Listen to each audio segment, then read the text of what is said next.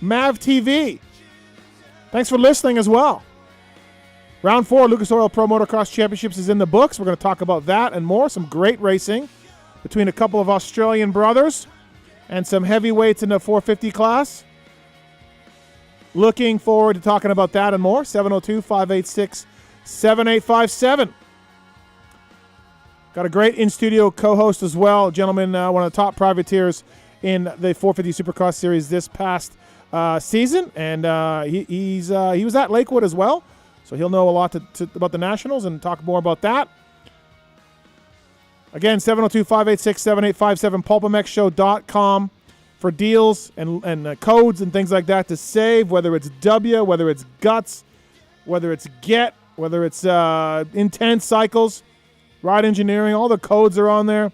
I want to thank Motorsport.com, Fly Racing, Decal Works, Race Tech Suspension and Engines, X-Brand Goggles, Renthal, Michelin Motorcycle Tires, Acherbis, Firepower Batteries and Chains, Maxima USA, Pro Filter, Scoche, ORW, OGO Power Sports, FMF, Guts Racing, Atlas Neck Brace, Works Connection, MotorcycleIndustryJobs.com, Get Data, WUSA, Ride Engineering, Intense Cycle, Suspension Direct, Manscaped, Wiseco Pistons, and Twisted Tea, all on board with us.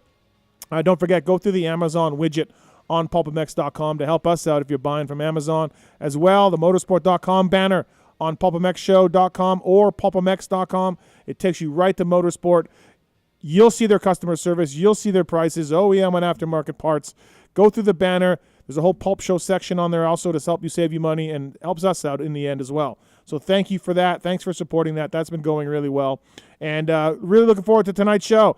Joey Savatgy will be on. Monster Energy Kawasaki's Joey Savatgy will call in to talk about his best national of the season so far, being back at Cowie and more. Cole Seeley is back. He is going to race the World Supercross for the Moto Concepts team. We'll have Cole Seeley, who was once a co-host here on the show. He will call in as well.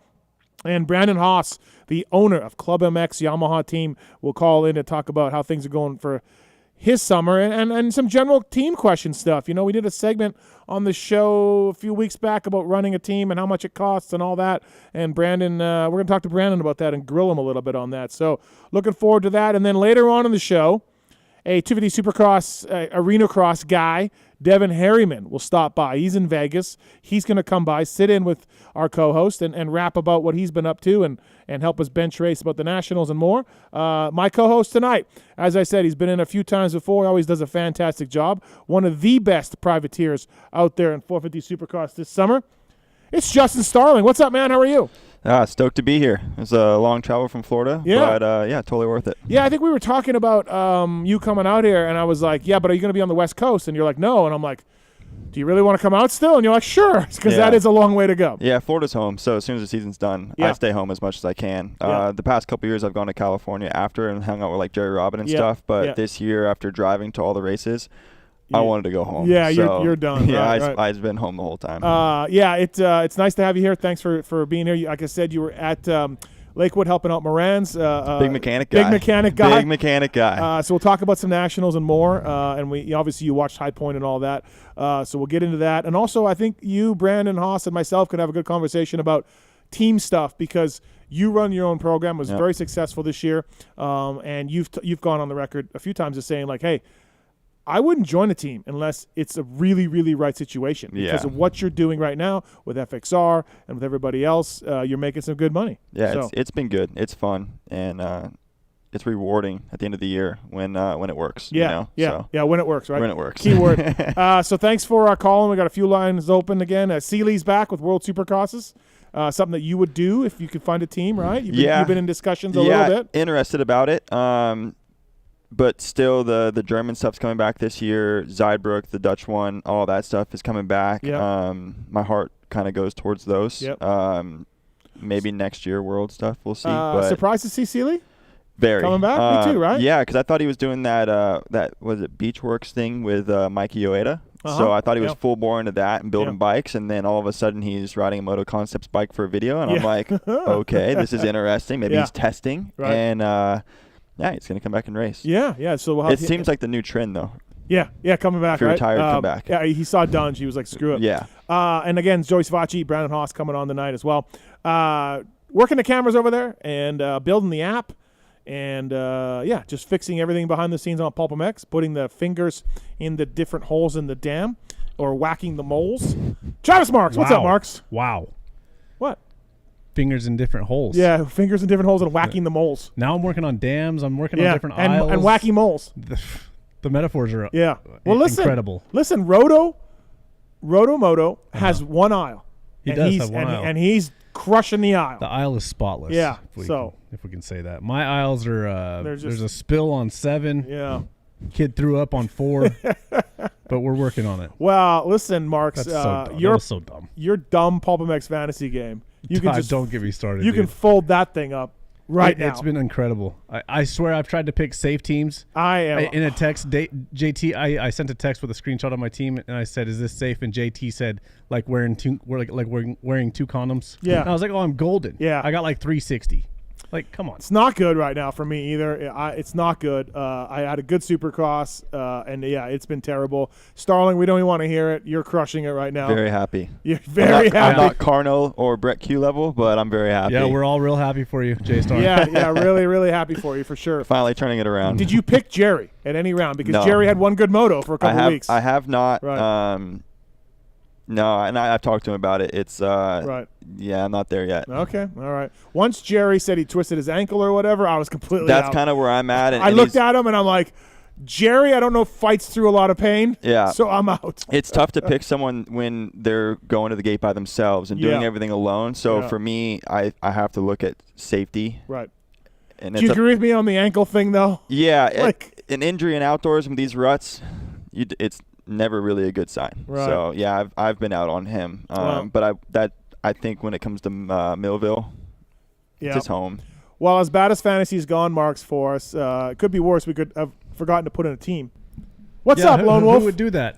Yeah, I don't know who would be dumb enough to do that. If only there was something in the game that you could do to mitigate that issue. Yeah, and the Mulligan had a good score this week too, didn't it?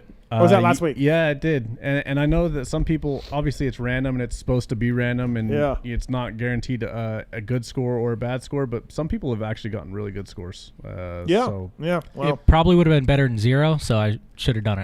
That's the point. It's better than 0. Better than 0. Come on, Tallon. Unbelievable. I was busy. I was out of town. I was busy. I was out of town. With Yar? With Yar, yeah. Oh, boy. Went up to Idaho. Way to go, 6 time. Yeah, he is in love. You are in love. It's love. Will I get I guess. Look at the twinkle in those eyes. Will I get an invite to the wedding? Yeah, you're gonna be the MC. Oh, nice. I like that.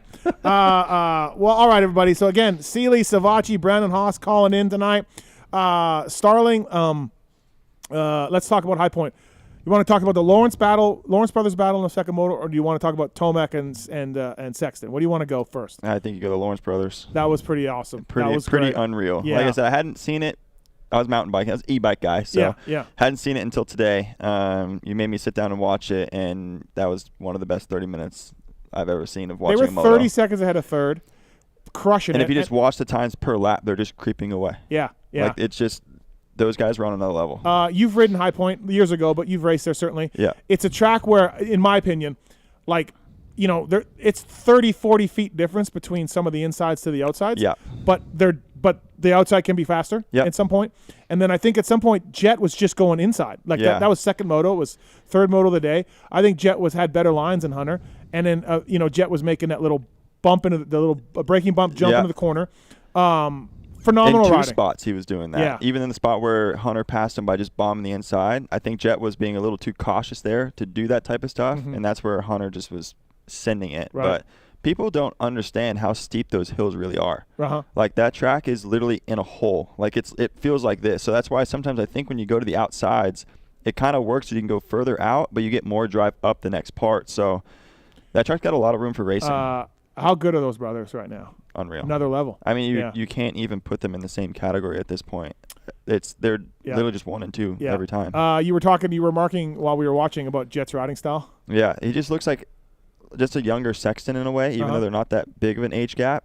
They're just so much alike. Like the only thing that's different about them is their helmets, and that's just a paint job. Yeah. They look so good around the track. They're so centered, but Jet is just so technical, but he sends it too. He's like aggressive, but like picture perfect. I don't know really how you want to say it, but it's like I would kill to me, like him. The old saying, slow down to go fast, is Jet. Yeah. Like, he is just going and keeping his momentum up. Yeah. And he's not breaking loose. There's no like too much throttle and breaking loose. There's no under throttle and going slow. He's just forever carrying his speed. He's not breaking loose. He hit some of those ruts going, third gear, half throttle or whatever, and then he would just make it work. Yeah. He wouldn't bounce. He wouldn't stand up. I would say his brake rotors have got to be the coldest ones out of anyone on the track at the end of a 30 because he just literally flows through everything. Yeah. He just uses every rut berm by leaning to slow down. Yeah. Like that's how he slows down. That's what it is, I guess. You're right. That's what he's doing, right? Yeah. He's using his bike. And that's bike. what's the standing up thing. Like he's just so perfect and centered that he can do that.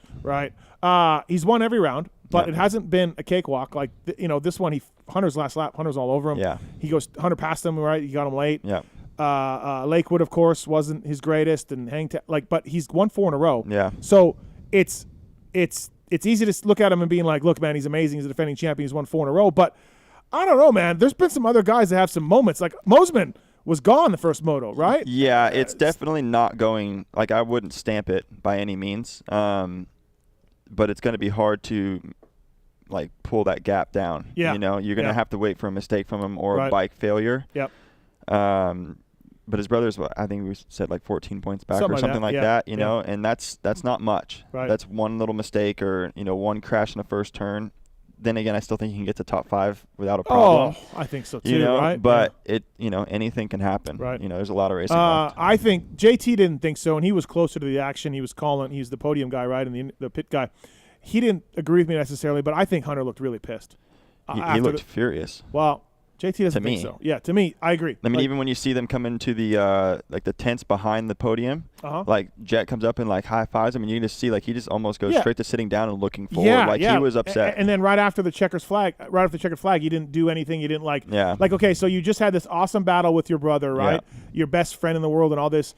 You think you'd be like, hey, thumbs up, or I know you're mad, but you think you do something. Yeah. No acknowledgement. It would have been a great situation for fans if they had dropped their bikes and like hugged each other. Right. Just something. I was expecting something like that. I think I was too, but Hunter was not having it. They looked like they don't even know each other and they just battle each other out for money. Like that's what it looked like. Yeah. It was an awesome race. Yeah. It was really, really good. 450 wise, Tomac gets his first win. Yep. That is four different winners in 4 races. Yep. And you said somebody pointed out that Tomac has gone 4-3-2-1. Yeah, he's 4-3-2-1 overall. I didn't put that together. Yeah, someone tweeted it today that I saw. I like Tomac to get this thing, but Sexton is making a damn good statement. He has a 16-second lead at one time in the first moto. Sexton is really, really impressing me, but I still like Tomac to get this done. I still feel like Tomac can get it done. I'm almost, in a sense, waiting for Sexton to have one of his Supercross rides where he's just unbelievable, and the front tucks, the rear swaps, you don't know what's going to happen, and it puts him on the ground. I don't want that to happen. Yeah. It's just you never really know, but he's got a new shock. Maybe that's not going to happen now. I don't know. I mean, there's so many motos left, but I still see Tomac to get this. Yeah. Man, yeah, that first moto by Sexton was just something else. And Tomac, didn't start where Sexton started, had to work his way up, had to pass those guys, Dunge, Roxon, Sexton. He went through them all, Anderson. Yeah. Right? Like, yeah, he was bulldogging again. Yeah. It was like once you have that guy on the track, like when he's feeling it, it's hard to beat him. Yeah. Like it's rare if you do. You know what? And you've had him behind you, I'm sure, at some point in Supercross. The motor, the Yamaha's got so loud. Well, Yamaha's got the suction up front, right? He's got the airbox up front. Yeah. And then he is known to just be on it. Like he's wide open. He's almost like the other version of Barsha with the revs. Yeah. Especially when he's feeling it. Right. When he's not feeling it, it's not so much. He's pretty like smooth. Right. But when he wants it, and it's not he always wants it, but when he's on it, that bike is loud. Yeah, and I've heard that. Loud. And I talked to somebody that said the same thing that when he was out there on the track. They're just like, dude, he's right behind you. You know he's right behind. I think.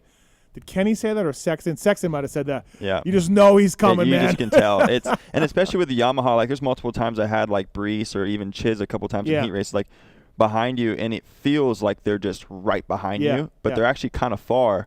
You just can't really tell with those Yamahas. And then you add in Tomac, who's 3/4 throttle, using his clutch to monitor it. Yeah. It's once you add that in there, that bike is. I'm not surprised why it doesn't wear earplugs. It makes sense. Ryan Dungey's back. Yeah. How surprised are you that he came back?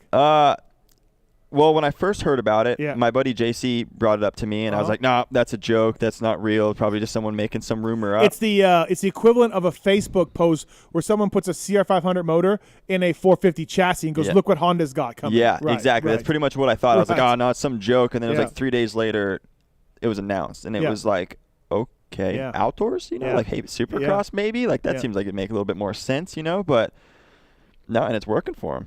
He's doing well. He's doing on really the well. ball. He was third overall until Plessinger went out with an ankle injury. Yeah. He was third overall. AP, his teammate, cost him his third overall. He went to fifth overall. Yeah. But, yeah, he led a lap, dicing with Kenny. The confidence having there, flashbacks. like the whole once you get a whole shot, you have to have confidence in yourself and in the race. Yep. So the confidence is there. And then if you look at even he was coming, like he got shuffled back a little bit at the beginning, but he also made it back up. Yeah. He went back through those guys a little bit. So yeah, and now you have this weekend off. He knows what to work on. Mm-hmm. He's going to be pretty tough to beat here. Redbud, Southwick, Millville, next 3 tracks. Yeah.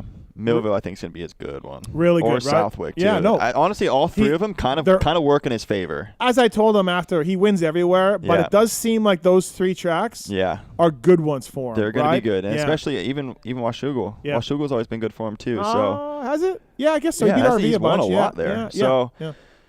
Yeah, I mean, I just think this weekend off now is where he can kind of regroup and actually work on things that he might be missing. Yep. And Dunge, he's not going to be like, you know what, I'm doing okay. He wants more. Right. So I think this break's going to do him really well. Justin Starling here on the show, brought to you by the folks at Skosh. You got a boom bottle. You won it.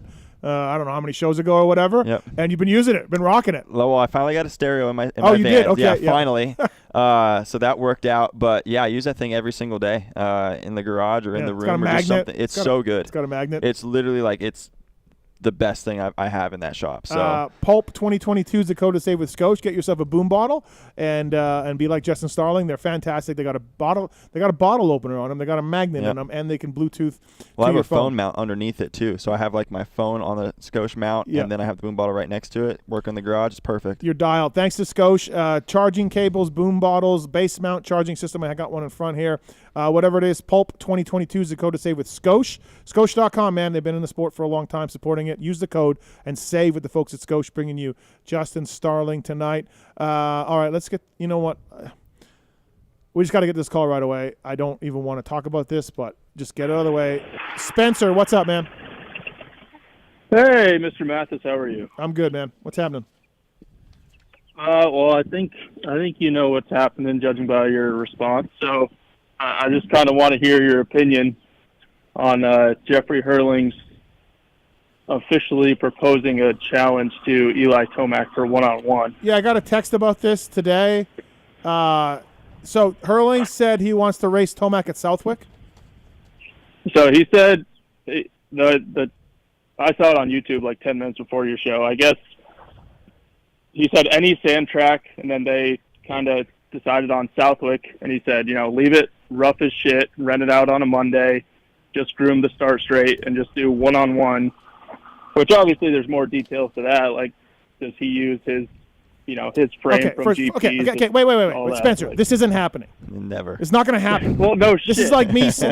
Yeah, but you're talking about the rules now, like as if you're breaking it down for rules. Like, who gives a shit?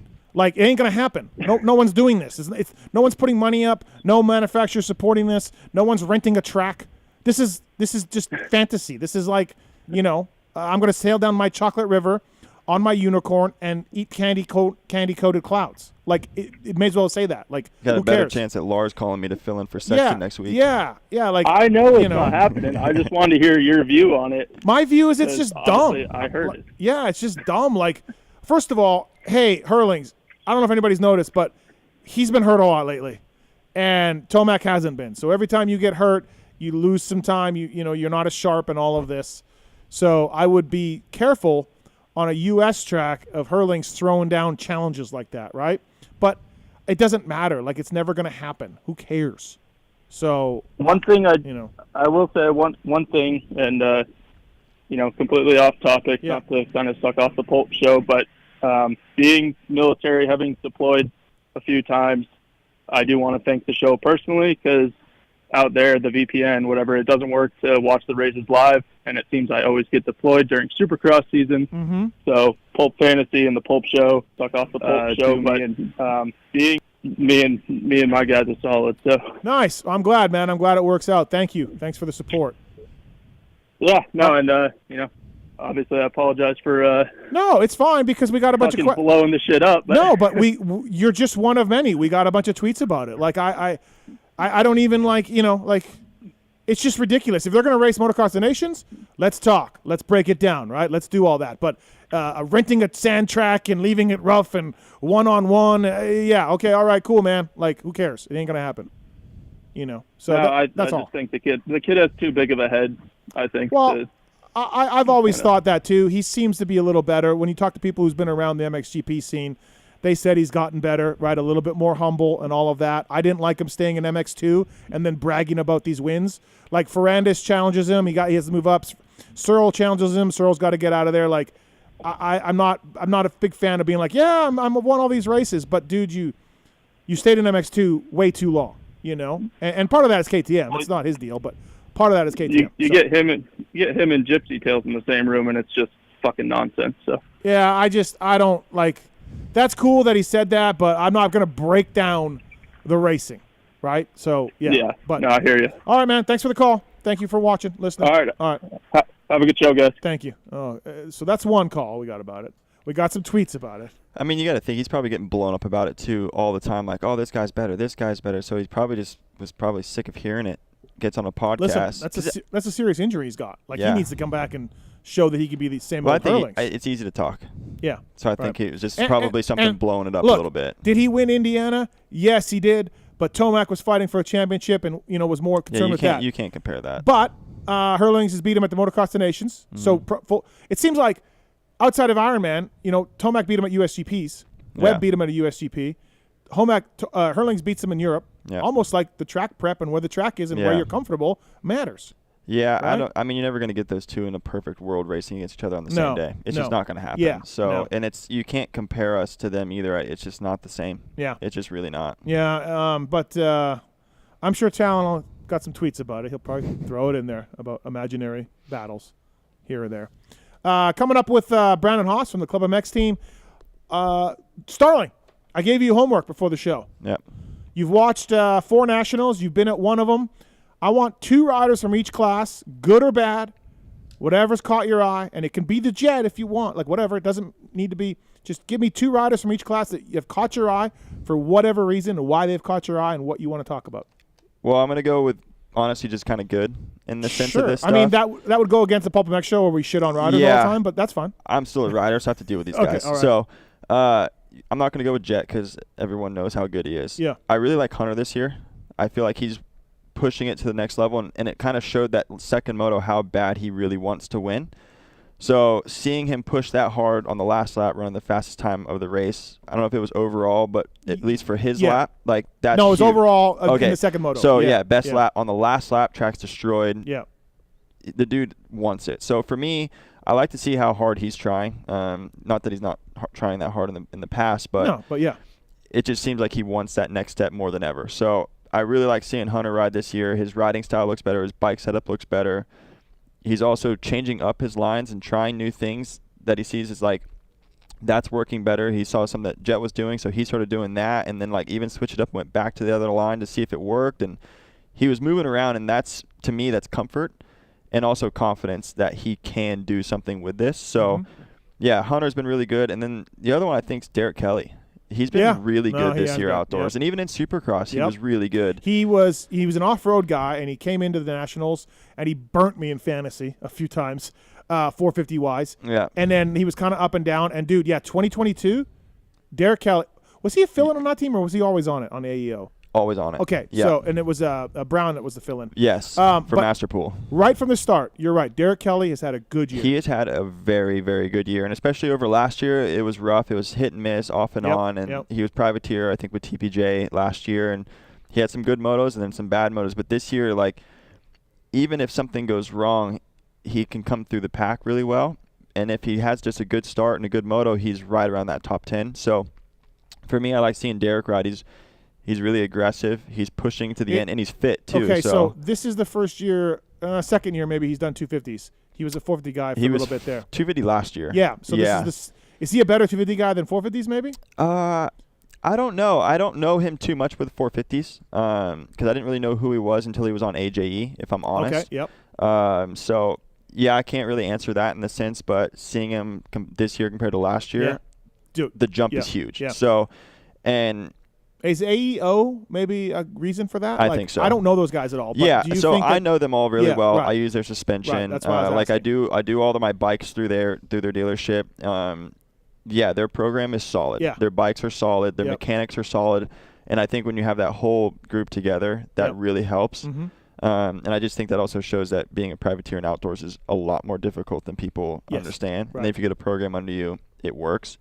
But yeah, Derek this year is really, really, really impressing me. And I kind of am thinking that you're going to see that thing with Varize as well. Same thing. And he's going to start getting better. Mm-hmm.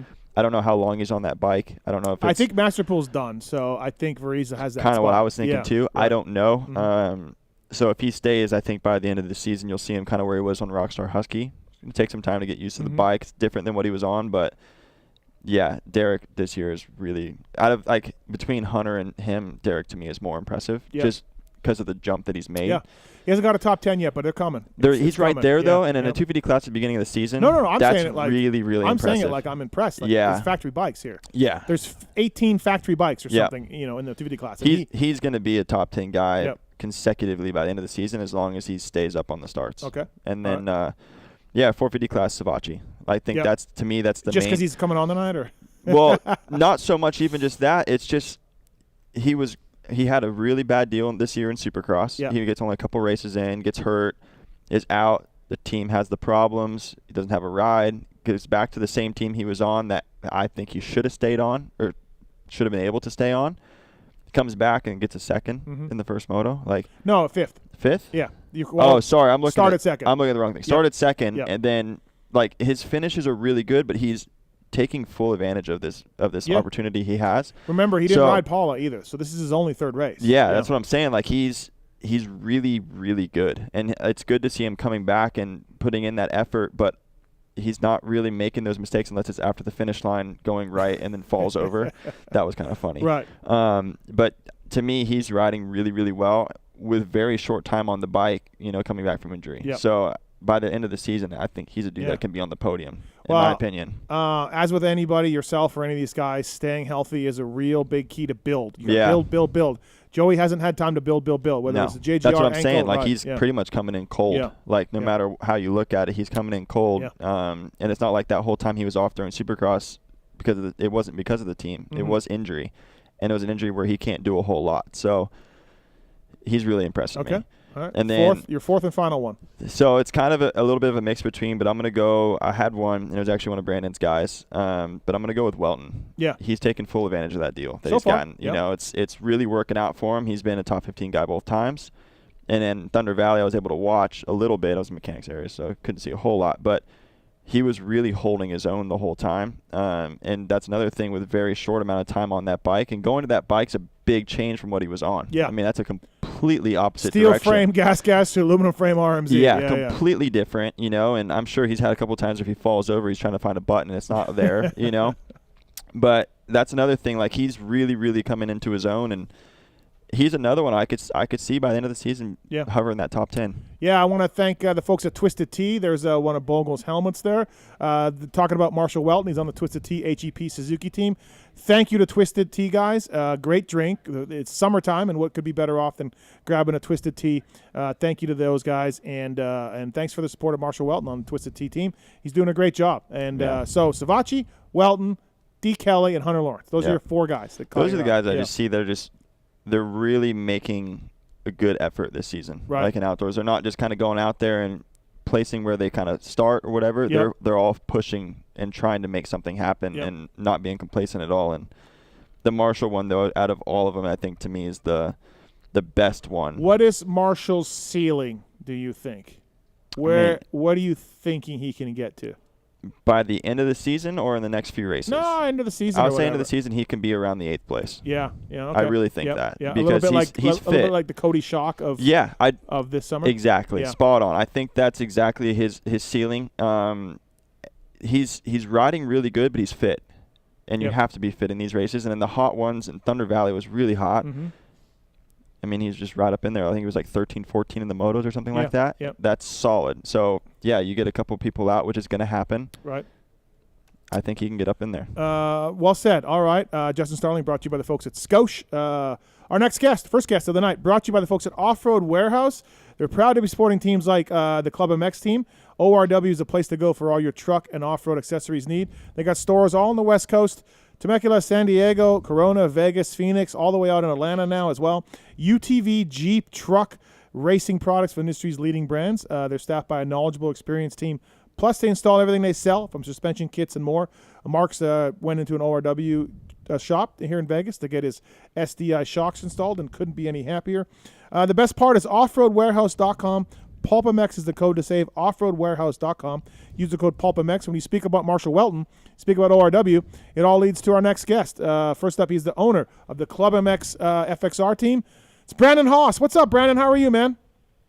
I'm doing awesome. Thank you guys for having me on. No problem. Hey, so Welton is the guy that rides for you over there at Club, and not on the team, but at the facility. And part of the deal with the Twisted Tea HEP team is he's got to stay in California, and that's about the biggest bummer for him. He doesn't get to go back out there and ride. But what do you think of Welton? You had him all off season and all of that. Are you stoked for him? Yeah, I mean, Marshall is kind of coming back into his own, I would say, after, going to Canada and doing his thing. I think he's eager to prove to, himself and everybody that he can kind of run that pace, and he's willing to put in the work and do the, get as fit as he needs to be. But the privateer grind has been hard on him. So I'm bummed for him that he can't come back to Club and train with us, and these guys are too, but also I'm glad that he's able to kind of make that next step and focus just on racing. Yeah, absolutely. Thanks for joining the show. How's ORW? That's the butt patch you guys are running on your team. Off-Road Warehouse, big supporter of you guys in Supercross and Motocross. You guys did a signing even for him? We did, yeah. Atlanta Supercross, it was awesome. We all went there and had a great time. It was fantastic stores, and they fit our image. And, of course, Garrett with his and off-road background, he's giggling there trying to get hooked up on wheels and off-road stuff for his F350. But yeah, ORW's awesome. Nice to hear. Hey, speaking of Garrett, strong start to the outdoors for him. He's moving up to 450s, and he's been right around 10th place every moto, charging up from the back at times. I think you got to be happy so far with Marchbanks this summer. Yeah, I am. I mean, coming into the year, we weren't healthy. He got hurt his shoulder at Salt Lake, and it was kind of a bummer deal because he missed our last kind of final push for the outdoor season. So we started behind the 8-ball, and his hands got tore up and kind of milked the shoulder. But we kind of felt like, Garrett in a nutshell really needed to work on, managing his moto time and getting more experience racing and just overall composure it takes. So we felt like the 450 class would offer him that opportunity. And I don't think he's had a chance yet to show his real raw speed, at least what we see here at Club. I mean, we have days we're just mind blown, and Alex and everybody will take a back seat and just be like, wow, but we're not quite ready to, I don't think, push him that hard yet. We really just need to keep learning the ropes and executing on all levels. But I think as the season goes on, and of course, guys are going to start petering out and injuries will happen, I think we got to be there for the long haul and hopefully build some confidence and momentum heading into next year. I had this theory about him. So in 250 class, he thinks he can win. He's won before. He thinks he can win. He gets rattled when he gets past. He makes some decisions that aren't always the smartest on the track. He rides very aggressively and all of that, I think, because he's like, I deserve to be, up front or on the podium or whatever. And this class, it's a bigger bike. He's racing Tomac Sexton. He's, just trying to learn, and he's just calmed down and let his skills come through. And we're not seeing the mistakes from Marchbanks in the 450 class outdoors, Brandon. That's my theory. Am I close or am I on the mark? Yeah, I think you're totally on the mark. I mean, that was actually one of our priorities. I would say our goal number one was let the bike do the work. And for Garrett, he fits the 450 so good that he can really let that thing kind of do its job because he's not going to get bucked around. And Alex Martin is, we're fighting a totally different battle with him. So it's like Garrett needed to learn these lessons, and I think to have the composure to possibly make a 250 run at a championship level someday, he's going to need to be skilled mentally, physically, and the skill set on the bike. I mean, everybody can agree he's got skills on the bike. He can go fast. Yeah. So, yeah, we just got to keep learning. And I feel like this 450 class, it's almost forcing him to kind of just pump the brakes and have some respect for everybody out there and just focus on yourself. And so far, he's executing it really well. Yeah, he has been. Marchbanks and Troll Train racing each other pretty hard each moto. Nice to see, right? That was for a few laps there. That was pretty exciting to watch those two guys go at it. Yeah, no, it's cool. I mean, Garrett's typically got the upper hand on training days, but Alex has actually been starting to close the gap. He's been chipping away at Garrett's raw speed on sprints, and Alex is starting to come around too. It's just new territory for him. It's obviously new territory for us as well. So, can't really think of a better guy to do it with than Alex. He's just a good human being all around. So we're having a good time. And listen, Brandon, Redbud, Southwick, Millville, those are Troll Train tracks. Yeah. Those are. Yeah, I know. We've been, I would say we've been battling power on the bike. He always, like this weekend, he said, comes in from a session, said this thing's got 9,000 horsepower. And it's like, he wants it slower and slower, and we're giving him heavier flywheels and just playing with mapping all the time, just trying to control this thing. And then we go to a track like High Point, which is super traction and clay. I think Alex will start really ramping momentum as soon as we kind of touch down in Redbud, and he's happy to be on the sandier soil, and I think it's going to fit his skill set and size a lot better as well. Brandon Haas on the show, brought to you by the folks at Off-Road Warehouse. Use the code PulpMX to save. Jeep, truck, Overland, UTV products over there. Hey, so 2023, we saw J-Mart sign with you guys. That's exciting. We had Jeremy on the show a little while ago to talk about that. We know the negotiations with Nicoletti were tough. But he's not happy, but he is signed up because Phil's never happy. Enzo should be back for Supercross only, right? No Marchbanks yet. You have one or two more spots, from what I understand, for 2023. Yeah, we're super pumped on Jeremy. Obviously, I think for us this has been a building stage. I wish there was an easy path to follow on how to properly run a race team, but for us, we never had the budget to hire an experienced crew chief or team manager to come in and show us the ropes. So a lot of this has just been building up to this point. And, I feel like the deal with Jeremy was like the stars have kind of aligned for us.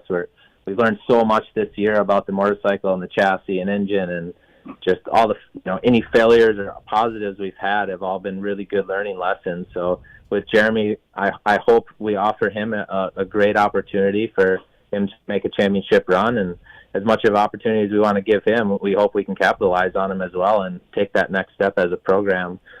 Phil's Phil. We love Phil, always have. He's been a club guy forever, right. So I can put up with Phil's shit, pretty good. Yep. Better than most people, I think. But yeah, Enzo, we have. Phil, I have good hopes for him on his rebound this year. I think we'll see him back at Spring Creek, and I truthfully don't think he's missed so much in racing Supercross. I feel like he's going to rebound faster than people think, so we'll see.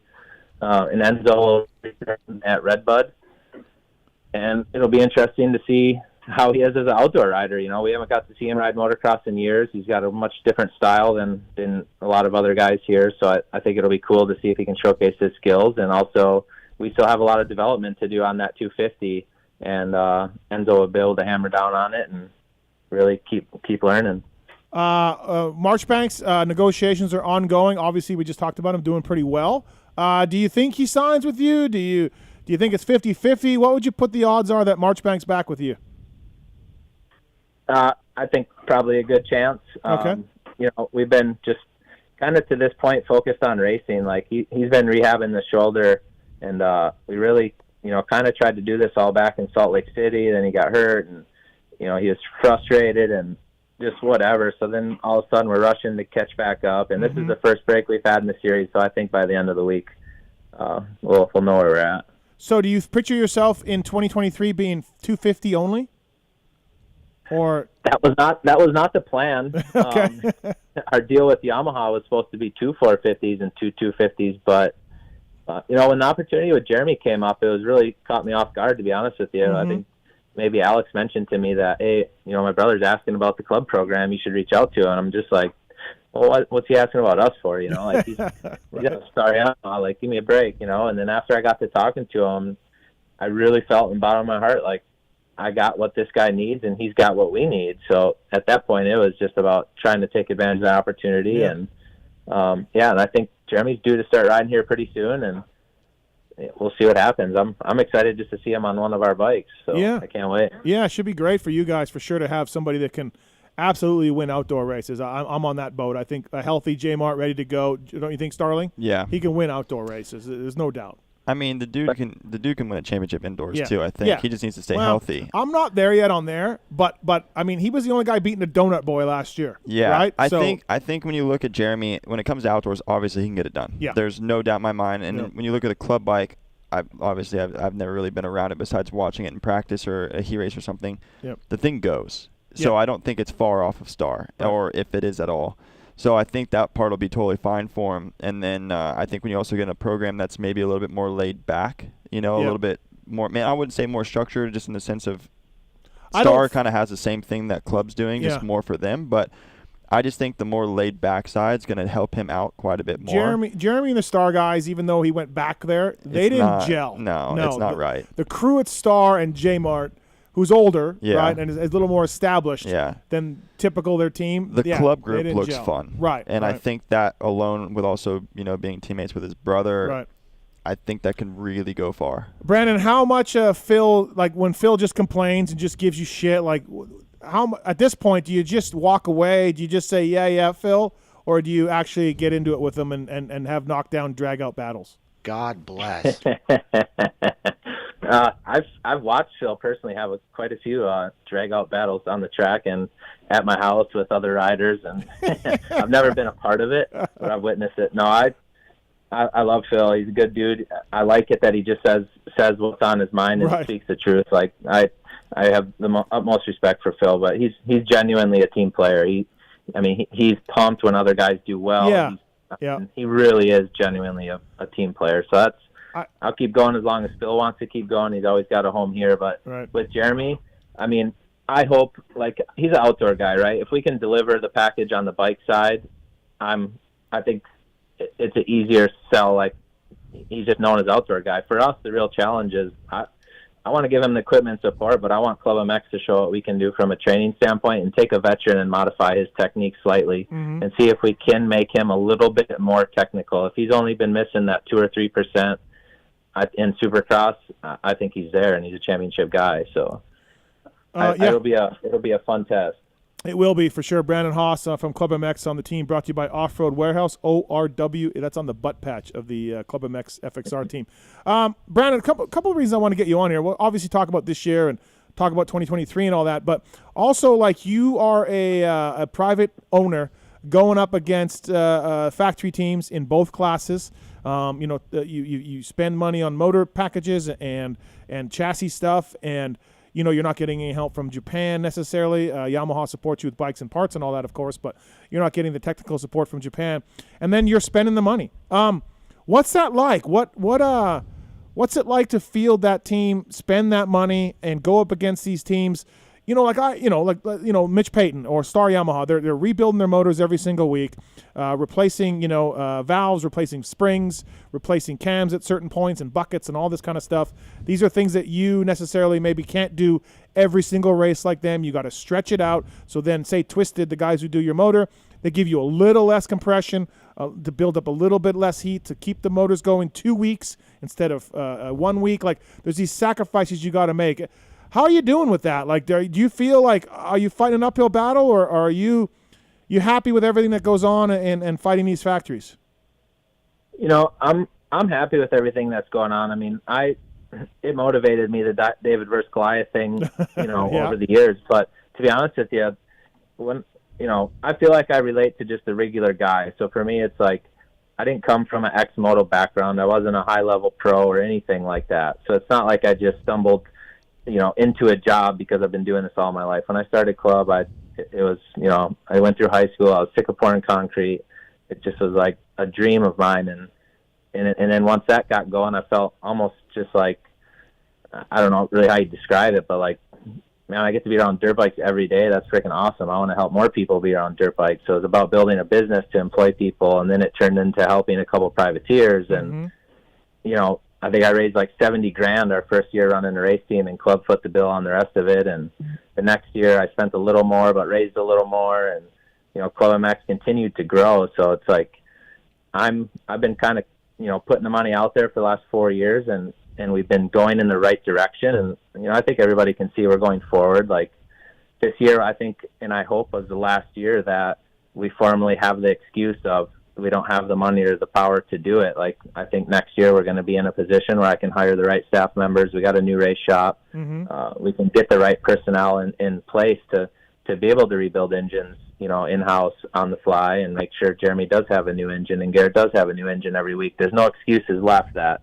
these guys can't do it. Now, the relations to Japan, for sure, there is that gap there that I think will always, well, I hope it's not always there, obviously, but it's going to be there for some time. But Yamaha has been really good to us. And when they came to club and said, they commented, you guys work out of, and you've been there, you've seen the race shop we work in. It's like, we work out of a shoebox, man. It's like, you know, we just got to make do. But, I mean, Twisted Development can build an awesome engine. I think we can start, you know, like you said, they turn it down slightly. We've been in a position where we got to let our clutch slip a little bit because we can't afford to put new transmissions in every weekend. So there is definitely sacrifices there, but this is our time now to. All of our sponsors are believing in us, and they're kind of up in their ante, and our budget's getting bigger. So I think we can afford to be on pace, and I think people will see that with time.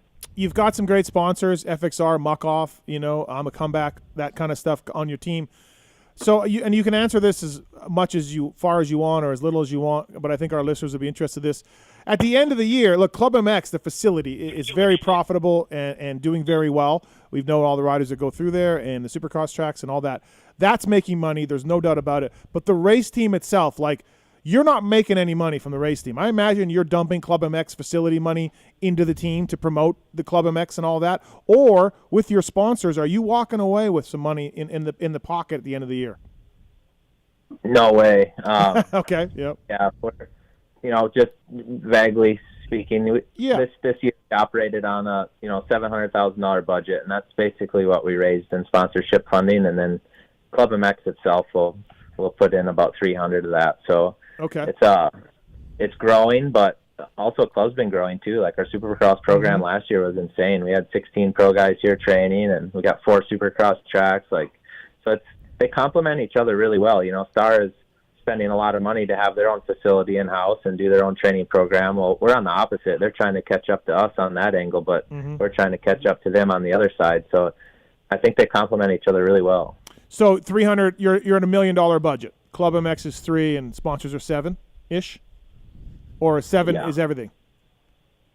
No, club adds 300. Yeah, club adds 300. We're just shy of $1 million. Right. So that and dude, right now too, by the way, the travel is just crushing you like it is me too. Travel is just insane.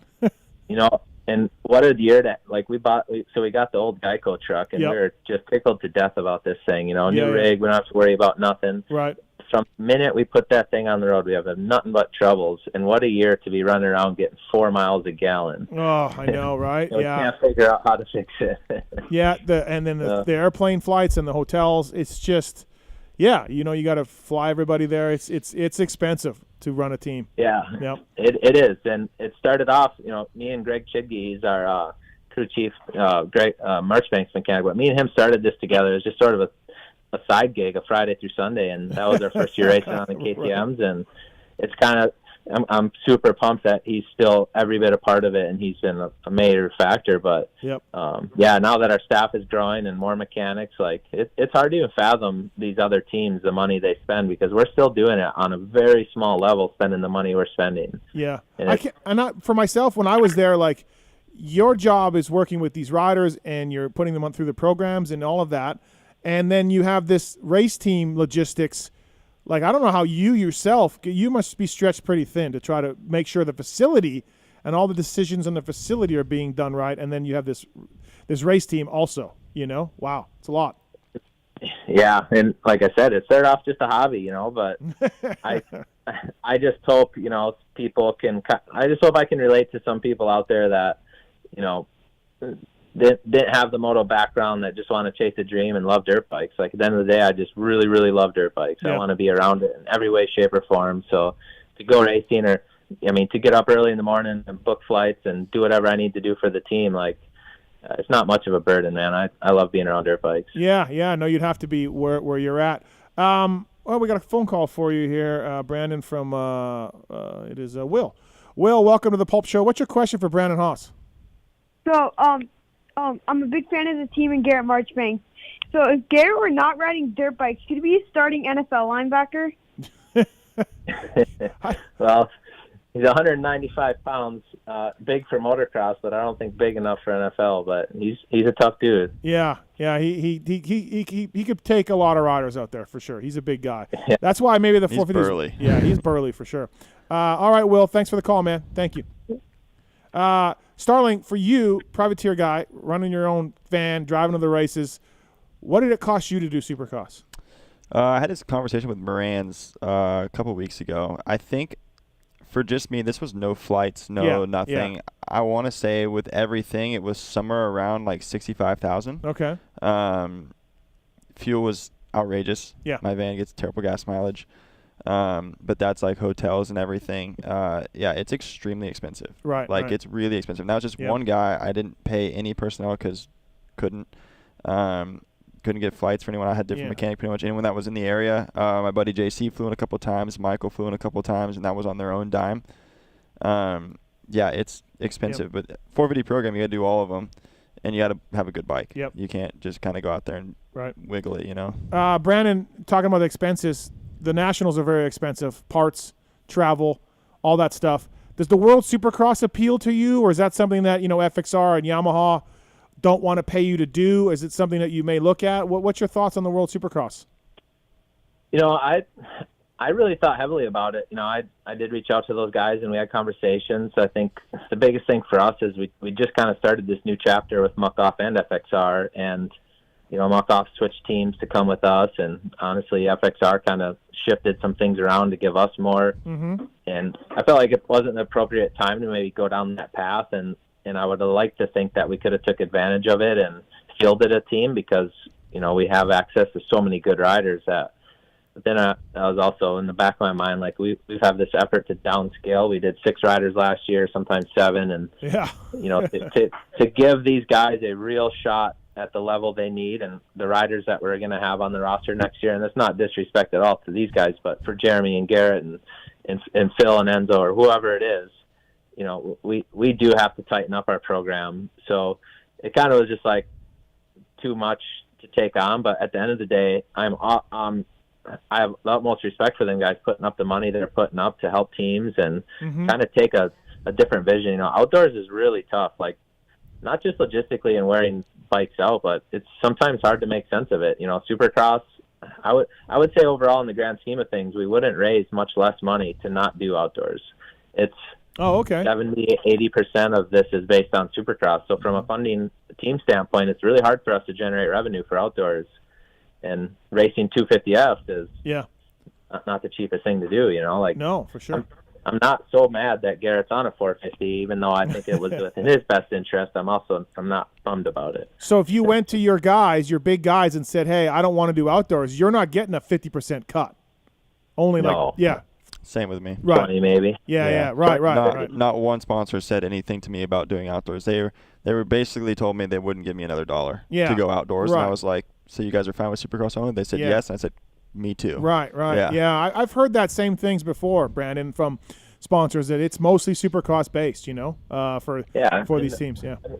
I mean, Garrett's done respectfully well, and we've got really nothing in exposure from it as far as TV time or anything sponsors are super pumped on. But there's also double the amount of riders out on the field as Supercross. So Supercross, you do well, you're going to get talked about, you're going to get some TV time, the sponsors get some love, and it's a show.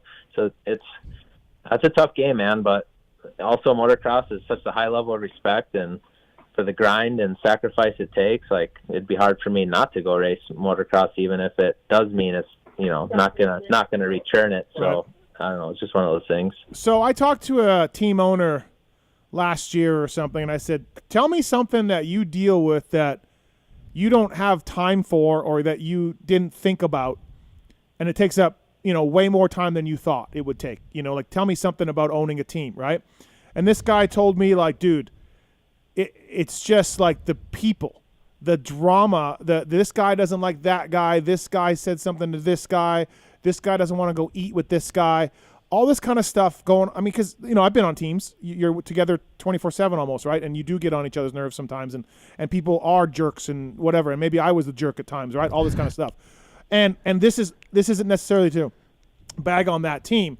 It's just this person told me I spend so much of my day, hey man, what's wrong? Are you okay? Like what makes you angry today? And what did this person say to you? And all of this kind of stuff. And this person was telling me that, yeah, dude, like it's a lot of my day. And so I guess, Brandon, from your day of, from the privateer KTM team to where you are now with all these riders and all these people, would you agree with that statement that this is something that you didn't think you'd spend as much time on, was just trying to like calm people down?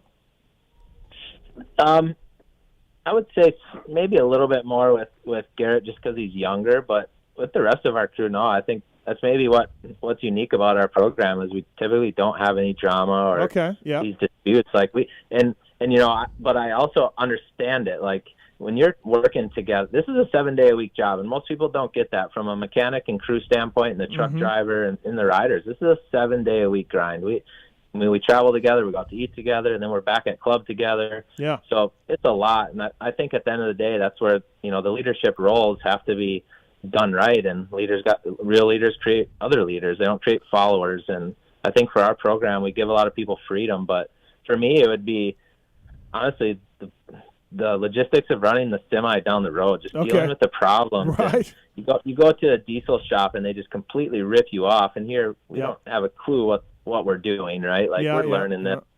So that is to us, and probably the most frustrating part is when you have problems on the road, we do have to turn to other drivers and stuff for support and guidance. And that consumes probably a lot of time that I just would have never thought. We had an old tractor trailer before this one and it was bulletproof. We never had any problems and took it for granted. And now we gotta, I guess it'd be equivalent people buying new motorhomes and they always have to take it in for warranties and whatever.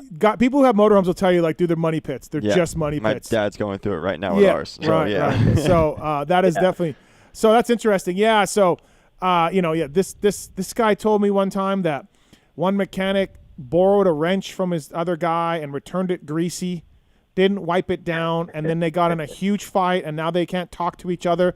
And now the manager guy had to go back there and be like, can you guys talk to each other or no? And they're like, no. And he's just like, this is over a greasy wrench. I've seen this firsthand. It's just people. It's just people. No, I've seen stuff like this happen. Right, and that's one thing that I do like about my program being small. And it's just we show up, we're laughing, we're having fun, we go race. It's not to say that every team has issues like that, but I have seen that. Phil's yelling at some kid that showed up with Gucci sandals, probably made him cry or something. I heard about that, Brandon, a little while ago. So Are you kidding me? Phil brings a unique twist to the dynamics of the team, that's for sure. But the good thing is we're around him enough that all the riders and mechanics know. But when we get a new mechanic or a young kid in that's learning, Phil definitely gets the best of them. They're pretty scared to death for a little while. And then they learn he's just a softie. Yeah, no, he really is at the end of the day. You're right about that. Brandon Haas on the show, brought to you by offroadwarehouse.com. And Yamaha support, like you said, you're supposed to have two 450s and two 250s, and you've stretched that out, and you've had Brandon Shars jumped in here and there. And how are parts? Like, do you have to go to Yamaha and be like, hey, we need some more, gaskets and clutches? How are they with this kind of stuff for a team like yourself? Have they been pretty good to work with, or do they say, hey, man, your budget's $200,000 for parts, and that is it, and you got to buy the rest? No, I mean, I heard the scary rumors before I ever got involved with Yamaha about, how corporate it is and the crew. But the Yamaha I deal with, which is as of recent, right? This is our first year actually really dealing with Yamaha Direct. Yeah. It's a fabulous group of people. I mean, we can call or text anybody anytime. The media side is awesome, and we get along with them really well. Yep. But on the parts side, I think the hardest thing has just been the logistics with whatever you want to blame it on, COVID or the world economy. Just things are hard to get, and we've gone through this little phase of also learning as a race team too, that we have to inspect and verify every part and component we get. Like you can't really trust that all your valves come from the same factory. Like you got to make sure that, because a lot of these companies are running out of inventory and they're just doing whatever they can to keep up. And so you really got to stay on top of everything from that aspect. And I think it's going to be really important moving forward. But Yamaha, like anytime we're in a bind, I mean, Mr. Jim pulls through all the time. We ask for races, and it's taken a bit of relationship. Jim Roach, you mean Jim Roach at Yamaha? Yeah. Jim Roach has been a huge help to us. So I just think from a technical side, they're heavily involved with Star, so we don't get much support on the technical side or anything like that. I think what they do over there stays private, and what we do over here stays private. I think Yamaha is just trying to do the best they can with both parties, and I have the utmost respect for what they're doing over there. But when we need stuff, we're opening up. Like we have access to all the cool parts. We just have to pay for them. At the end of the day, like we can get some cool stuff, but we just got to pay for it. And if you break a swing arm and you need a swing arm, and you can't get one, can they get you one? They would find you one somewhere off a bike and float it to you. That kind of team, like that kind of stuff. Yeah, without a doubt, yeah. But also, we stay on top of our inventory pretty good too. That when they need stuff, they know we have it. So we help the privateer Yamaha guys, or sometimes Chisholm will have an item we need, or he's got something we need, different items like that. So our parts budget and bike support from Yamaha is good, and it's growing. And unfortunately, I think for us, Yamaha couldn't be the better brand because of the performance of the bike and the change they've made as a corporation and how they manage the American side. But we also have this uphill battle of Star Yamaha, right? Like, how do we get in bed more with Yamaha when they've been the most dominating team and still are? So that's a little bit of a battle for us, is kind of finding our own identity, and we'll see where that goes. Yeah, that leads me to my next question. Like, if a Beta or Triumph or a Husky or somebody comes to you and says, we want you to run our 250 program, we'll write you a check, which is what happens, right? The OEMs write a check to these teams. Would you do that? Is that the ultimate goal here, to be partnered up with an OEM and run a 250 side of team? I mean, I think at any level of racing, to be at the top and compete at that level, the backbone of the team is a manufacturer. But I do think the times are changing, and I think we have a unique angle, and I would like to think that we can figure it out from a sponsorship funding standpoint, that we could stay kind of non-political and be able to do our thing and have the freedom. But there's no doubt about it, we have to bridge the gap a lot more than where we're at now. But I mean, who would I be to say I'm going to listen, but I truly believe right now the Yamaha 250 is the best bike there is. I think for us to compete at the level we're at, it's best to be on a Yamaha. So from that point, we're thankful to have support for them. We just hope we can earn our dues and earn the respect from them to give us more. Where they take it from, I don't know, but we really want to earn it. Yeah, it's that's interesting for sure. Brandon Haas on the show, brought to you by the folks at Off-Road Warehouse. Use the code PulpMX to save with ORW. Thank you to those guys as well. Before we let you go, Brandon, a couple more thoughts on this. If you just had an unlimited budget and Twisted was Twisted Development, who does your motors, they were the guys, could you just get motors in and out and change them every week and pay Twisted to do the ultimate service? Like, is that even possible? Because Twisted's trying to sell customer stuff to make money, right? And they're giving you a bit of a break, probably, I'm sure, on what you need to do, and then they're shipping back and forth, like the logistics of that. But let's say you just had a massive pocketbook. Could you make it work? Could you get motors every week and back and forth and do all that? Yes, I think we're going to do that this coming year regardless. Okay. It won't go back and forth, but like this year, for example, I think Jamie built us 16 engines, and we send the engines out, and when we get them back, we maintain them. Right now, if we had the manpower, we can rebuild engines bottom up every weekend. I just don't actually have the manpower. So we got a new race shop we invested in and we're building, and that's going to be done, at the end of the season. So we're going to move into it this fall, and then it's just going to be about putting personnel in safe. So, whatever that number is that we put in order for on our parts budget was to build Jeremy and all the guys exactly the program we really need to do at a high level, and that would be a new engine race. We talked about it at High Point briefly about pushing bikes off the track. We never want to push a bike off the track, but when you push these 250s to the absolute limit, and then you want to get a firm clutch on it, it's like the transmissions can only handle so much, the valves can only handle so much, and it is to get that extra 2 to 3% of power is right. That's the dollars right there. That's the money. Yeah. It's not the 98% of a Star Yamaha motor. It's that 2%, huh, Brandon? It is. You just adjust your rev limiter just slightly, and that's your threshold of all right, it's a one race engine or a 1 day engine, whatever the case may be. So even in the 450 class right now, we're rotating our engines out there, doing 2 races per engine, and for us, that's a step forward. Garrett, we've been doing a new. If he shows Lakewood, he smoked his clutch, and so the bike was hot, so we did an engine swap just as precautions, and that engine came back. We serviced it in house. It went right back onto the truck next weekend. Thankfully, we got privateers driving back and forth from the races that we can pull some of this off at a less cost, but. No, what you said is the ultimate goal, but it doesn't take unlimited money. It just takes the right people, the right tooling, the people, and the Twisted builds such a good engine that then it's on us to maintain it properly, and that takes some experienced guys. Yeah, absolutely. Can you source out transmission stuff? I know years ago, when I was on factory teams, we ran taller seconds, taller first. Sometimes we took the first right out, and if you click the motor down, that was second, and then it was third, right past neutral. Those are types of things that factories can do. Can you do that, Brandon? Can you source transmission gears?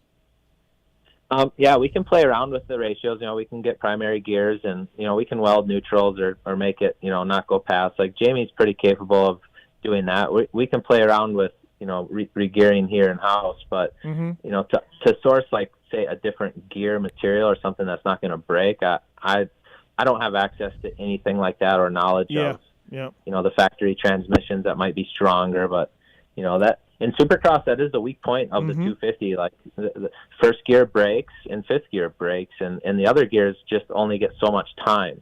So for one, we have to do our end on managing the rotation and the engine time properly, but then also we got to work with the riders to make sure that they're not downshifting to first by accident, or they're not skimming whoops in fifth, because those gears simply won't tolerate it. And the couple failures we've had this year, that's been both of them. So both are preventable, but it takes a lot of effort. Like you got to work with the rider to understand the machine, the weaknesses and the strengths, and some riders are willing to do it, some aren't. Yep.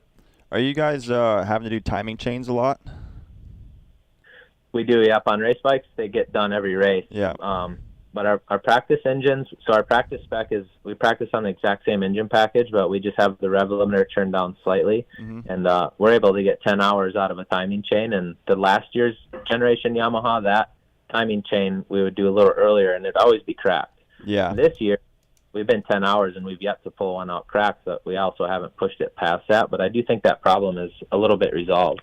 Yeah, when I rode the Yamaha in 15 in Supercross, I had a couple issues with the timing chain in preseason. Yeah. And then it got to the point where I was like on practice bike, it was like every 3-4 hours I was doing it, and then race bike every weekend. I was just scared of that happening again. Yeah, they had some issues with 250s. I think they're better now. But I was just wondering. I haven't heard anything about it. So when I hear all these things about gears and this and braking, I just was like, man, I wonder if the timing chain's any better or how that's going. They improved that dramatically. We had an issue with it a couple years ago, but that is really not relevant anymore, because you're either rebuilding the engine and you're going to do a new timing chain anyway. Right. We're not tearing bikes apart prematurely just to do timing chains. Right.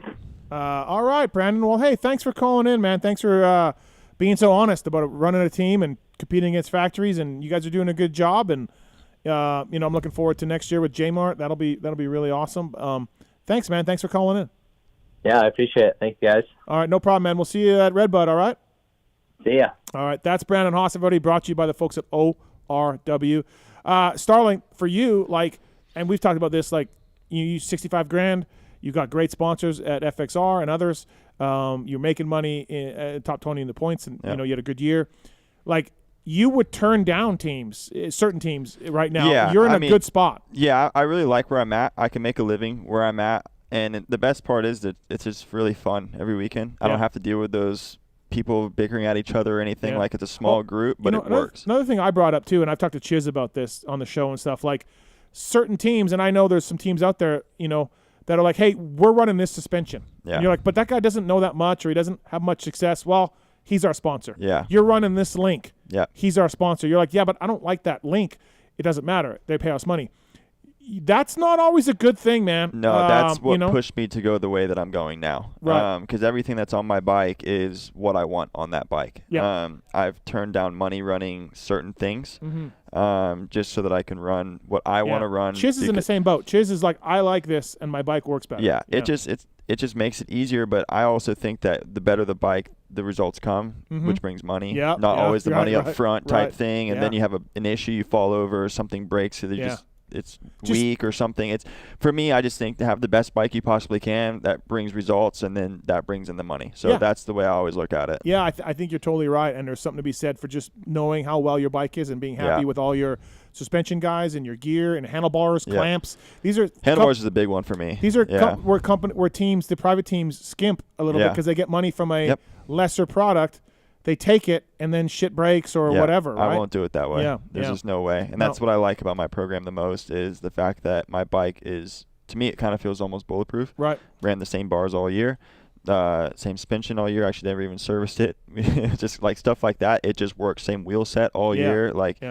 It worked the whole time and it was perfect. We were doing new chains and stuff like that, but yeah, I just don't want to skimp out on cheap stuff for a couple extra $100 here and there. That just doesn't make sense when you can throw away thousands at the end of the year.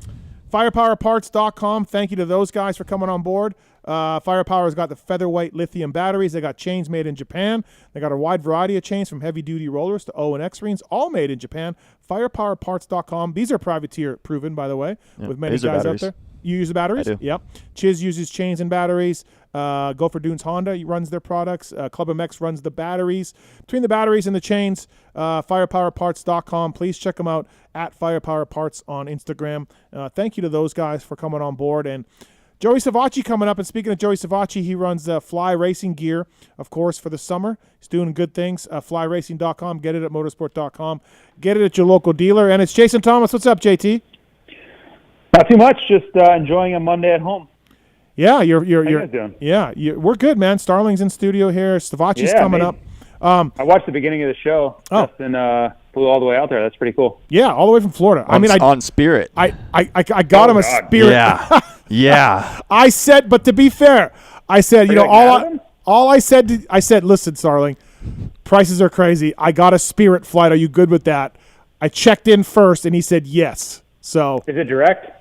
No, today I went to Houston. Tomorrow's direct. Yeah, I'm out. What the fuck? I listen. I checked in, okay, because I was. My neck is very sore. Lower back's a little sore. If someone tells me they're flying me across the country on Spirit, I'm out. I'm committed. 100%. Yeah. Okay. Listen, I'm either all in or I'm not doing it. No. So. I appreciate it. Yeah. So I asked Starling for 4 riders that he wanted to talk about for the Nationals through 4 rounds, JT. He said Derek Kelly. He said Hunter Lawrence. He said Marshall Welton and Savatgy were your 4. For good reasons, JT. Yeah, that's a pretty good list. Yeah. Not bad, right? Savatgy's 5th in first moto. Pretty impressive. That's if he can start doing that, like I don't know if I'm ready to say Savatgy can make a podium, but if you can go 5, 6, 7 every race. By the end of the season, I can see him on the podium. Yeah, depending on injuries and everything else, right? So. Yeah, if with the pace he was running that first moto, you just have to be opportunistic if you're him, Like he's not – I don't think like a podium's imminent, but things happen, man. Like, like crazy stuff goes down, opportunities arise. Like that's how you get podiums is you continue to put yourself in good positions and you're riding well and then the door opens up. It happens. We just see it happen – every season it happens. McElrath got a 5th in a moto at Lakewood. Starling, you were there. Yep. Savatgy's got a 5th now. Before the season, I was proposing like, hey, this is going to be interesting. 2 guys coming in with no time in Supercross, coming back from injuries, on new bikes, factory teams. Let's watch Savatgy and McElrath And came from the same team. Yeah. I would say it's been a bit of a saw-off. I'll take Savatgy slightly over Makarov, I believe. Yeah, I would too. I think Savachy's behind him in points, but I guess Savatgy... Yeah, that's missing a race, though. He's missed a race, right. So what do you think through 4 rounds? They both got a 5th as a moto best, JT. Yeah, I would take Savatgy. I think Joey's ceiling's a little bit higher. To me, Shane is a great rider, but I like his chances of kind of reaching his peak in Supercross a little bit more. I think Supercross comes a little bit easier to him. For Shane, for Shane, right. Where I think Joey, I really think he could be on the podium if everything goes right and you give him a little bit more time. This is a guy that has won multiple races in the 250 class, and then even when he was on this team in 2019, he was pretty damn good. He crashed a lot, but he was pretty damn good when he wasn't on the ground. I just think if everything's perfect for both guys, Joey's result is just a little bit higher. Do you agree with that, Starling? I agree with that. You agree with that? Yeah. Yeah. All right. 100%. Okay. All right. Sounds good. So I talked to somebody from KTM today about Antonio Caroli, and I think I had a rant about Antonio Caroli last week or the week before. Boy, did you ever. I did. Yep.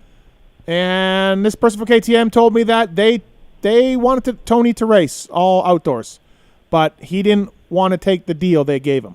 So I don't know. Tony told me he's racing. He's on ambassador role. He gets paid to be an ambassador. Yeah.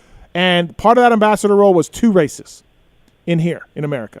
But he wanted to keep going, and he told me, I don't get any bonus money. I just get purse money. And obviously there's a language difference here between English and Italian. Of course. Unlike Ferrato, though, Caroli does speak Italian and English. So I don't know, JT. The KTM person I talked to was like, look, man, we want him to race. He may come back.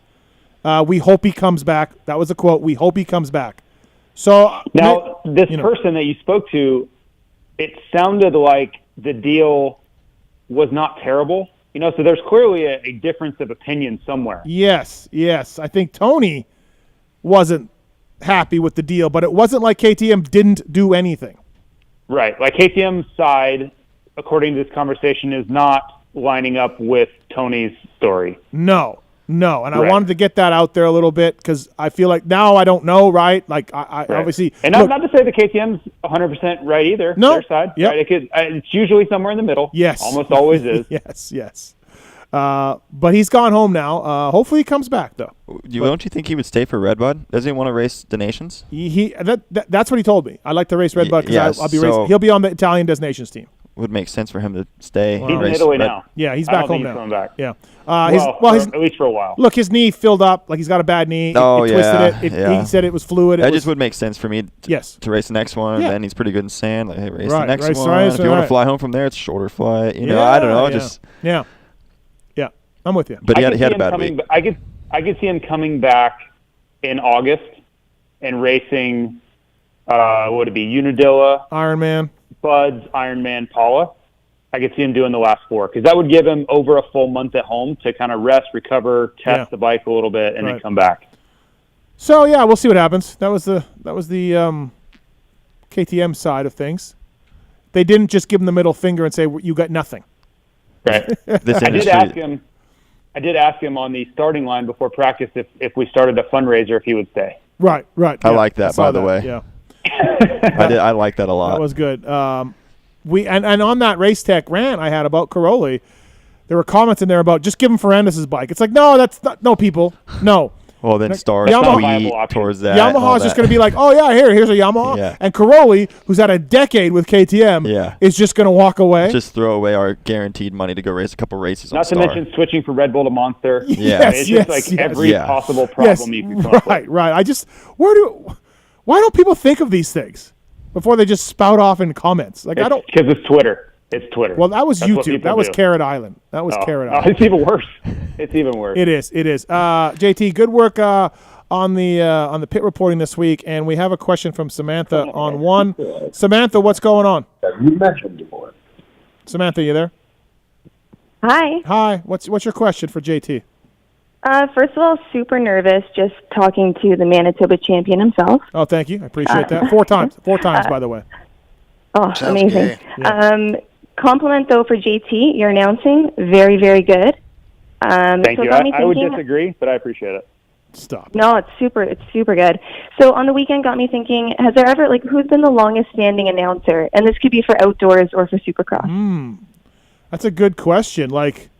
Probably Ralph, because all in the 80s and 90s, Supercross was promoted by different people, and they had different TV packages and all of that. I mean, I feel like Ralph started in 07 or something. That was Robbie Floyd. 08, 09 till 2020. There was. Wonder if Ekman? does Larry Myers count for Moto World? No, I don't think so. I think this is at the races. Because that's all we had for a while. How long has Weege been doing it? I thought Weege maybe, because I've only been watching the sport for about a decade, but I think Weege has been in it consistently. There just seems to be a fair amount of turnover. My husband thought maybe David Bailey. Bailey did it for 93 to he was there in 03.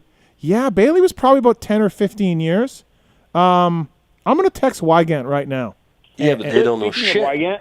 What? Seriously, that guy is so good. Who? Wygant? Yes. Please, he does not. Wygant's good.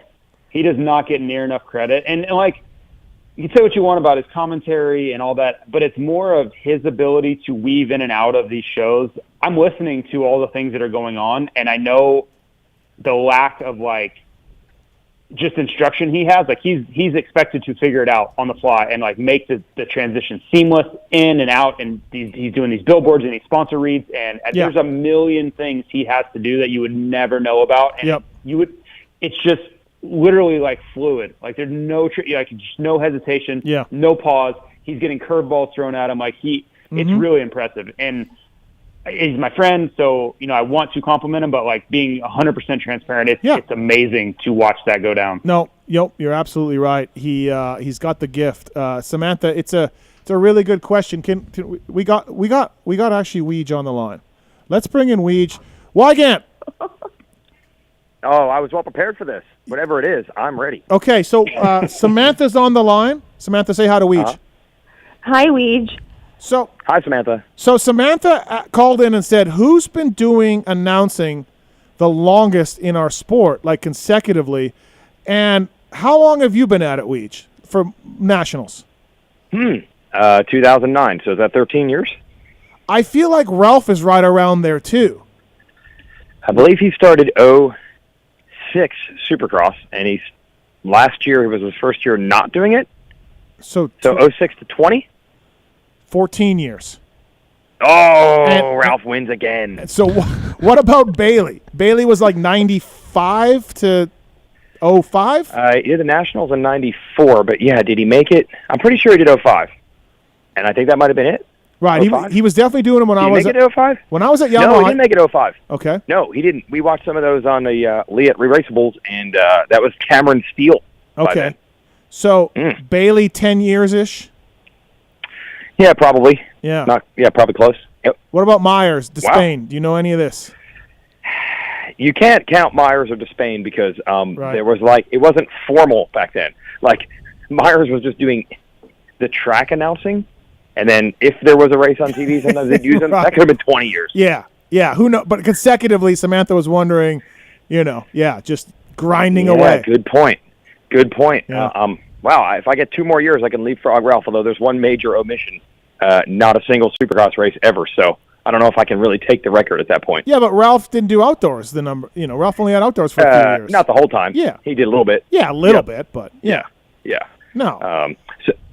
So in my half season, I've been quite dominant for half a season every year, so I don't know if that counts as grinding.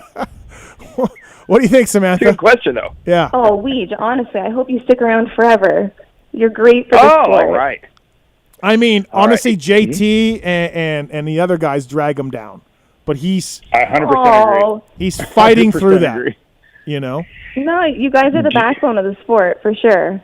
Each one of you in different ways. You all bring a certain level of sass. I'm a backbone. Nice. Yeah. I'm a vertebrae. You have a backbone. I will give you that. Perhaps they know that I'm closing in on this record, and they're just if we can bring in JT, it might just force them to quit. It might end it. Maybe that's the move. Yeah. The frustration. So, all right. So we think Ralph might be the leader for consecutive years. Yeah. Ralph and Supercross. 06 to 2020. Yeah, I think so. Yeah, and that's not it's not so bad. Mm-hmm. Yeah. Be a COVID casualty. Yeah. Yeah. I'll tell you what, though, those years passed thanks fast. for figuring that out for me. No problem, Samantha. Thank you for calling in. Yeah. Thank you. Cheers. That's what Pulp does.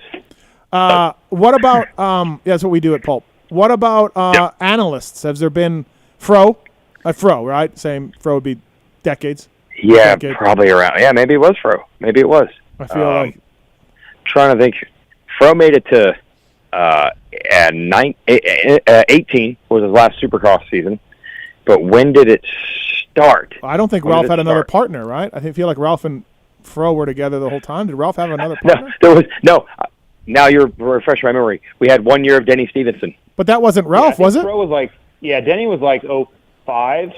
Denny and Ralph were the first team. No. Denny was with Robbie Floyd. He was with his guy. Also, but 06 it was Ralph and Denny, and Denny was one and done for speed. So that would make Fro 07. Denny had a little bit of a, just showing up on time nightlife issue, I think. I don't know. The voice would get scratchy, as is mine right now. So who am I to talk? Right, literally. Good point. So. But I think 07 to 18, so that's a good 11 years there for Fro, or 12 seasons if you put it all together. Right. Yeah, maybe Fro.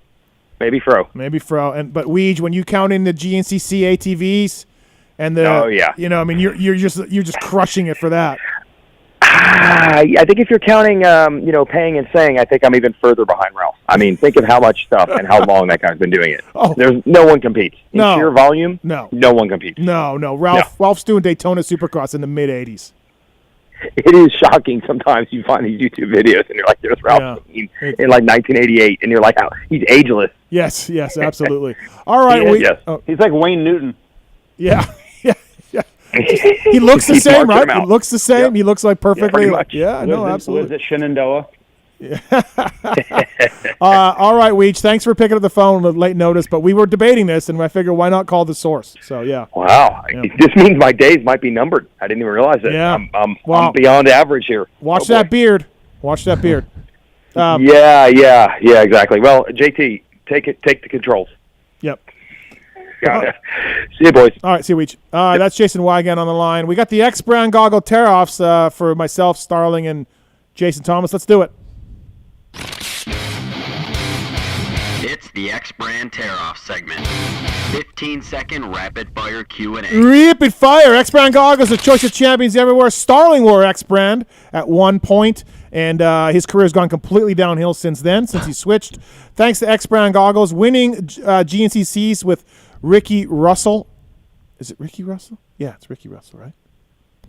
Yeah, Ricky Russell. Yeah, it's my guy. And Josh Strang as well. And, of course, in Supercross, it was Chiz, Brees, and Norn running X-Brand. So that's a great combination of privateer power.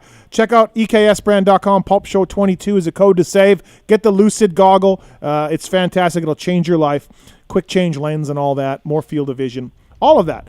These questions are submitted by a Swisscore. Who? Was this a late call on the questions? Well, who'd you get them from? Yeah, Swisscore. Yeah, Swisscore. Oh. You ever heard of Swisscore? No idea. Me neither. 30 seconds on the clock. Rapid fire. Here we go, Marks. Steve, why is Redbud the best national? It's not the best national. Well, I just read the questions. It's not the best. So, it's the best atmosphere because it's a holiday weekend and America loves July 4th, race. Right? But it is not the best track. It's really good, but Millville's a better track. Mm-hmm. It's not the best track to travel to, all right, because you got to go Chicago or South Bend, which is shitty flights. Expensive. So it's not the best track to travel to. It's just the best atmosphere. But honestly, and it's coming from, a place of caring here when I criticize this. Stop yelling Redbud over and over and over into the microphone, all the announcers. Rob Bidas, Tim Cotter, stop it. That just gets on my nerves. It's just tradition. It just gets on my nerves. Yeah, it's tradition. It's just stupid. So, Are you yelling at clouds right now? Yeah, I am. I don't like it. So that's where I'm at with Redbud. It's just the best because of the atmosphere. It's the best overall national, though. I disagree. Name a better one?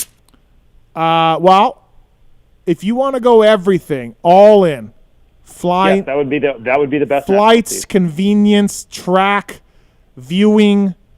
I might go Colorado. Colorado? Yeah, I might go Colorado. Yeah. Yeah. I I can't push back against Colorado. If you went Millville, I would have to push back because you're leaning on the track too much. Yeah, Millville's the best track, but no. Colorado, I can't push back very hard. Problems with Millville, going to Minneapolis, driving far, cell service, amenities. Colorado's good. It's so close to the city too. Like you can actually do something after the race. Yep. So I will allow it for Colorado. Okay, thank you. All right. JT, how awesome is transatlantic travel? For me, it was supposed to be a lot more than it even is right now. I'm only doing one more. I'm scheduled to be in Sweden in August. But am I going to that? Am I going? As long as I'm hoping you go. I need to book that trip then. Can we figure it out when you want to fly out? Yeah, let's do that tomorrow.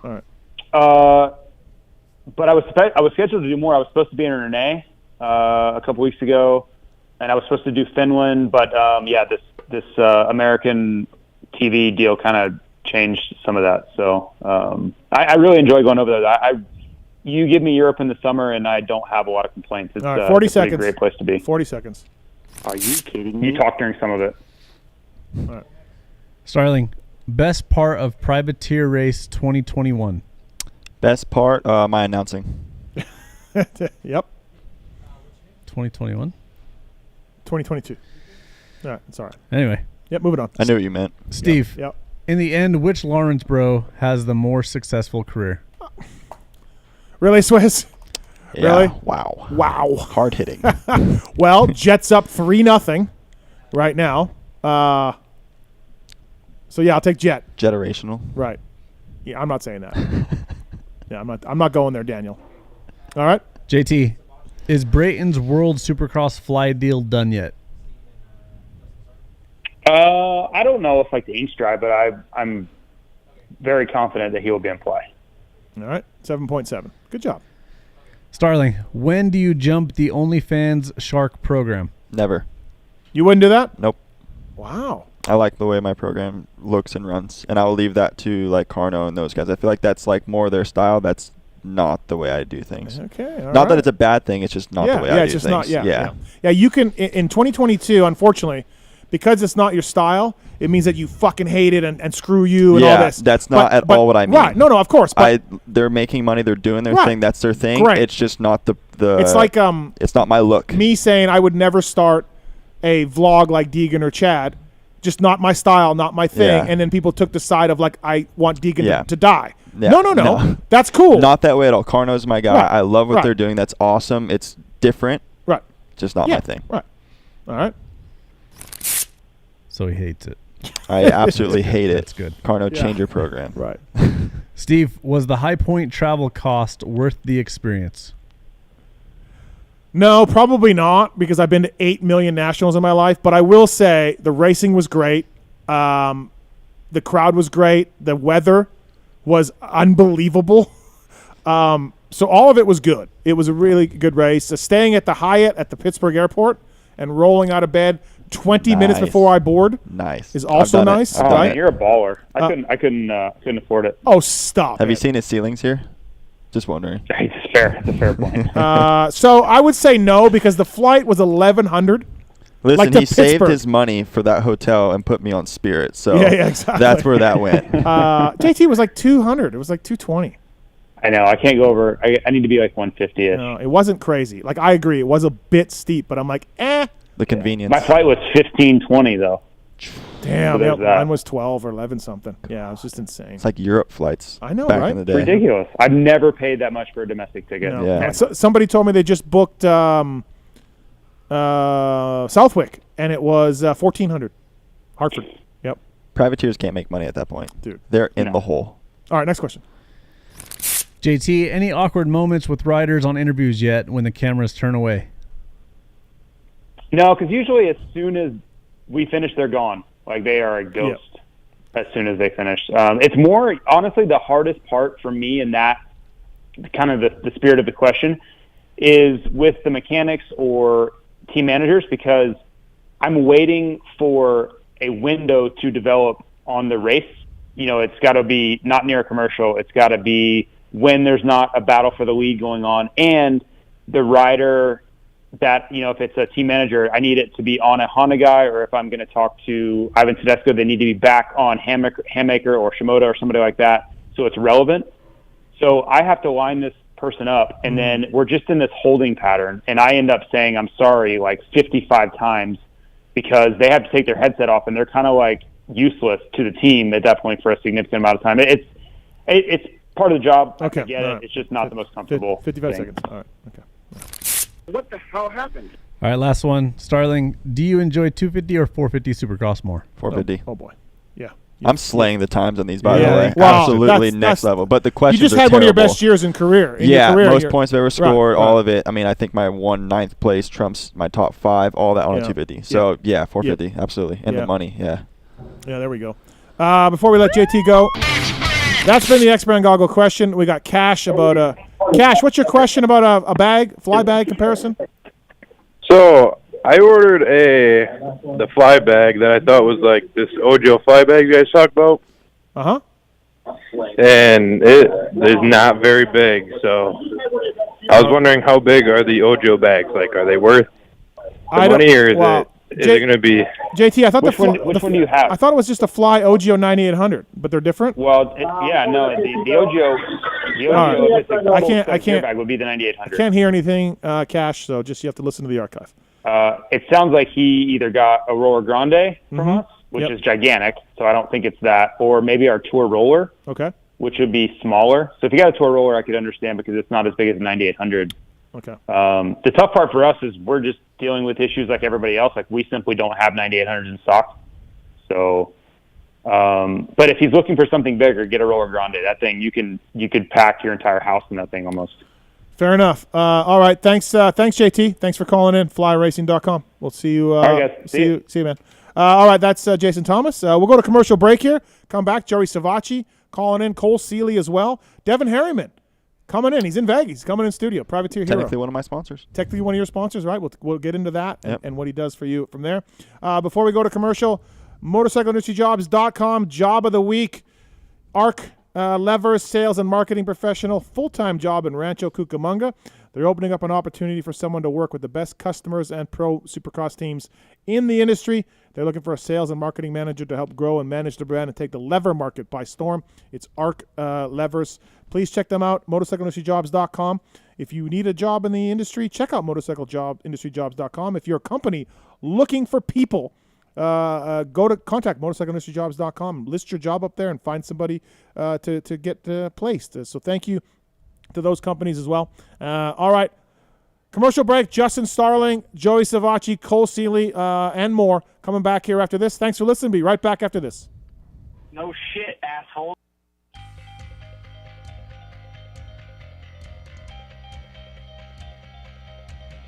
At motorsport.com, our ride started in 1999 with a commitment to making your next ride your best ride.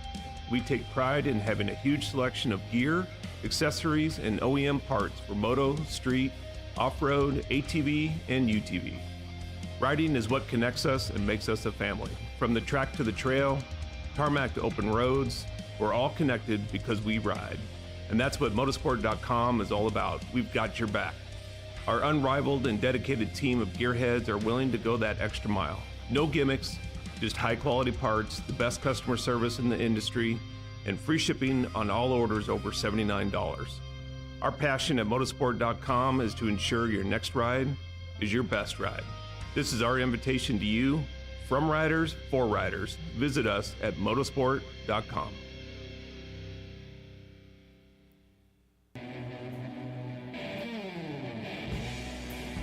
Hey, in case you didn't know, Racetech is the world's largest aftermarket suspension modification company.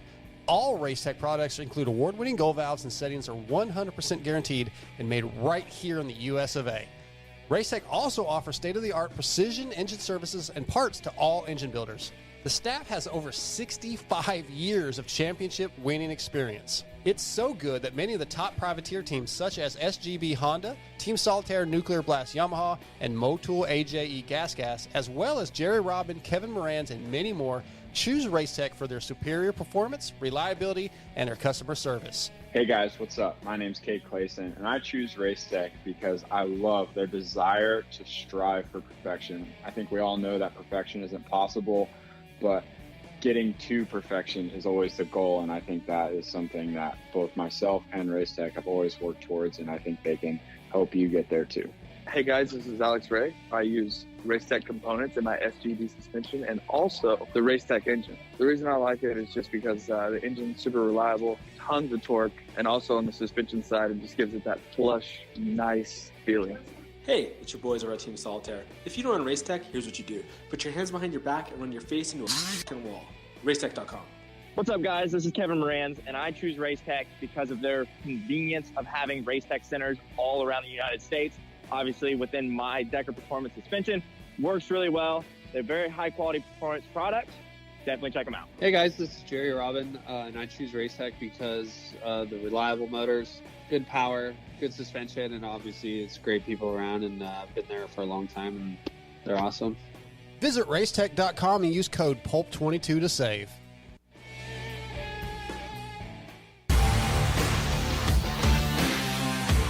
Love the guys at Works Connection. They continue as a 10-year sponsor of this show because, yeah, just like you, they're committed to the sport. For 33 years, they've been designing and distributing leading-edge performance products like Elite Axle Blocks, Elite Clutch Perch, Pro Launch Start Device for performance, radiator braces and skid plates for protection, along with a shock pump, a tack, hour meter, and more for maintenance.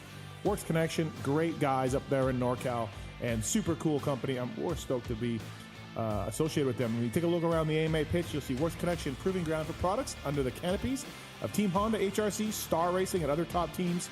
And the best part of this whole deal is if you use the code PulpMX20, you get 20% off your order.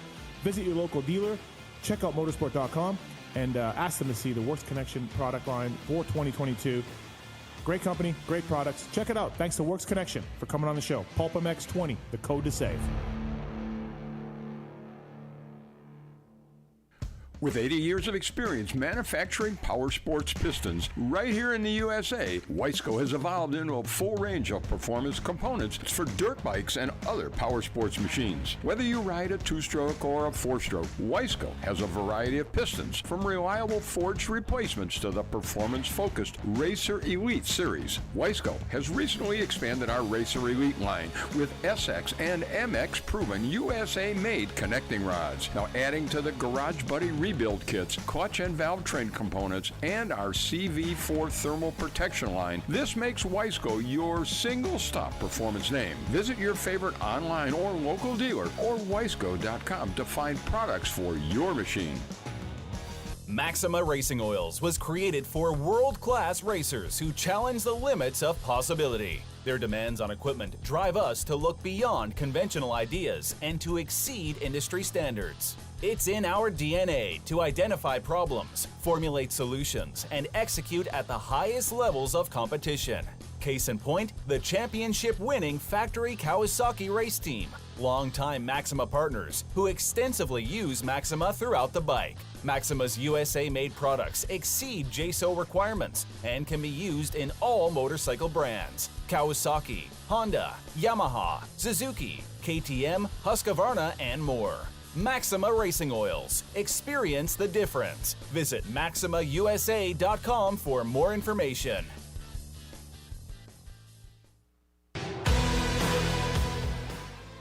In 1990, my dad, Jamie Gregg, started Guts Racing. Guts stands for Greg's Ultra Trick Seats, because I was just a little kid that wanted a trick seat. And if you're out there looking for a trick seat, go to gutsracing.com, your local dealer, or Motosport, and place your order. Support the people that support PulpMX.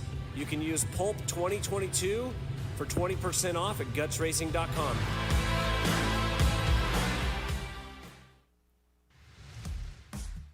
FMF Racing is proud to celebrate over 45 years of fun, building every FMF exhaust right here in the USA. Owner and founder Don Emler may have started FMF Racing in his garage 45 years ago, but Don is still hands-on in our 100,000 square foot state-of-the-art manufacturing facility in Southern California. FMF's goal? design and manufacture the world's best performance exhausts 100% in the USA under one roof. FMF is a proud sponsor of the Lucas Oil Pro Motocross Championship for over 25 years.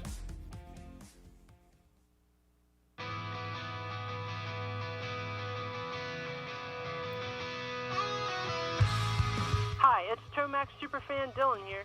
The only thing I love more than seeing Eli win... Whoa, wait, Dylan. Sorry to cut you off like Steve does his callers and guests, but a lot has changed. Similar to your favorite rider being on a new team, the new Michelin Starcross 6 tire range provides significantly improved performance and durability. Designed to win. The new Michelin Starcross 6 tire range offers up to 16% more traction when new and up to 19% more traction when worn in comparison to the previous generation. This means consumers will not only benefit from improved performance on their first few rides, but that this performance increase will continue throughout the extended life of the tire. Michelin is a legendary innovator in motorcycle tire technology, and thanks to Michelin silica technology, the Michelin Starcross 6 tire range provides up to 11% more durability than the previous generation. This means consumers will enjoy the significantly improved performance throughout the increased life of the tire. Take it from me, as I too have to buy my own tires, this added value is great news. The new Michelin Starcross 6 tire range is available in 6 versions, specifically sand, mud, medium soft, medium hard, and hard versions, with the naming designation corresponding to the type of terrains and conditions where the tires were designed to win. Another innovation is the Michelin adaptive design, with specific positioning of the tread blocks in 3 zones: central, intermediate, and lateral zones, with the single goal to offer exceptional grip for the front tire and exceptional grip, traction, and longevity for the rear. To learn more about the new Michelin Starcross 6 tire line and all the quality products that Michelin offers for motorcycle segments that Steve cares nothing about, visit michelinman.com/motorcycle, and then visit your local dealer or online retailer to choose Michelin product to maximize your riding experiences. Also, make sure to follow at Michelin Motorcycle on Instagram and Facebook.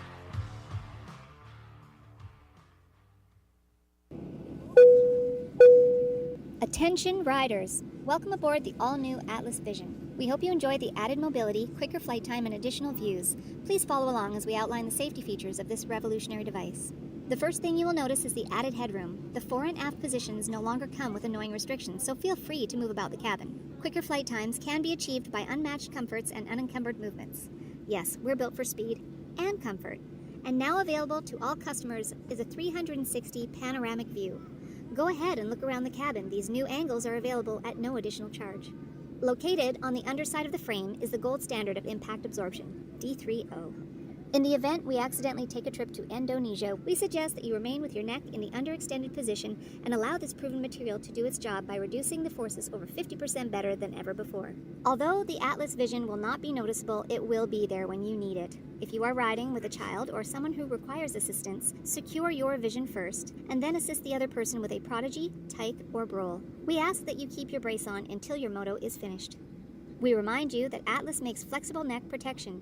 Tampering with, disabling, or destroying the product is prohibited by the limited lifetime warranty. You will find this and all other safety information in the user manual located online at atlasbrace.com. At this time, we ask that you remain standing with throttles in the wide open position with your elbows up and hips fully unlocked, whatever that means. On behalf of the captain and entire crew, thank you for flying Atlas Vision. Enjoy the views. For over 30 years, DecalWorks has led the industry in quality and customer service by offering the best custom motocross graphics, plastics, seat covers, and rider ID products. DecalWorks is officially licensed with Honda, Kawasaki, Yamaha, Suzuki, KTM, Husqvarna, and GasGas. Their expert staff will go above and beyond to make sure your questions are answered. DecalWorks is a proud sponsor of Red Bull KTM Factory Racing and the Rockstar Energy Husqvarna Factory Off-Road Team. Visit decalmx.com and be sure to use promo code PulpMX at checkout. Quality, service, and knowledge is what makes DecalWorks stand out. DecalWorks, #1 for many reasons.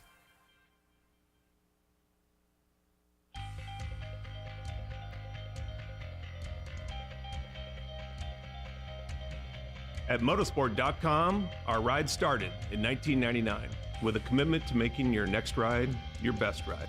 We take pride in having a huge selection of gear, accessories, and OEM parts for moto, street, off-road, ATV, and UTV. Riding is what connects us and makes us a family. From the track to the trail, tarmac to open roads, we're all connected because we ride. And that's what motorsport.com is all about. We've got your back. Our unrivaled and dedicated team of gearheads are willing to go that extra mile. No gimmicks, just high-quality parts, the best customer service in the industry, and free shipping on all orders over $79. Our passion at motorsport.com is to ensure your next ride is your best ride. This is our invitation to you, from riders for riders. Visit us at motorsport.com. Maxima Racing Oils was created for world-class racers who challenge the limits of possibility. Their demands on equipment drive us to look beyond conventional ideas and to exceed industry standards. It's in our DNA to identify problems, formulate solutions, and execute at the highest levels of competition. Case in point, the championship-winning factory Kawasaki race team, longtime Maxima partners who extensively use Maxima throughout the bike. Maxima's USA-made products exceed JSO requirements and can be used in all motorcycle brands: Kawasaki, Honda, Yamaha, Suzuki, KTM, Husqvarna, and more. Maxima Racing Oils. Experience the difference. Visit MaximaUSA.com for more information.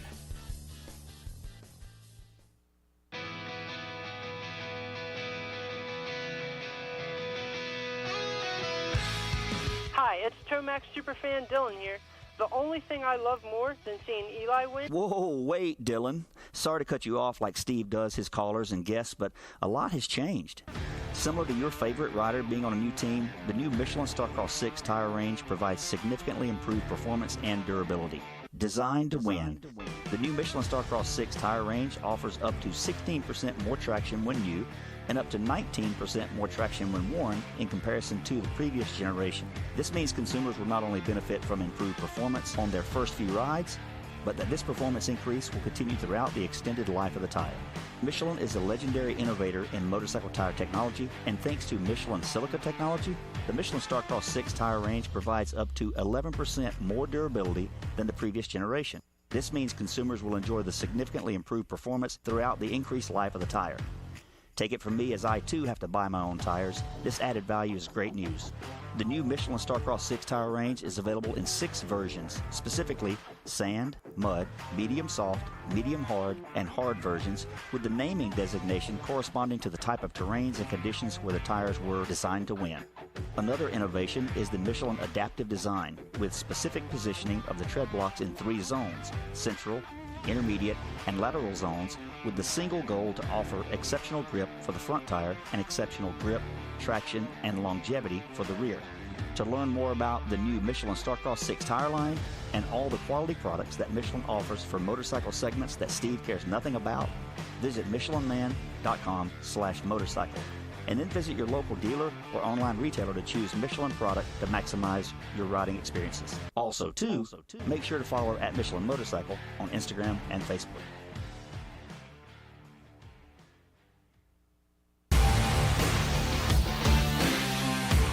Love the guys at Works Connection. They continue as a 10-year sponsor of this show because, just like you, they're committed to the sport. For 33 years, they've been designing and distributing leading-edge performance products like the Elite Axle Blocks, Elite Clutch Perch, Pro Launch Start Device for performance, radiator braces and skid plates for protection, along with a shock pump, a tack, hour meter, and more for maintenance. Works Connection, great guys up there in NorCal, and super cool company. We're stoked to be associated with them. When you take a look around the AMA pitch, you'll see Works Connection proving ground for products under the canopies of Team Honda, HRC, Star Racing, and other top teams. And the best part of this whole deal is if you use the code PulpMX20, you get 20% off your order. Visit your local dealer, check out motorsport.com, and ask them to see the Works Connection product line for 2022. Great company, great products. Check it out. Thanks to Works Connection for coming on the show. PulpMX20, the code to save.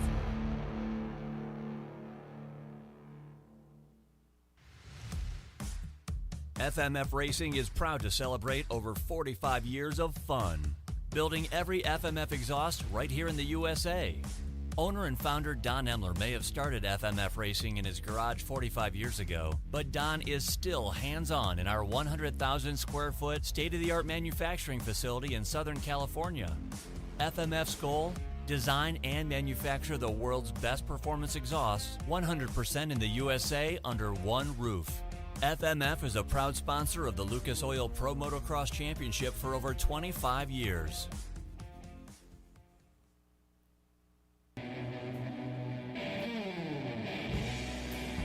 Hey, in case you didn't know, Racetech is the world's largest aftermarket suspension modification company. All Racetech products include award-winning gold valves and settings are 100% guaranteed and made right here in the US of A. Racetech also offers state-of-the-art precision engine services and parts to all engine builders. The staff has over 65 years of championship winning experience. It's so good that many of the top privateer teams such as SGB Honda, Team Solitaire Nuclear Blast Yamaha, and Motul AJE Gas, as well as Jerry Robin, Kevin Moran's, and many more, choose Racetech for their superior performance, reliability, and their customer service. Hey guys, what's up? My name's Kate Clayson, and I choose Racetech because I love their desire to strive for perfection. I think we all know that perfection isn't possible, but getting to perfection is always the goal, and I think that is something that both myself and Racetech have always worked towards, and I think they can help you get there too. Hey guys, this is Alex Ray. I use Racetech components in my SGD suspension and also the Racetech engine. The reason I like it is just because the engine's super reliable, tons of torque, and also on the suspension side, it just gives it that plush, nice feeling. Hey, it's your boys over at Team Solitaire. If you don't run Racetech, here's what you do. Put your hands behind your back and run your face into a f***ing wall. Racetech.com. What's up, guys? This is Kevin Moran's, and I choose Racetech because of their convenience of having Racetech centers all around the United States. Obviously, within my Decker Performance suspension, works really well. They're very high-quality performance products. Definitely check them out. Hey, guys, this is Jerry Robin, and I choose Racetech because the reliable motors, good power, good suspension, and obviously it's great people around, and I've been there for a long time, and they're awesome. Visit Racetech.com and use code PULP22 to save.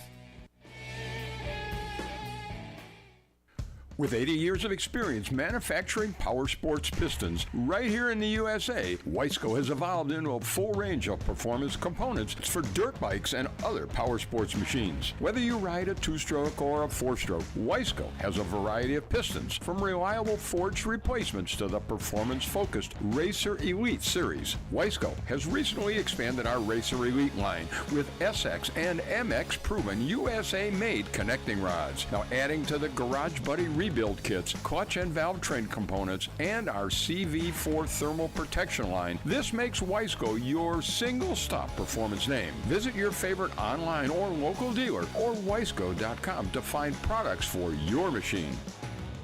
For over 30 years, DecalWorks has led the industry in quality and customer service by offering the best custom motocross graphics, plastics, seat covers, and rider ID products. DecalWorks is officially licensed with Honda, Kawasaki, Yamaha, Suzuki, KTM, Husqvarna, and Gas. Their expert staff will go above and beyond to make sure your questions are answered. DecalWorks is a proud sponsor of Red Bull KTM Factory Racing and the Rockstar Energy Husqvarna Factory Off-Road Team. Visit DecalMX.com and be sure to use promo code PulpMX at checkout. Quality, service, and knowledge is what makes DecalWorks stand out. DecalWorks, #1 for many reasons.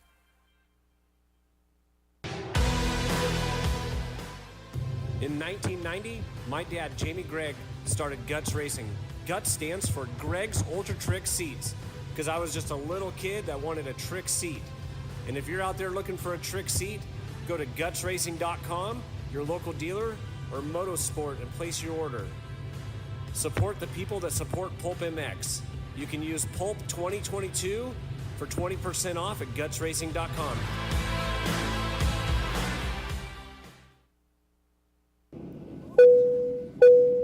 Attention riders! Welcome aboard the all-new Atlas Vision. We hope you enjoy the added mobility, quicker flight time, and additional views. Please follow along as we outline the safety features of this revolutionary device.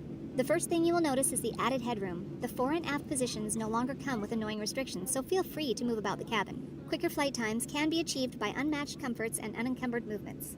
Yes, we're built for speed and comfort. And now available to all customers is a 360 panoramic view. Go ahead and look around the cabin. These new angles are available at no additional charge. Located on the underside of the frame is the gold standard of impact absorption, D3O. In the event we accidentally take a trip to Indonesia, we suggest that you remain with your neck in the underextended position and allow this proven material to do its job by reducing the forces over 50% better than ever before. Although the Atlas Vision will not be noticeable, it will be there when you need it. If you are riding with a child or someone who requires assistance, secure your vision first, and then assist the other person with a Prodigy, Tyke, or Brole. We ask that you keep your brace on until your moto is finished. We remind you that Atlas makes flexible neck protection. Tampering with, disabling, or destroying the product is prohibited by the limited lifetime warranty. You will find this and all other safety information in the user manual located online at atlasbrace.com. At this time, we ask that you remain standing with throttles in the wide open position with your elbows up and hips fully unlocked, whatever that means. On behalf of the captain and entire crew, thank you for flying Atlas Vision. Enjoy the views. Yeah, welcome back, everybody. PulpMX Show presented by DecalWorks, Motorsport.com, the folks at Fly Racing. Joey Savatgy coming right up. Monster Energy Kawasaki rider Justin Starling in studio. Devin Harriman coming up as well. 250 Supercross rider who had a really good season this year. I want to thank the folks at DecalWorks. They've been on board with us for a couple of years now. They lead the industry in quality and customer service and offer the best custom motocross graphics out there. They're officially licensed with all the OEMs, and they do really good work, man. They have a super quick turnaround. They can really dial you in with whatever design you want. They can design it themselves. They'll give you a whole bunch of feel-good stuff, they call it. Little tiny stickers. DecalWorks, great company, great industry guys. Proud sponsor of the Red Bull KTM team and Rockstar Energy Husqvarna off-road team. DecalMX.com, promo code PulpMX to get 20% off your custom graphics. Love the guys at DecalWorks, doing a good job. PulpMX code at DecalMX.com. You can dial them in and call them, tell them, give them that code, and save money, man. It's really good. Justin Starling here.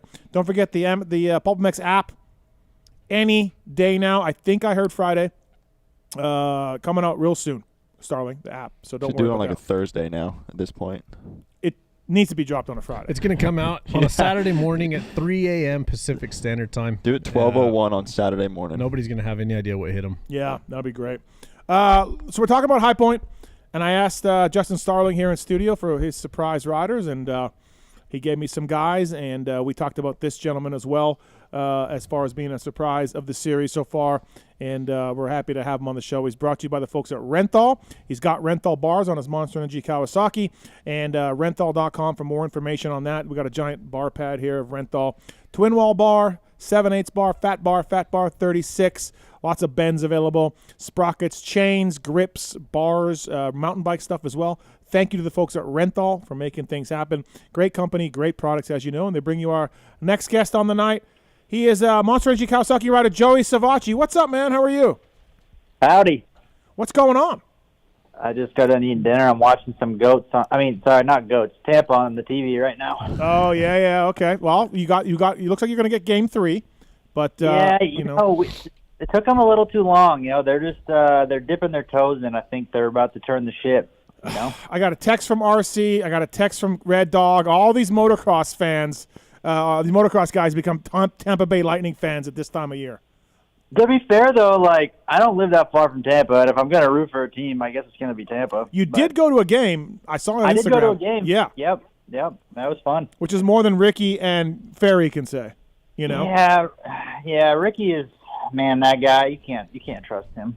Hey, I'm not going to tell him that because he's texting me now. So, you know, like. I mean, you can tell him that. I'll tell him that. Yeah, you tell him that. I'm not going to. I don't want to break up this relationship I have with him. So. Fair enough. Yeah, it's newly patched. You're right. Yes, exactly.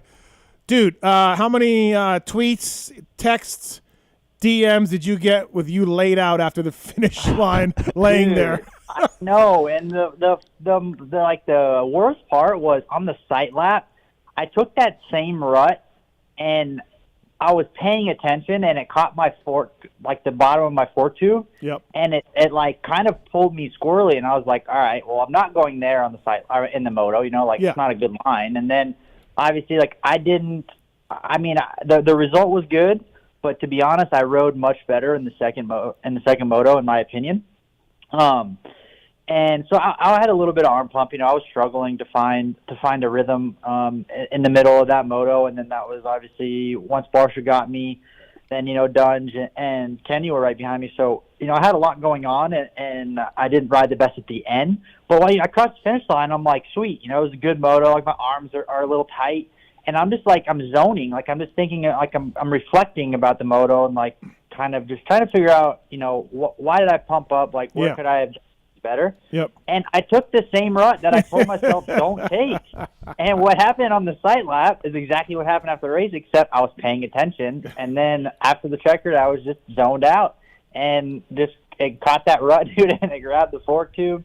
And at that point, I was already like starting to fall, and it was on the side that I had my knee fixed on, and I was like, it's not even worth putting my foot down. Like I'll just tip over. I don't care. But yeah, I forgot. Like I got back, and my dad came to that race, so we were talking about it, and everyone was pumped.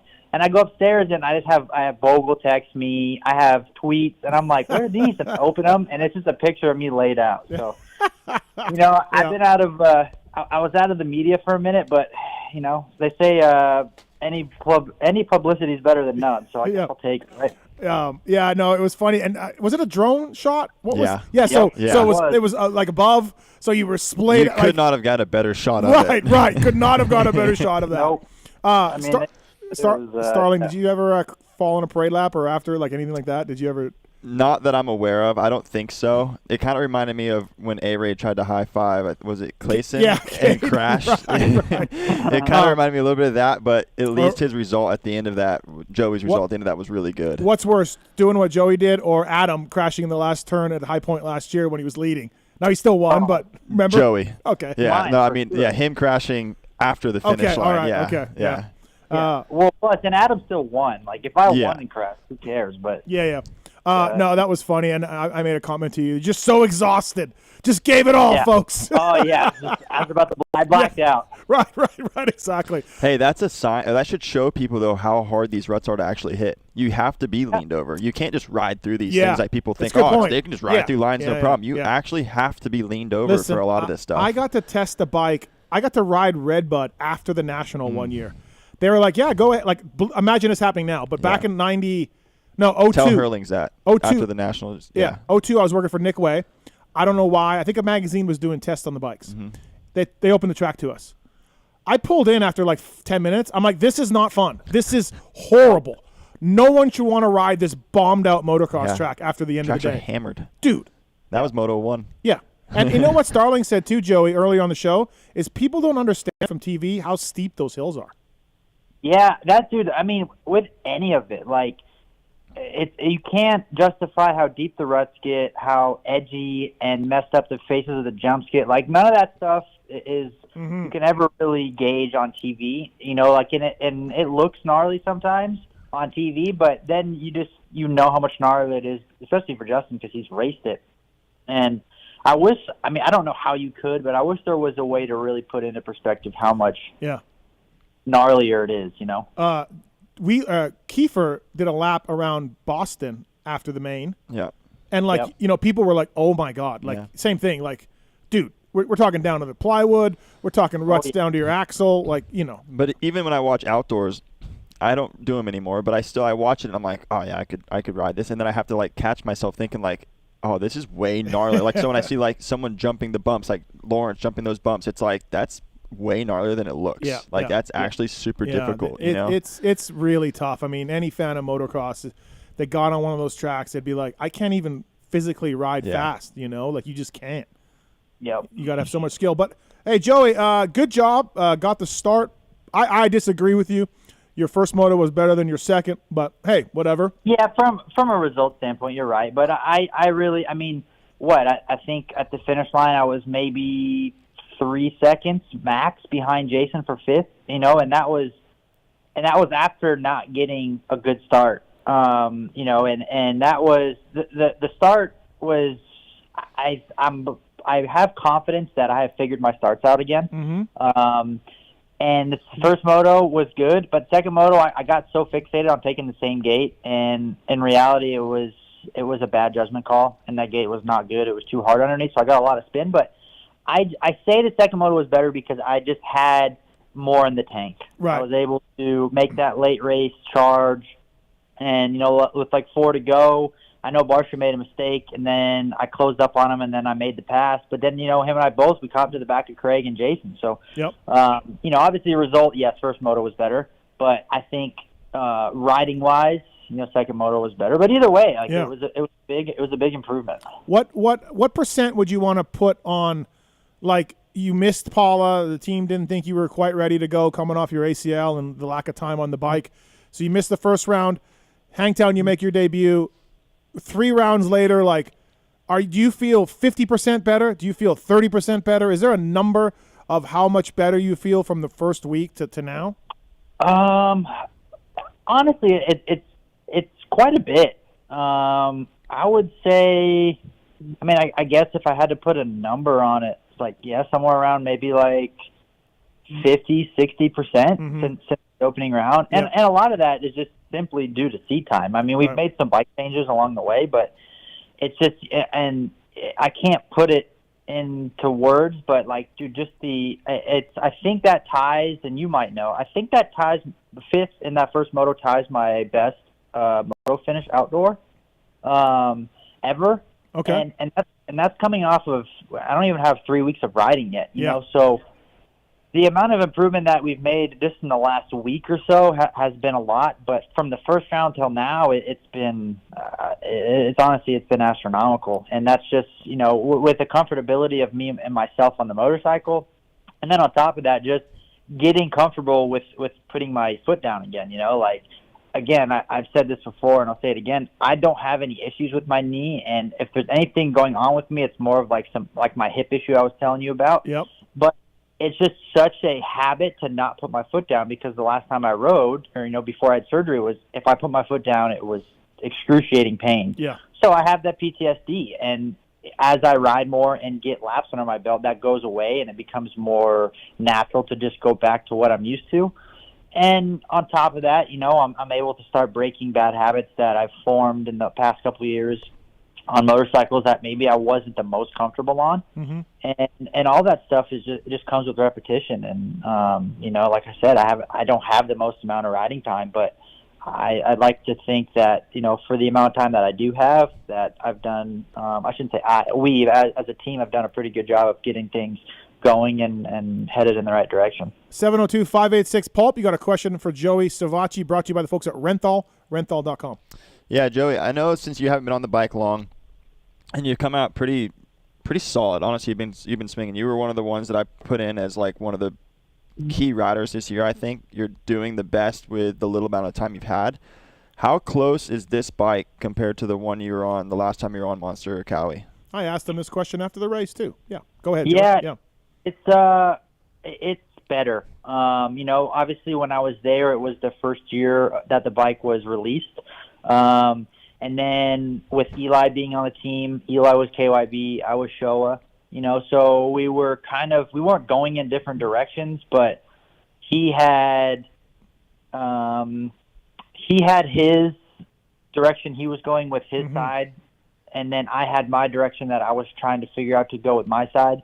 And since then, they've hired Tickle, and now both guys are on Showa. So the amount of data that they've had has just been so much more, and they've learned so much about the bike. And honestly, since being around the team, I have to give a big kudos to Brock just for handling and running through so much of the stuff that it's not pointless, but it's just the stuff that takes so much time and effort. And when you're out there at Paula, until 2-3 o'clock in the afternoon, the track is not good by that point, and there's just a lot of stuff that you really don't want to go through, and sometimes it's hard to get a feel. And his job is to run through it multiple times. So I would say the bike has gotten significantly better since I was there. Like I said, like I told you, Steve, the biggest problem I had when I was there was getting the motorcycle to turn.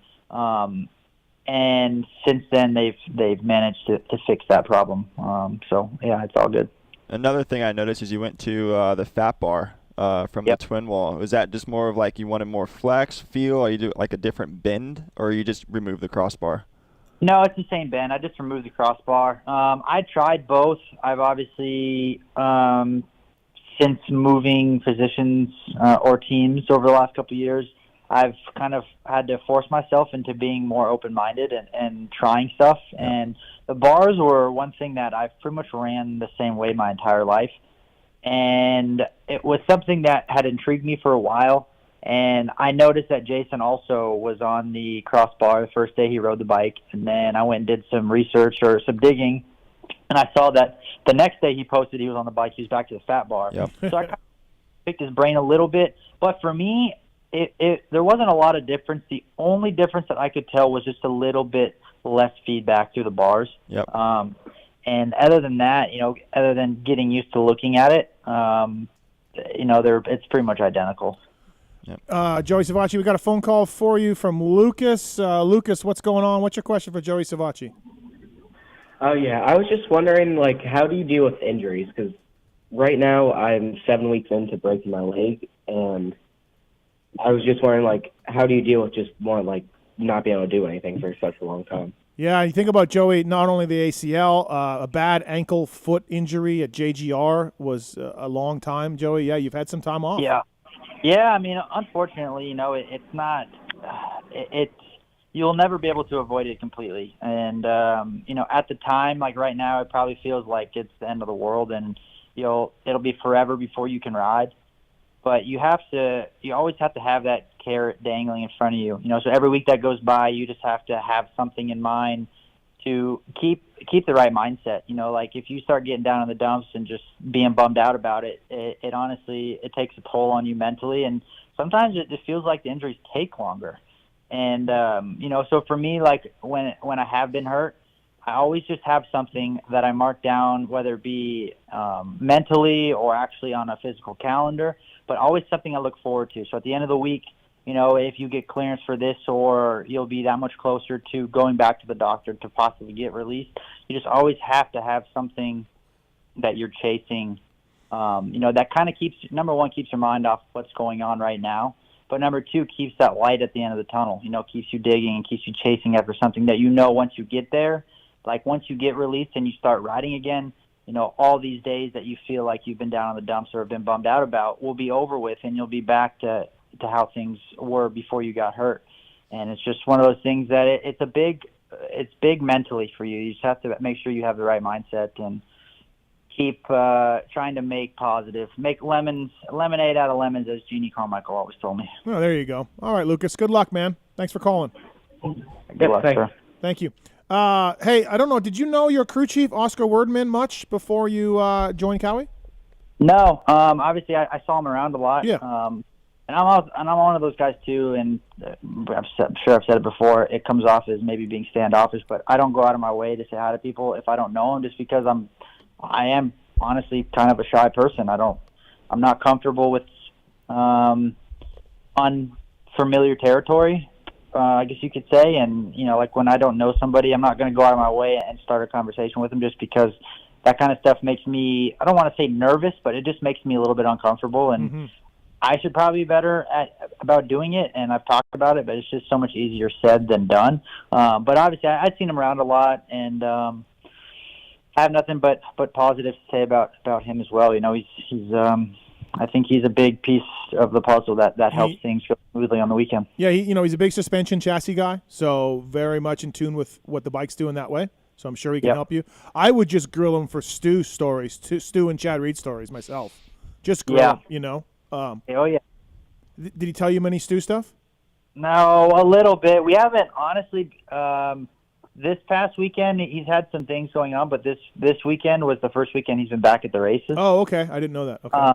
Yep. So we haven't really had too much time to kind of chat. So, but I will keep that in mind, and I want to start getting some stories out of him, because now that you say that, I'm a Stu fan, and I respect Reedy, I respect Stu, I respect all these guys. Actually, speaking of which, I went and got a Caroli jersey. After the races, I walked over there and asked him if I could have one, and signed it. and people were busting my balls about it. But dude, like, you know, me being a little bit younger than him, like I always idolize the guy. Like the guy's a legend. Yeah, you know? And he's a 9-time world champ, dude. Yeah. Shout out to him. He's I think it was great for. I don't want to get started on this topic because I'm sure I know you have some feelings about that, but it was good to see him come over here. And, you know, even though he wasn't, quote, you know, prepared and trained like normal, dude, the guy's got it. And there's nothing, you can't take that away from him. I went and got one too, Savatgy. Don't worry, it's in my studio right now. It looks good too.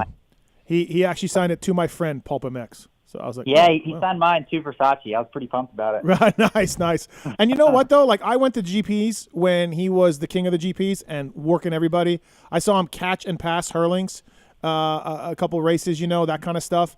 And I gotta say, like when he was the man, the GOAT over there, the dude was the same way as he is now.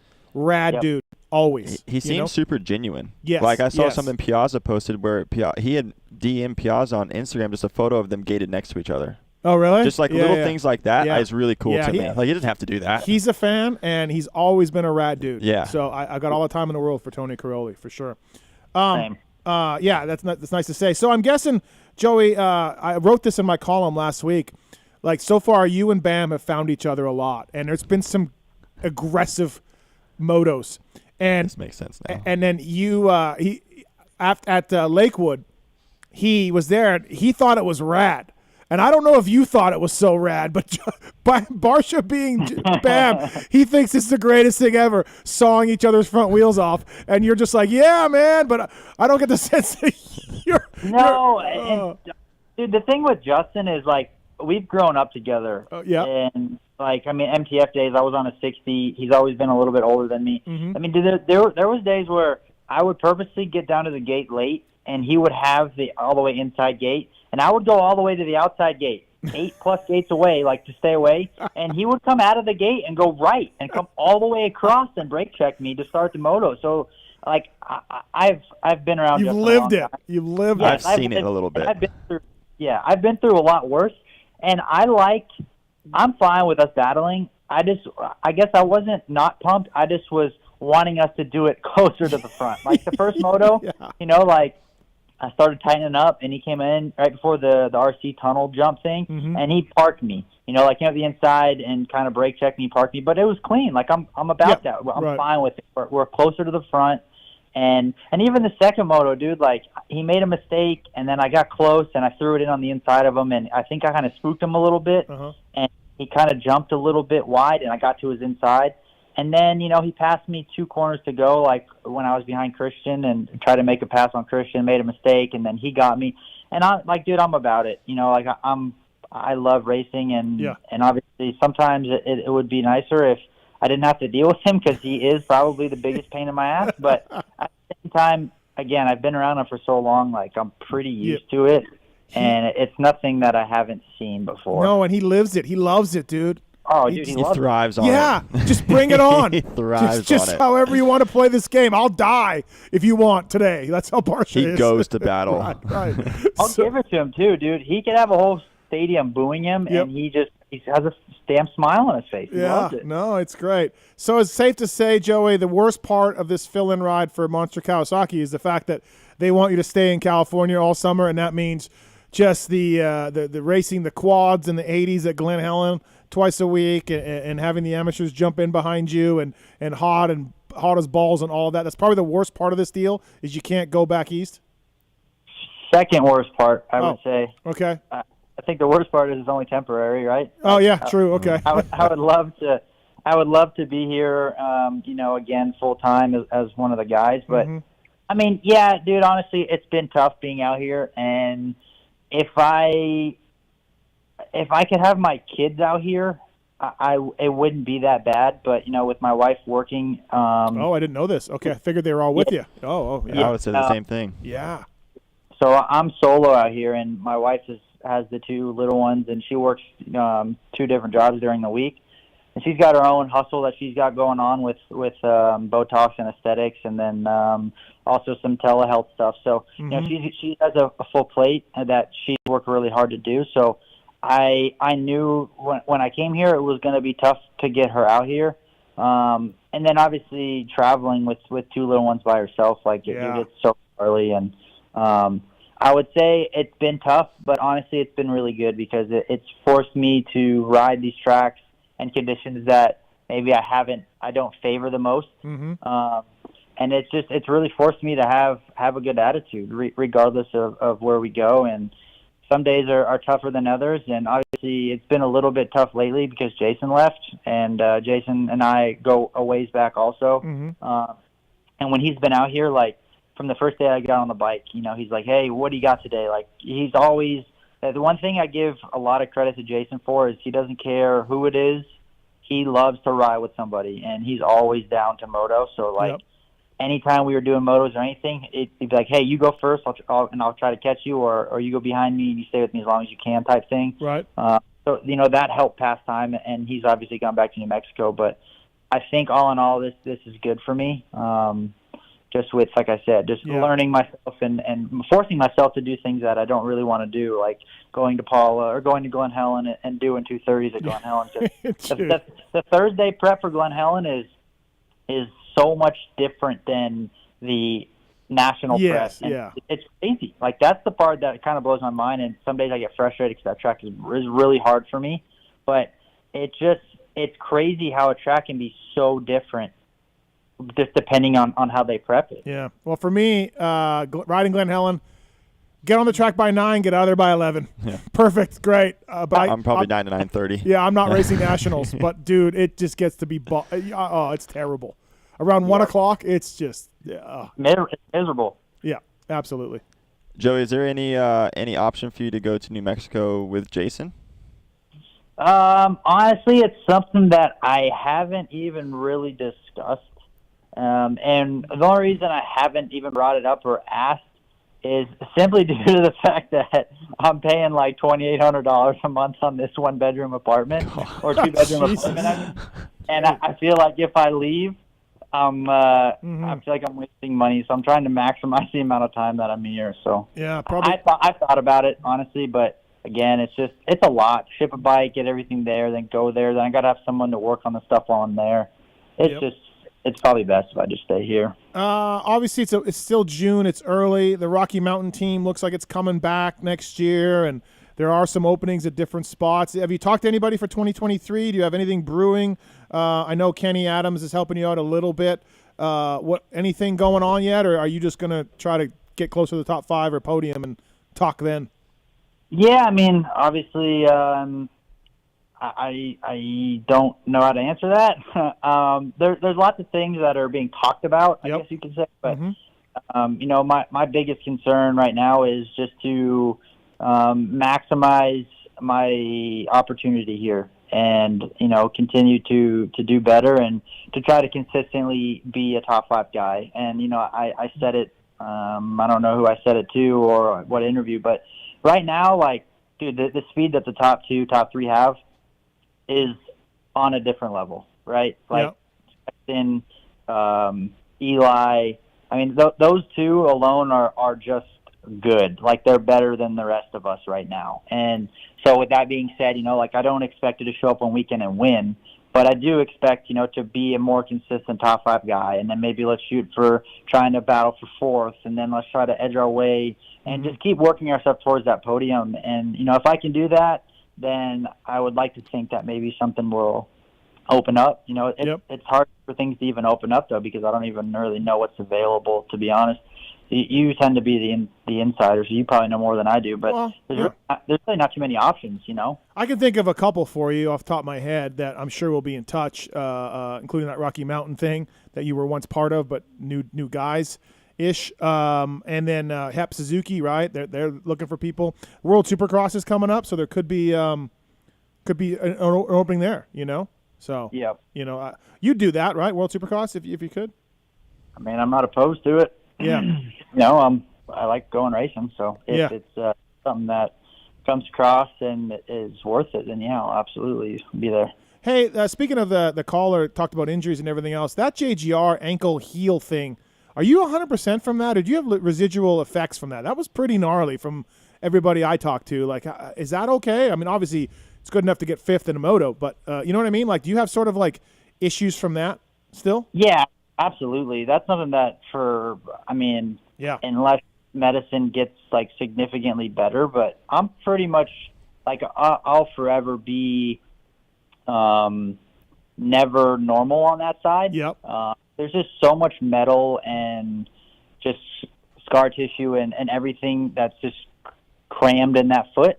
Yep. That, to be honest, like that foot, obviously I did that knee and then my hip. Like my whole right side right now is like it's like a walking brick. And so like once I get the hip loosened up in the knee, like I'll be good. But yeah, absolutely. Like I can't, running for me is really hard. I can't really squat down because I have so much tightness in my foot that my toes curl, not under, but they naturally curl down.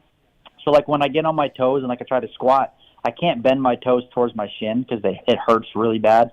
So there's things that like I can't do. It's just funny, like things like that. Like the average person doesn't understand. Like this is a lifetime. Now A-Ray's the same way with his wrists. That fifth is just getting better and better and better. There's all these things that people understand motocrossers have. Yeah. Like, hey, I can't move my shoulder. I can't throw a football. Yeah.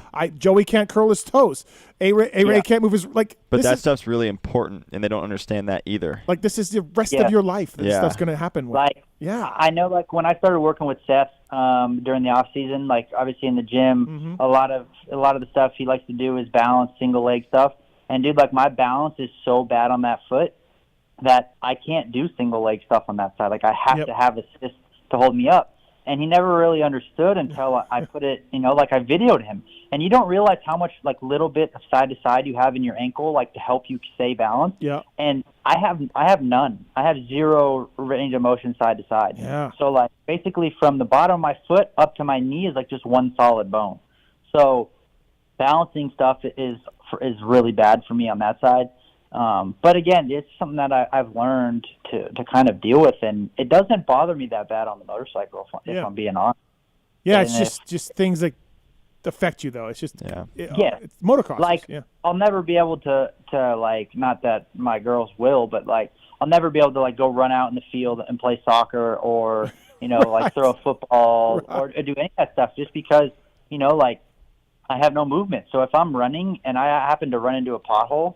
Like, dude, I to be honest, I don't even want to think about what would happen because there's no mobility there. It's just all one solid piece of foot. So, but yeah, I mean, if I'm being honest, like, dude, the foot's the last problem I have right now. My hip has been bothering me like you couldn't believe, and so this off week couldn't come at a better time to just kind of get things calm down a little bit, and hopefully by the time we go racing back to, I guess, more normal.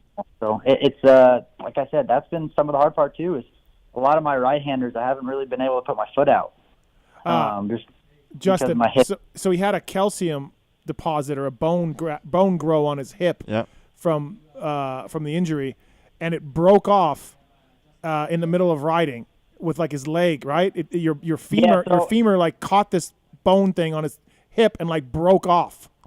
Yeah, dude. So like when I did my knee, it like there was just so much swelling that calcification formed on the upper part of my hip. Yeah, and like the front part of your hip, like the pointy part in the front, like if you bring your knee towards your chest and then try to open your knee out, I couldn't because the calcification bone was hitting the hip bone.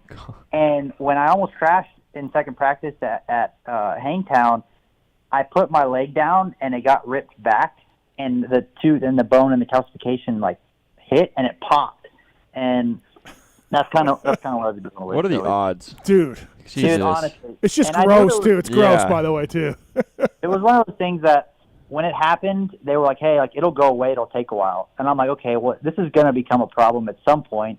But obviously, like I hadn't gotten that much time of riding. And so it hadn't been an issue yet, other than like putting my shoes on. Like I couldn't lean over my knees because it was too tight. But I'm like, dude, I'll never have to worry about that when I go ride. And then of course, I don't even get to race one moto, and I'm like, man, I don't know how to tell these guys, but I'm like, I contemplated like not racing the motos because I was in so much pain, and at that point I was already committed. So we made it do. We're making the best of the situation. Yeah, crazy. Thanks for coming on tonight, Joey. Appreciate it. Good job at High Point, and just keep building, right? Just brick after brick and closer to the top 5 and yeah, like you said, 4th and then keep going, man. It'd be a cool story to see you get all the way back up, So yeah, that's that's the goal. Just keep doing better. Awesome. Well, thanks for calling in, man. Appreciate it. Thank you. Yeah, appreciate it. Thanks, guys. All right, thank you. That's Joey Savatgy, everybody, brought to you by the folks at Renthal. Renthal.com, of course, on the bike of Joey Savatgy. Our next guest brought to you by the folks at Acerbis, industry leader in aftermarket dirt bike plastics and accessories. Barsha, Anderson, Savatgy, Webb, AC, all using Acerbis along the way. They've fine-tuned their products to offer the highest level of performance and protection in the industry. Bring your bike back to life with full line of replacement replica plastic kits, hand guards, disc guards, and more. AcerbisUSA.com on the web or at AcerbisUSA on social media. Love these guys. A great company, great plastic. And also, too, speaking of Acerbis, Max Volan rode really well this weekend. Really good. Yeah, he was really good. Might have been one of his best nationals ever. Thanks to the folks at Acerbis bringing you our next guest. He is back racing. It's Moto Concepts Honda rider Cole Seeley. What's up, man? How are you? What's up? I start riding again, and I'm not in studio. What's up with that? I figured you came in studio and was like, dude, I don't want to do this for a real job at all. I need to start racing again. That's what I figured. Oh, my God. No, it was fun. I had fun being down there. I was trying to get you and JB in here, and I don't know. Nobody ever replied. It didn't work. I don't know. But I'm a short drive away if you ever need me. Yeah. I could probably be there by the end of this night show. Yeah, good point. Hey, big news, man. I heard this rumor, and I was kind of like, okay, like, that's odd. Maybe that's going to happen. And then, Dunge comes back, and so then you're maybe like, yeah, I'm coming back too. But, dude, you're going to race the World Supercross. I'm a little surprised. Honestly, I'm a little surprised. You've been gone for a little bit. You seemed very happy post-racing life, the times I've talked to you privately or on the show or whatever. What led you to want to come back? Yeah, I think it was a big surprise for everybody, really. But, yeah. I don't know. Like, I retired at such a weird year, right before COVID hit everything. Mm-hmm. So I still had plans to go race. I still wanted to be in the conversation for, when we go over to Paris or, mm-hmm. Any of those off season over the seas races, kind of what JB does. Yep. And had talks with the Australian team about doing their series, and then COVID hit and everything kind of got stripped. And I just been kind of waiting for the world to catch up really. But yeah, I want to have a little bit more of a relaxed schedule with racing, but I still want to race and still want to have fun. And I still, I love riding, but I still, a big part of riding to me is racing. So I still love that aspect of it too. So who approached who? How did this come together with Tony and Genova and the Moto Concepts team? I'm guessing JB played a part in this, but who reached out first? I can't really remember how the conversation went, but I remember, I think it was Anaheim 2 or Anaheim 3 this year. I went over to say hi to Justin, and he made a joke about oh yeah, maybe we go race overseas. And I'm like, dude, I'm down. That'd be super fun. And it happened to be right in front of Tony or one of the promoters or something like that. And he's like, you need to talk to these guys. And yeah, it was kind of a joke at the time, but then I don't know, the gear started kind of turning for me. I was like, maybe, I'll talk to Justin about it. And then I was actually approached by another team about racing, and it kind of, that was the next step, I'm actually serious about this. So it was kind of, working on the details and stuff. And I wanted to be on a program that, was, I just came from factory Honda last time I raced. So I wanted to have good equipment and stuff that I can trust and a team that I can trust. So yeah, shortly after that, I talked to Tony and Mike about it, Mike Genova, and I don't know, I just really liked the vibe and talking to Justin about everything and just feeling my way through it all. I was just I don't know, they just felt right. So yeah, just yeah, I don't know. It came about pretty quick, but I'm excited, and it just kind of it wasn't an overnight decision where I was I want to go back racing. It was something that I got to really think about for a couple months too. Yeah, so. I would think so, right? You seem like you have a good life. You made some money racing, sold your beach house for a bunch of money, and didn't need to, you didn't need to work that hard at stuff, and you had your street racing stuff. Like you seemed happy post racing. Everything was good. You weren't searching, right? Yeah, no, I've never really I never had an identity crisis because I've talked about it before. I come from such a different and I don't know. I'm not the typical factory rider, like I never won Loretta's. I barely made the top 10 at Loretta's, and kind of just like once I started racing Supercross, just kind of clawed my way up to be on the factory Honda team, and had a very blessed career, and I worked my ass off, but at the same time, I was very fortunate, met the right people at the right time, and but I never had that identity as a racer. Like I was like, oh, I'm a privateer guy, but like I don't have a track that close to my house, so I grew up skating and riding BMX and playing the guitar and all these different hobbies that weren't motocross related. I just happened to be the best at riding out of all the sports that I was into. Yeah, it's crazy. Starling, I feel like Cole's been off for a little bit, but he was such a talented rider, a little bit like you, like naturally good at Supercross and good at piecing jumps. I feel like Seely's technique will come back right away. Like I don't think he didn't lose it by any means. Right. It was I think he retired way too early. Yeah. He had plenty of years left of racing. But you look at some racers that got to work so hard to be that good. I don't know if Cole falls in that category. It's natural. Right. So it's right there. So it's coming back fast, in my opinion, Seely, to you. Yeah. It's actually come back a lot faster than I thought, and I've been really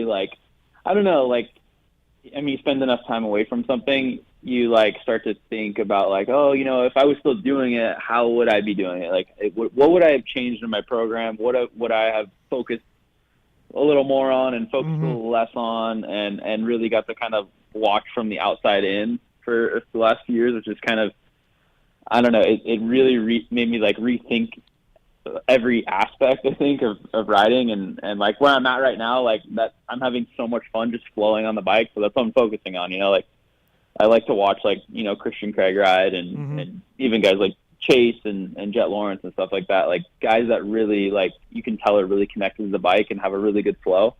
I really focused on that when I was watching the races over the past few years, and I'm just trying to apply all that. That's how he would handle that situation. Right. I think one of the most impressive people in the rhythm sections is Christian. Seeing him, how much forward momentum he carries through the rhythm sections, just kind of studying that. And I don't know, I just had so much time to watch it. So I just, like I said, I thought about if I was still racing, I really wish I would have studied stuff more, watch footage a little bit closer. Yeah. Not my own footage, but the footage of other guys. Yeah, footage of Stu. Just watch Stu. Yeah. Stu. So something that surprised me, though, was you are riding the 250 for Moto Concepts, 250 Honda. Why the 250, or whose idea was that, or what about dropping down like that? Yeah, that was more Mike and Tony's influence, I think. I did want to race the 450. I didn't really bother me racing either one. I just it made sense to me. I'll go race the 450, and they were like, well, we'd really like to put you on the 250. That's really the only spot that we have. Just think about it. And Tony brought up some really good points where he's it's less pressure. It's probably a little bit less competition. It'll be an easier way to transition back into racing. Sure. And kind of bringing that idea out, I was like, yeah, that really does make a lot of sense. I'm not against it. Whatever, if they called me tomorrow, hey, we want to race 450 now, I'd be down for that too. But just, the spot that was available, and it really does make a lot of sense. I haven't had a gate drop since Colorado 2019, so it makes a lot of sense to kind of not jump into the thing head first, and maybe the 250 is the right decision for this year. Yeah, absolutely. Cole Seely on the PulpMX Show, brought to you by Cherubies USA. Please check them out at CherubiesUSA.com, or follow them at social media as well. They came out with some metallic plastic a few weeks ago that some of the teams are running. Looks pretty sweet. So, is this something Brett Q rocking the metallic? Yeah, he was. Yeah, saw that. Is this something that can transition into maybe 250 Supercross next year? That's been a rumor so far. There's nothing for sure. I honestly don't even know. I think next year just so happens to be the first year that I'm eligible to drop back down, because I did point out. Yeah. Don't go 450, please. Yeah. Yeah, I don't know if I got 17 rounds in me, but I don't know. It's something that I don't know. I've thought about it since it's been brought up, and There's no definitive answer right now. Just kind of like I really just want to line up, see how I feel, and if it feels right, yeah, maybe I'll pull the trigger on that and other races next year. But yeah, right now I just have my sights set on World Supercross SX2 and getting my my days prepped for that. Looks like it's 5 rounds, right? Two in Australia, one in UK, one in Indonesia, I think, or somewhere, right? Looks like it's gonna be those rounds.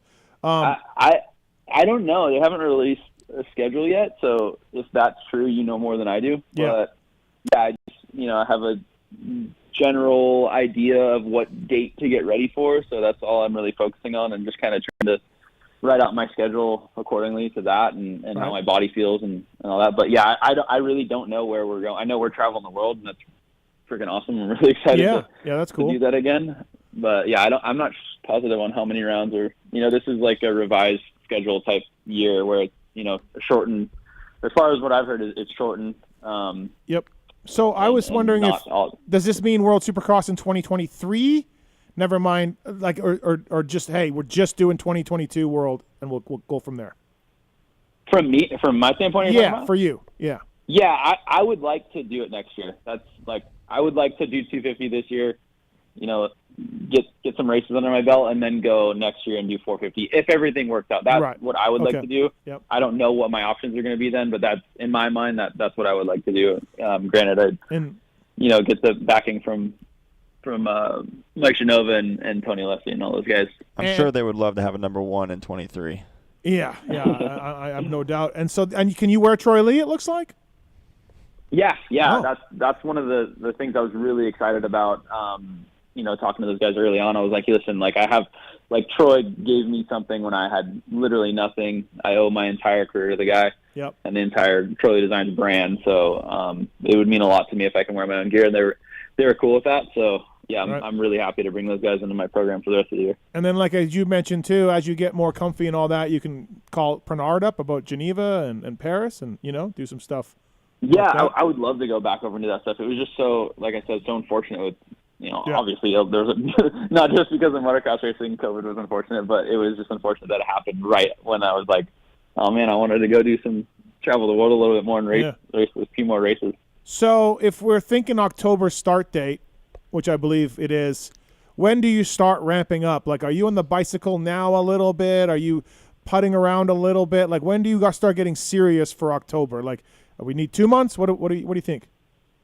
I mean, I'm riding right now pretty regularly, a lot more regularly than I have in the past few years, and just kind of put right now, like for the rest of this month, I'm not taking it, too serious with like stamina stuff yet. I really want to get my flow back, and what I've been doing right now on the track is like just really focusing on my flow and my form. And as soon as I start to feel that kind of fading away, I just take a cool down lap and then start back up again, just because I don't want to, like, I realized like back in the day when I was doing it, you're in shape and whatever, but like I noticed in my long motos, as soon as like I would start to break form, and then I would just start developing bad habits from that. So I'm just trying not to develop any bad habits, really like fine tune my corner technique and my whip technique and my rhythm sections and all that kind of stuff, and really make sure that I'm, like I brought a lot of my riding style over from BMX. So I'm trying to really like focus on that side of my style and my form and my flow. And like I said earlier, like watching Christian in rhythm sections, it's like pure genius just how he gets through it so fast. So trying to like imagine that, while I'm going through sections and stuff. Yeah. Well, if I could ride like Sexton and Craig, that would be amazing too. Yeah. You're telling me. Have you just been riding at Wyverns? Yeah. I'm super fortunate to like have. Is that the Wageman's track? It's where they ride there. But it's Wyverns. Oh, yeah, okay. Is Shiloh still out there? Yeah. Yeah, Shiloh's still out there. I've been riding out there since I was like 14, so it comes full circle. Like, whatever, 16, 17 years ago, like riding out there, and now I have access to it again. This kid named Grant Palmer has been keeping up on the property and helping me out a little bit. So super thankful to have him helping me out, as well as, everybody else at Wyvern Motorsports and the whole ranch and stuff. It's just such a rad facility and such, a blessing to have access to. I was wondering if you were up with Stabens. If Stabens still got a track up there. I was just about to say that. I was like, you don't need to get Mitchell to go build the track back up. Yeah, I don't know if it's still there. Dude, but I've done some riding with Cole there. Might be. Have you? Yeah. Really? Oh, I used to live at the Way house. back in the day. I lived at the house at the top of the hill. No, really? That little guest house? Yeah. I used to stay with Mitchell every now and then out there. Yeah. Okay. All right. Yeah, it's such a cool setup. It is really cool. The for lights sure. and everything. You can ride at night. That place was sweet. That's the first time I ever rode a YZ400, like a 4-stroke. Where I was like, what the hell is this? Boom, boom. Did you ever go there when it was like a dirt road going up the hill? Oh, it was only a dirt road. Is it different now? Oh yeah, I've only been my concrete. dad used to have like a little single cab F-150, and I would get scared every time. Oh, yeah. Like you went off the side, Dude. No, it was a cliff. It's a cliff. I drove a box To a fan house. up. I drove a box fan up and down there. We get like 3/4 of the way up the hill. And for everybody listening, it's a pretty massive hill, and it's really steep. Yeah. And we get like 3/4 of the way up the hill, just me and my dad in this little pickup, and we'd start spinning the rear wheels. It wasn't 4-wheel drive. And he'd stop, and we'd have to like figure out how to like back our way back down it and get a better running start at it. Oh wow, okay, yeah, no, it was, and there's a turn at the top, right? Yeah, so right at you're the top. turning, Yeah. and you're going down this hill or up this hill or whatever, right? So, I lived at that guest house with Ty Birdwell back in the day, and That's wild. That's where we. I was just rode all about to the bring it time. up to him because I didn't think he would know. I started at KTM in 2000, and we were looking somewhere to ride. Maybe we were rained out in El Cajon, or I don't remember. And I was like, guys, I got a track, like Stabens' place. So I took. But that's a good area up there. Even like you guys used the Honda shoot up near there at, I don't remember the name of the track, but Sutter's track. Yes. Yeah. And I took Keith Johnson there, New Mexico Keith Johnson. Yeah. And within 2 minutes there, he broke his both wrists. And I had to tell the KTM guys, hey, my bad. That place was so fun. Yeah, it was ugly. Cherby's USA bringing you Cole Seeley on the PulpMX show. He is back. And back racing. That's super cool, man. So with that in mind, what do you think of Dunge's comeback so far? 6 years away from outdoors, Seeley. What do you think of Dunge's ride so far? Yeah, I mean that was crazy news. I didn't believe it when I first heard it, but yeah, Me neither. But like Dungey, he's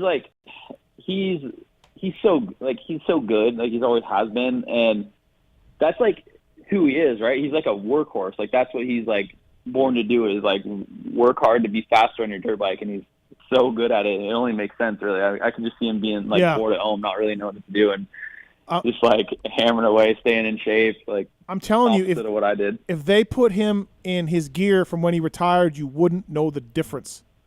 You're like, this is just Dunge from Supercross Championship. When I went down for first practice in Thunder Valley with Kevin, I looked at Dungey and I was like, feels the same. It looks the same. Everything's the same. Yeah. Like this is crazy. It almost had like deja vu feels to it. It was insane. No, seeing his name in timing and scoring was bizarre for me. Just Dungey 5. Yeah, I know, and seeing him and Ken battle too. Of like this is like straight. It was like the championship of whatever that was. Yeah, whatever. Yeah, I don't even remember 14, I think. Yeah, something like that. So no chance though. Cole Seeley comes back for Lucas Oil Pro Motocross.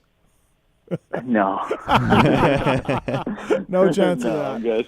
But there is, like you said at the top, though, like, who knows where this leads? This could lead to a 250 Supercross deal. If everything goes well and Genova and you and Tony and everybody gels and you like the bike, like, you would not be adverse to being back in 250 Supercross in 2023.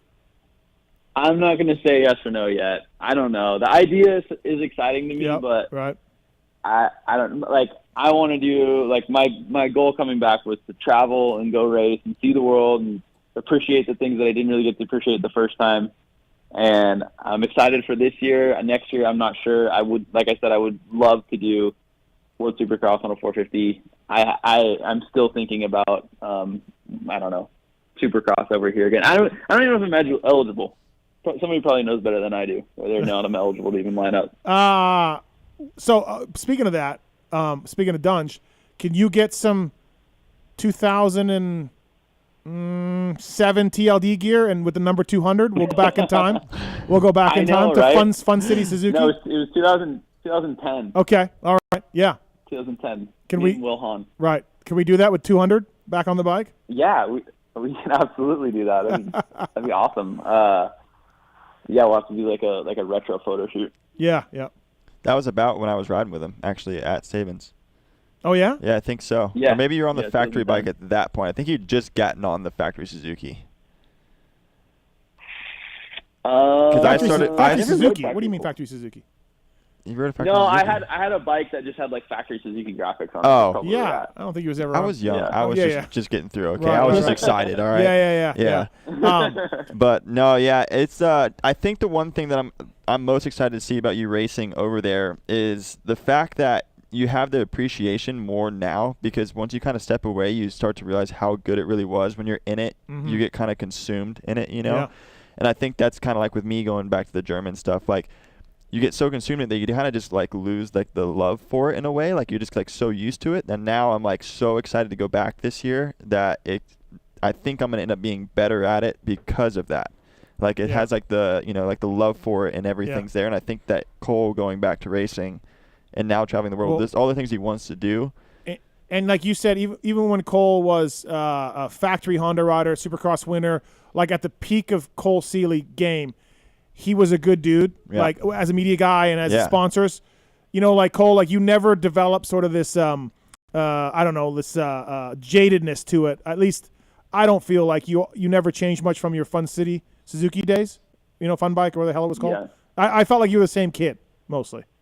Yeah. I think most of my. Thank you for saying that, but yeah, most of my career was like that. I think that's really 2019. I didn't feel like that anymore. Like I didn't feel excited to do interviews. It was a chore, It was like, and that like I could tell just like me being me. Like I probably could have lined up and got top 10s for the next few years or whatever, but that's like not who I was. Like I was always so uncontent with myself throughout my whole career, because I was like, which is good and bad, you don't stop to appreciate it, but at the same time, like you just want more and more and more. Like that's how I was. That's how I got to where I was. I didn't go from Fun Center Suzuki to factory Honda in the span of time that I did, just like being content with every result. I always worked really hard for it, but the last year, that's when it was like it wasn't fun doing that anymore. Like I don't know, so I needed that time away from it. I appreciate it now. I'm stoked to be going to the track. And also, like, another thing that's been really cool is I don't have a set mechanic yet, so like my dad comes up to the track with me a lot, so it's just him and I, and it's cool to have him out there just helping me out and doing his part and bringing me way back to like your dad. When I was 17, 18 years old. Your dad comes up to me at a race. Hey, did you pick Cole tonight in fantasy? And I'm like, no, I don't think so. Good, he sucks in the mud. Talk about keeping it real. I liked it. It was awesome. Yeah, he was such a normal dude, right? So I might suck in the mud, but my only outdoor podium was Unadilla when it rained 2017 or 16 or something like that. Okay, so I got my only outdoor really? overall podium. I got a note from Lee McCullum. You rode Nico Izzy's factory bike at Budds Creek? I don't remember that. I did. That was. Told you he rode a factory bike. I called it. Starling, I told you Starling it was there. nailed it. I was there. I don't remember that. That was for one round. Maybe wrong time, but I knew that there was a I knew it.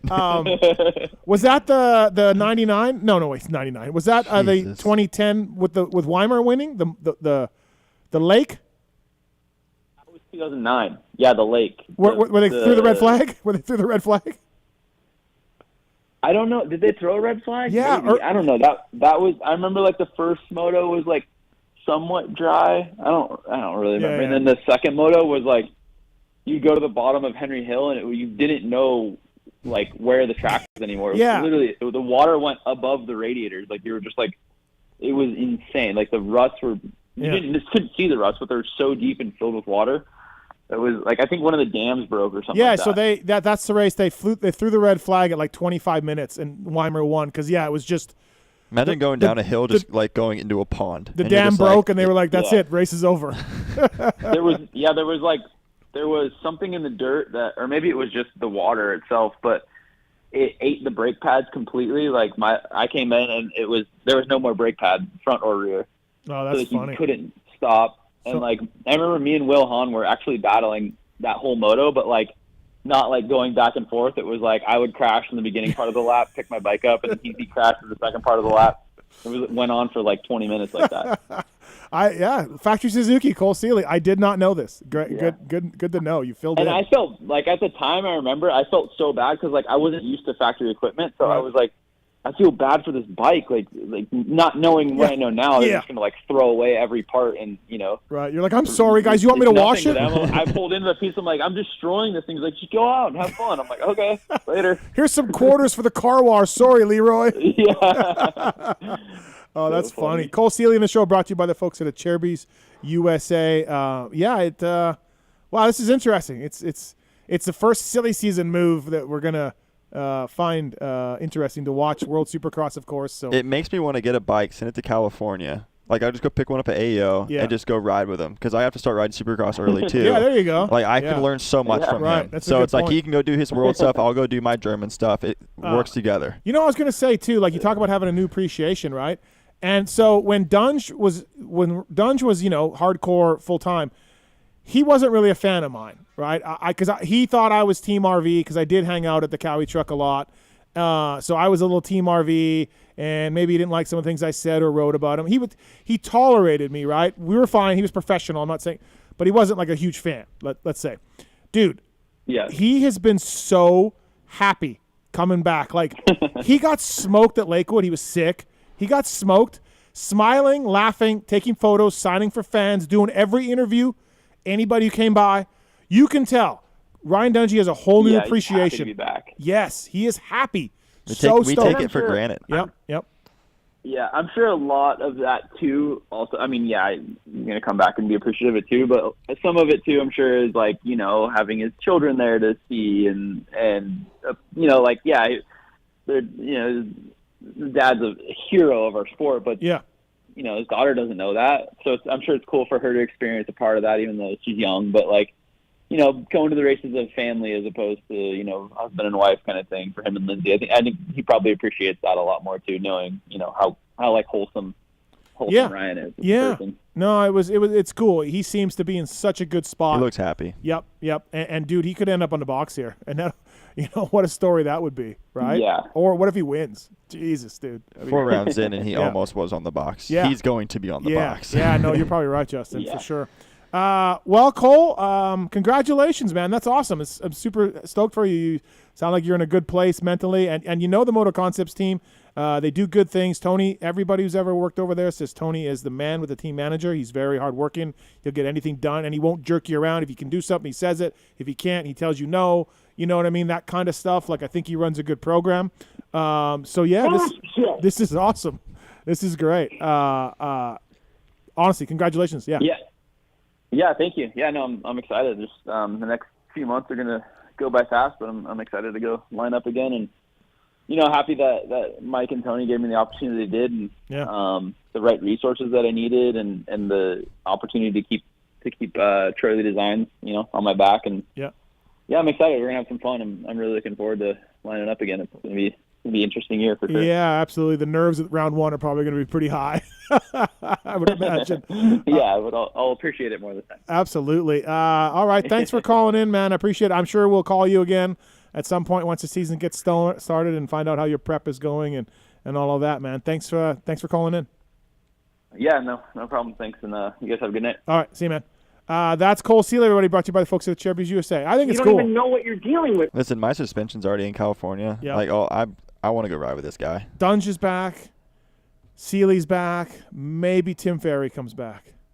Wouldn't that be something? At this point, I'm not putting it out. Wouldn't that be something? 45 years old, 44 or something, I think he is. That would be great. Carmichael lines up. Right. I mean, it's the 7 o'clock hour is brought to you by the folks at Suspension Direct. You want to talk about ORW, I should say. The guys at SDI, working close with them as well. They sell all their products.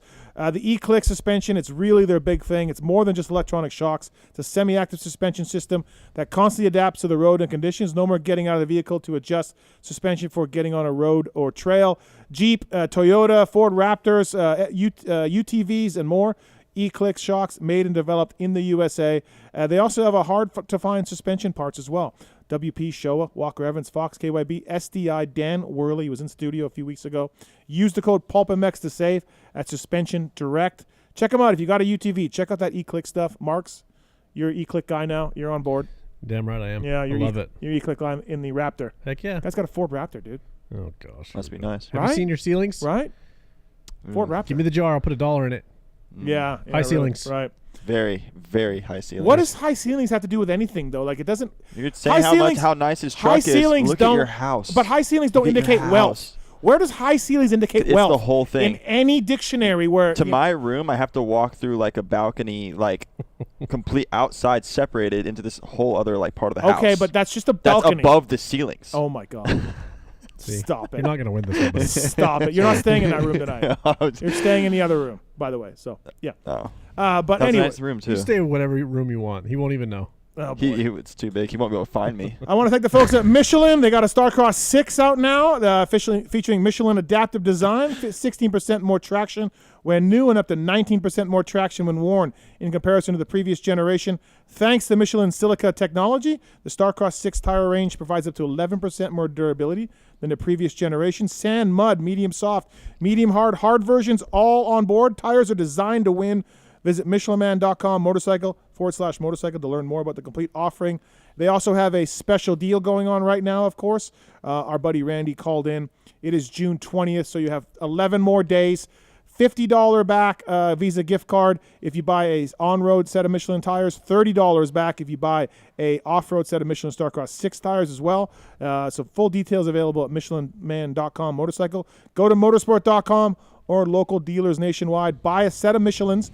Get money back. It's that easy. Come on and visit the folks at Michelin and motorsport.com for more information. Thank you to those guys for coming on board. And Cole Seeley, Joey Savatgy, Brandon Haas, all on tonight. Also, Maxima USA, Pulp 20 is the code to save with MaximaUSA.com. Heritage can't be bought. They've changed the oil. They've changed the oil industry by introducing Castor 927 in the 1970s. 927 is still the #1 selling performance two-stroke oil in most markets around the world. And, of course, they got their four-stroke oil that Monster Energy Kawasaki, Monster Energy Pro Circuit use as well. Pulp 20 is the code to save with MaximaUSA.com. Thank you to those guys for coming on board. Good show tonight. Lots of talking about High Point. Lots of talking about World Supercross as well. I still want to talk to Justin Starling about Ryan Dungey and more. And, of course, look ahead to Redbud. But now let's get to our next guest. He's in studio. He's in Vegas. He's a privateer 250 Supercross hero, having his best year this past season in 250 Supercross. I did a Privateer Island podcast with him maybe 3 months ago or so. Check it out on the archives. But he's the Pacific Northwest. Devin Harriman, man, what's up? How are you? Good. How's it going? Thanks for coming in. Thank you. What are you doing in Vegas? I raced in Southern Oregon. Okay. This last weekend. Yeah. So I got another race next weekend. I was staying at a buddy's house, and he ended up having to go to Mammoth. So I was like, you know what? Instead of trying to couch surf, I just bought a flight to Vegas for like $88 round trip. So nice. Spirit? Yeah. He flew Spirit here from Florida. You got it. It was Vegas, right? Yeah. You got to roll the dice with them. Yeah, no. So my back still hurts from that flight. I did notice that. Big clubbing then when you're in Vegas. It's raging. No, I don't drink or anything. Nothing. I just came to hang out and lay out by the pool. Nice. That's all right. That's okay. You hit me up today on a text, and I'm like, what the hell are you doing in Vegas? So yeah. Thanks for coming in. I appreciate it. Yeah, no, thank you for having me on. Good season for you, right? Good Supercross season? Yeah. Everything's been good this year, like even Supercross, including outdoors. I don't usually do outdoors. Yeah. So, I mean, I made it straight through both Hangtown and at Paula. Yep. Which is like a big thing for me because I'm terrible. Yeah, you're arena cross guy, right? Yeah. That's your background. Yeah. So I mean, for me to go straight into the 450 class, especially at Paula, with that being like the first round, right? So, no, it's been a solid year. We all saw what happened at Hangtown. Yeah. How many people tagged you in that shit? Oh god, it got to the point where I just got so over everybody tagging me in it. I just figured, you know what? If I just reshare it, they'll stop tagging me in it. They'll understand that I saw it already. No, it won't. It won't stop it. No, it doesn't stop it. Ends. No, it didn't end at all. No. I had a person tweet me today about AP and how's his ankle, and I said, twisted ankle, he'll be okay. And not 30 minutes later, how's AP? Like, just go read my timeline. Or no, people don't do it. No. Yeah. So Sexton lapping you, didn't mean to do it. Came up on you, cleaned you out. Yeah, it's whatever. I mean. At least he didn't hit as hard as Grant did. Harlan. Oh yeah, Grant actually hit the ground pretty good. Yeah, Harlan got clipped. Yeah. He was like, I mean, I don't want to like throw him on the bus, but I feel like he was probably in the main line a little bit more than I was. Yes, yeah. Sexton went way Yeah, I mean, I was honestly off the I was completely out of the main line. Yeah. I was surprised he went that wide in that corner. No, I was too. Yeah, it looked. It almost like He did you guys apologize. got beef? He apologized to you on Twitter or Instagram or something. He messaged me back on Instagram. Right. So that's all good. But when you and I knew it was an accident. But honestly, if you didn't kind of know, I think you would think, does Seeley hate that dude or what? Do you love Seeley right now or what? Sorry, Jesus Christ. He's still got a heart on. No, does Sexton hate that dude? Like it looked. Yeah, right? Everybody asked me, he goes, "Yo, did you do that dude dirty in practice or something?" No, I have no idea what happened. He just whatever. Yeah. No, and we had Harlan, and then we had UD, and then who was the other guy? There was a guy fell in front of Kenny, just was looking back and fell down. That's in Colorado, right? No, same race. Same race. Off-camera right-hander. Yeah. It was like 3 corners later from where Harlan went down. After you go that table left, right, that one. Corner's terrible. It was like the dude looked back and then just washed the front, and then Kenny got stuck in him. Yeah. Oh, that's a bummer. Yeah. So, but anyways, you're stoked with the fact that you made it through the motos, right? Like you said, outdoors isn't your thing. So. Yeah, outdoors is not my thing at all. And then just to be able to go straight through was extremely nice. No pressure there. So always like picking you in PulpMX Fantasy. Dude, ballsy. Yeah. No, this year was good for you. Like I know in past years it wasn't. There was one race I think I picked you. I might have been A3, that whoop race or whatever, but you fell a bunch and then still made it. Like it was a really determined ride. It was 3 great. Twice in the LCQ. Yeah. Right? Yeah. I whole shot the Cartwheels, LCQ. too. The first one, I got caught up in the tough blocks, and the second one, we ended up cartwheeling. That was me in the press box going, that's my guy. I picked him. Look at that. Dude, he kept fighting. That's what I mean, right? It was impressive for sure. I got up after the second one. The bars were all tweaked still, and the guy was, I think it was 4th place past me. I was like, there's no way in hell I'm not just going for this. And I got up through that rhythm section. It was a 2-3, I think, and the bars were still bent. And I was like, well, here we go. We're going to see where this goes, see how I land. That single-handedly got you the Privateer Island podcast where I was like, I got to call this dude. I got to call him. That was pretty impressive. So what's the plan then now? So you're doing some racing, like you said, and then what do you do all summer? What's the rest of the plan? I just hang out. There's like a lot of are there fair races and stuff? Yeah, exactly. So you know all about the fair stuff, right? With like Blair and Northwest dudes, know about them. Yep. Just chase those things all week or all summer, and then tow behind a couple of jet skis and some golf clubs and go hang out and have fun. But you can make some money, right? Like some of these things are pretty legit. Like Zeb is a buddy of mine, right? NorCal. Zeb Armstrong. Yeah. And he was like, dude, you can do pretty good at some of these races. Yeah, I haven't won once in the last 2 weeks, which is like driving me nuts. But I mean, $3,700 in 2 weeks just from Saturday to Saturday, and not even winning. That's just second places. That pays. Who's beating you? Actually, Stanky. Oh. Stanky got me last week, Saturday, and then Brown. Carson. Carson got me. We did like this weird flat track TT thing at home. And Jesus. Anything for money. Yeah, Let's go racing. Start racing horses. Brees told me he raced a horse. Yeah, I've done it too, dude. Really? Yeah. So that was real? Yeah. Oh, yeah. So, but like where I got screwed, so Brees and Hal do it. They do barrel racing. Yes. Which we can usually win at that.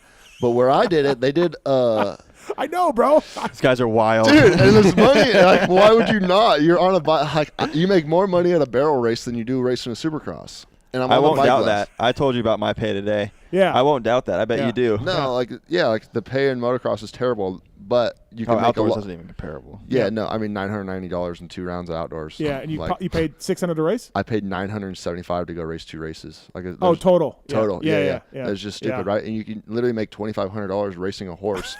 In less than it takes 9 seconds, like less than 9 seconds to go make $2,500. So you've done this? You've barrel raced them? Yes, I've done barrel racing, but the one that I did was you had to take a pole, put it in a bucket, like a barrel, go down. Look at Starling. Yeah, you had to take a pole, grab it out of the barrel, drop it into the next barrel, turn around and grab another pole in that barrel, and come back and drop it in the next barrel. How do you not stall your bike?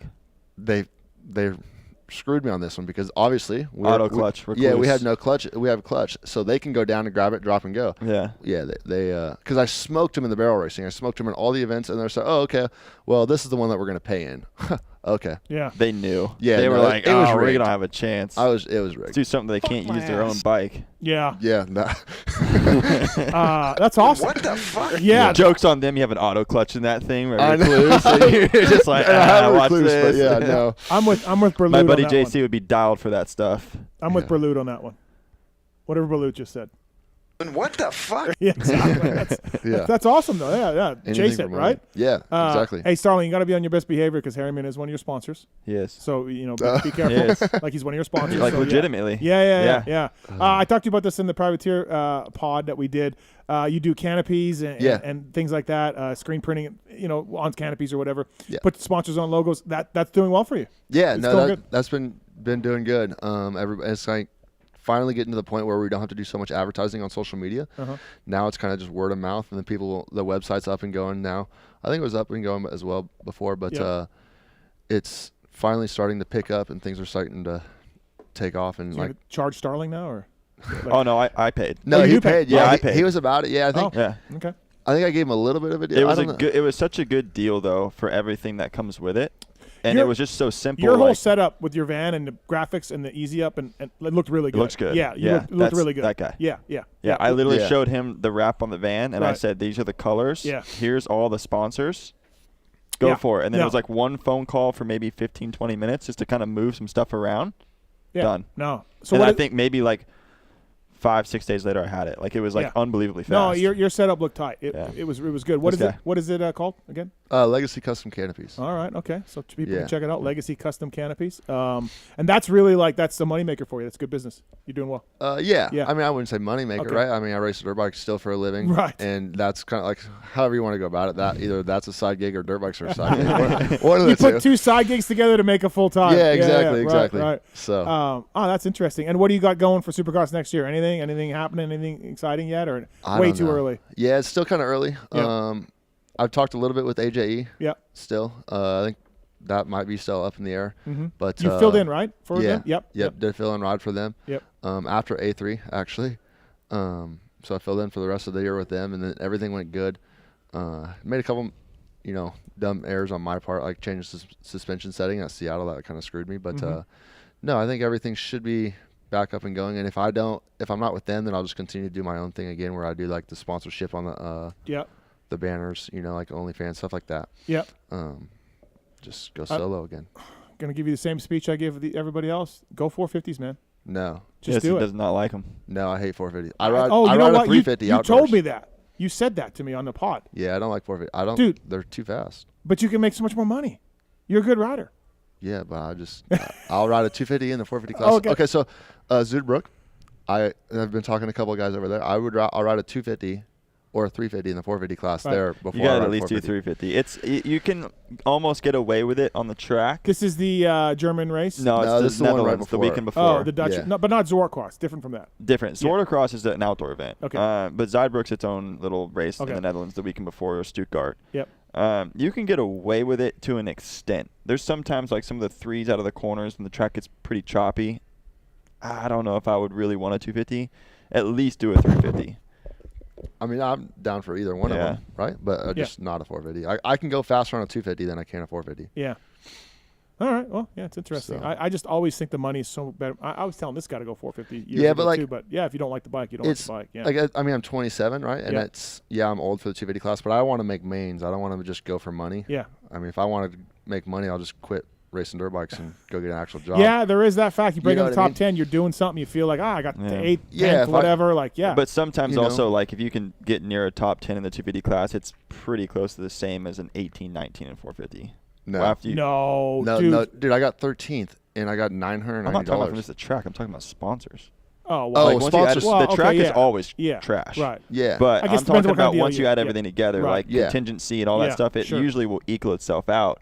But then when you go, like, I want to throw it out there, but, like, I got a top 10 of the last round, not even close to the 250. It just goes so much further past. Like, I made way more than what it would take to win the 250 class. Yeah. So you got to, like, look at that stuff. Yeah, that's the deal you make with your sponsors, right? Hey, Yeah. main events, pay me by mains, pay me by top 15, whatever. Yeah, but so you go pay me by mains, or you go, right? So so I make X amount for I make all 8 mains, or I make a main in 450 class, like I'll make more money making all 8 mains or 9 mains or whatever it is. But you're good enough to get in mains more often than not in a 450 class, I think. Dude, I've never made a night show in 450. I'm just like because this was your best year. Yeah, this was your best year. Yeah, I put a lot of work in this off season. So, but I think that was mental. I still will say that because you would go so fast on the 250 class on the west, and then you go east 450 like when you're all staying at my house, and it was like you rode like a different person. Yeah, no, and I'll agree. Yeah, like, I mean, because I did. You rode like you did on the west, you're in, no problem. Because I mean, I did Dallas that year, and like I missed, like I was way off. I was like, dude, I'm done. So I just went back to Rob's. 702-586-PULP. You got a question for Devin Harriman or Justin Starling or myself. We still have lots more to talk about on the show. Motorsport.com, tweet at Tallon segment as well. I want to talk some more High Point, of course, and much more. The Race Tech rant of the night. PulpMX is the code to save with Race Tech. Get your motor work done. Get suspension work. Whatever you want to do, get it done with Race Tech. They can help you out. They give you a discount. Get your suspension done. I mean, change the oil, for God's sake, Starling. These people don't even change their oil. I did an all Supercross season. Don't say that. I swear to God. Don't say that. Swear to God. So you have what do you got, like 45 minutes a night, right? About? How long do you ride way for? more. Yeah, we put like an hour and a half on a bike. Hour and a half? For Supercross? Yeah, about. Especially if you do an LCQ like that. I guess I was thinking adds more like up. I was thinking of more like my factory days when my rider would make the out of the heat. I did like 6 LCQs this year. Yeah, but in my day it was 20 laps, not 20 minutes, so that's only 16 minutes. Yeah. And then a 7-minute heat race and then some practices. Yeah. So that back in the day it was 45. My stuff was a little soft. Yeah. Yeah. Were they 7 minutes back in the day, like heat races, or were they laps? 7 laps, yeah, and then 20 7 minutes. Everything was a little shorter. Somewhat yeah. new. Yeah, everything was new. Yeah, what was that? Minutes start? Minutes started in 2016. 17? Oh yeah, right around there. 16, 17. Right there when they were doing the semis. Yeah. So thanks to the folks at Race Tech. Use PulpMX to save with those guys. My Race Tech rant. I had a few things lined up, but honestly, I think that phone call and the tweets and the DMs I got about the Herlings Tomac race is now my Race Tech rant of the night. Like, look, those guys race against each other a lot. USGPs, Motocross the Nations, even Indiana. They're both badasses. They're both two of the best kind. But, yeah, I don't care about some imaginary race at imaginary track where they're just going to race each other, right? That was the deal. They were just going to race each other for – did Herlings say he was going to want to raise $100,000 or something? Was that the Herlings said I didn't hear that part. Yeah. I saw a comment that said something along those lines. I got a DM about it that he said, who's paying $100,000? Why would Cowboy or KTM let them race one race in the middle of this? It's just, yeah. That idea is so far. I mean, I get why he was saying it. But no, it's fine for Jeffrey to say that and be like, this is what I'd love to do. Wouldn't that be cool? But then for the fans to take the next step up and be like, how do we do this? What track would it be? What frame would he ride? No. Just they go so in depth with it. How many tear-offs is he going to use? Yeah. Like, just stop it. Like, I'm not mad at Herlings for saying it because it's all just fun bench racing stuff. But when you start, like, breaking it down and being like, seriously, I got a DM. Seriously, Mathis, let's get this going. Maybe he's trying to do it like McGregor and Mayweather have done. Yeah. You know, like hype things up to try to make more money that way. It's just never going to happen. I said Cowie earlier. Yamaha and KTM are not going to let those guys. Yeah, no problem. Go race. Yeah. Like, no, they're not going to do that. These guys we don't care. Look. Let's just stay Monday and do this. Yeah, it's just ridiculous. They get paid millions of dollars by their OEMs But, you know, I have people saying, hey, they saw the Yamaha LCQ thing, right? And they're like, Mathis, get it. You know, start raising the money. Okay, all right, yeah, I'll just get right on this and we'll just, you know, get this going. Like, what the hell? Just calm down, everybody. People are wild. It's just nuts. Their brains go so deep into things that it's absolutely mind-blowing. Yeah. That just, like, hit you with more the than not questions. is the problem. Yeah, and so carrots, you know, and same thing that you got with the Sexton thing. I mean, you probably got so many DMs about, and you're just like, okay, man, it's cool, like whatever. He accidentally hit me, I went down, like end of story. Like it ain't. Yeah, everybody's dogging on him. Like, dude, like it's. I mean, yeah, obviously I'm bummed out. Like I cleaned out. Well, it's like, whatever. Yeah, don't dog on the dude because he cleaned me out. Everybody was blaming him, and it was kind of cool that obviously, like, I was the guy that wasn't at fault at this one. Mm-hmm. But I mean, again, it was. Everybody just kept blowing it up. Like, oh, he could have done so much. No, dude, just like, again, it's fine for Herlings to say, I'd like to race him on a sand. Okay, but like, calm down, everybody. Yeah. Just, it ain't going to happen. It ain't going to happen. And they've raced plenty. It's not like they've never raced. They've raced each other He plenty beat of him times. at Ironman in 18. He beat him at Ironman, like, worked him, right? Yep. Yeah, he rode great. Tomac was in championship mode. Yeah, Tomac, you can't really put it. Like, there's That's always true. an asterisk to something. Tomac has beaten him at USGPs. Like, the Nations, to me, like, that solidified it. Yeah. And then Red Bud. Yeah. On home turf. But Herlings got beat by Koldenhoff. Yeah. You know, and then Koldenhoff went, and he's a 5th place, 6th place guy at most GPs. Not even that anymore. He's really good at the Nations. I know, but you look at that and you're like, well, yeah, but Koldenhoff just won. So I don't know. You know what I mean? Like, Herlings is a bad dude. Tomac's a bad dude. Let's just leave it at that. Like, they're both gnarly, right? And it's just hard to compare them. I just don't think you can. Right. I just really don't. I mean, I think you can compare them, but where they race on what track is going to determine a lot of what happens. Well, think about Herlings in Europe. Well, if the track's hard pack, different frame. Track's soft, different frame. So they're riding different frames each weekend. Yeah, no, for sure. Absolutely. And also, too, Herlings, that injury's bad, man. He may not be the same dude when he comes back, and he's been injured a lot, you know. And right now, Geyser's on a roll, right? Yeah. Maybe we should talk about Geyser and Tomac racing for $100,000. Like Sewer's even coming in there. Yeah. So Ferrato was getting there, too. Who? Ferrato. Oh, yeah, my guy, Ferrato. Good. Oh, I know. He was riding good. He's crushing it, Yeah. dude. The series needs him. You know who loves Ferrato? Caroli. Tony loves Does he? him. Oh, no, yeah, he loves him. Dude, I was talking to Jill and Tony about him. They're like, oh, Alberto. Ever since that video where Ferrato like looks up Yeah. and does his face thing, I've been like loving the guy. Yeah. Then you got into No, him, and I was like, I like I got his this. jersey on the wall I know, over there. I yeah. look at it every time I come Ferrato. in here. He's Yeah. my guy. The So that's my tweets race and tech everything. round of the night. Just calm down, everybody. Calm the fuck down on that stuff. It's fine. Yeah, just dream about it, but please don't send me wild DMs asking me to start joining the fundraising. All right? So that's all. That's my race tech round of the night. Pretty easy stuff. And other than that, I had a few other things that I was upset about, but yeah, nothing right now. Hey, so a couple guys I want to talk about for outdoors. Mosman and Hampshire. Are they the same guy? Are they the same person? They just go balls fast, but they can't hold it together? Mosman has been doing good. I feel like that crash he had at Paula, that hurt. Oh, that hurt. That hurt me. Dude, his I've hit the swap ground was a lot, insane. but Yeah. that one hurt me. Right. Like, oof. It's tough. This like, weekend he's leading. He tips over. Right. He wins Hangtown, then crashes out second Yeah, moto. Like he that worked crash was for the bad, win too. at Yeah. Hangtown. Yes. Like he came from like 3rd or 4th, I think. Yeah. this and weekend at High passed him Point, quick. he caught Hunter and passed him. You know. Yeah. They are starting to come They more like each other. they are right. They really are. Like Mosman I didn't think was always like that. He was just kind of that guy that was always around there, but now he's the guy that can go super fast. Yep. But you're just kind of waiting for an explosion. Yeah, he's stepped up. Yeah, Mosman has he's stepped gotten up. really fast. And then you look at RJ, like nothing's really changed there. No. That's kind of just the same thing. But I mean, you got to give the guy heart. He got impaled by a pole and still Yeah. finished the moto. Yeah. So that's kind of gnarly. But yeah, I don't know. You almost have to think like my thought with Hampshire. So I grew up seeing him race. Yeah. I don't think he always had, and I don't take this the wrong way. Please don't come at me in any way. But I don't think he always had the most talent, but he has so much heart. Yeah. That it sometimes just whenever that mistake happens, he doesn't have the talent to fix it. He just has the heart and the balls to just go wide open. I've always thought he's had like one of the most like heart. Yeah, when he he comes just- down he to just like that dude goes. rides with Yeah. heart. Him and McAdoo, like those dudes. Yeah. But just the talent isn't there Yep. to fix those things. I don't know how you fix that. Well, no idea. At this point, they're but- both older. Like I think they are who they are. I don't think they're But going to smooth out. How old's Mosman? Mosman's 25, 24. No, I think he was like 24, 23, Yeah, I don't think 24. I don't think he's that old. I think he's younger. He's younger Mosman? than I am. He's way younger than I am. Yeah. You're 27. Yeah. He's And definitely. then younger than RJ's younger than me. He's probably 26, 27.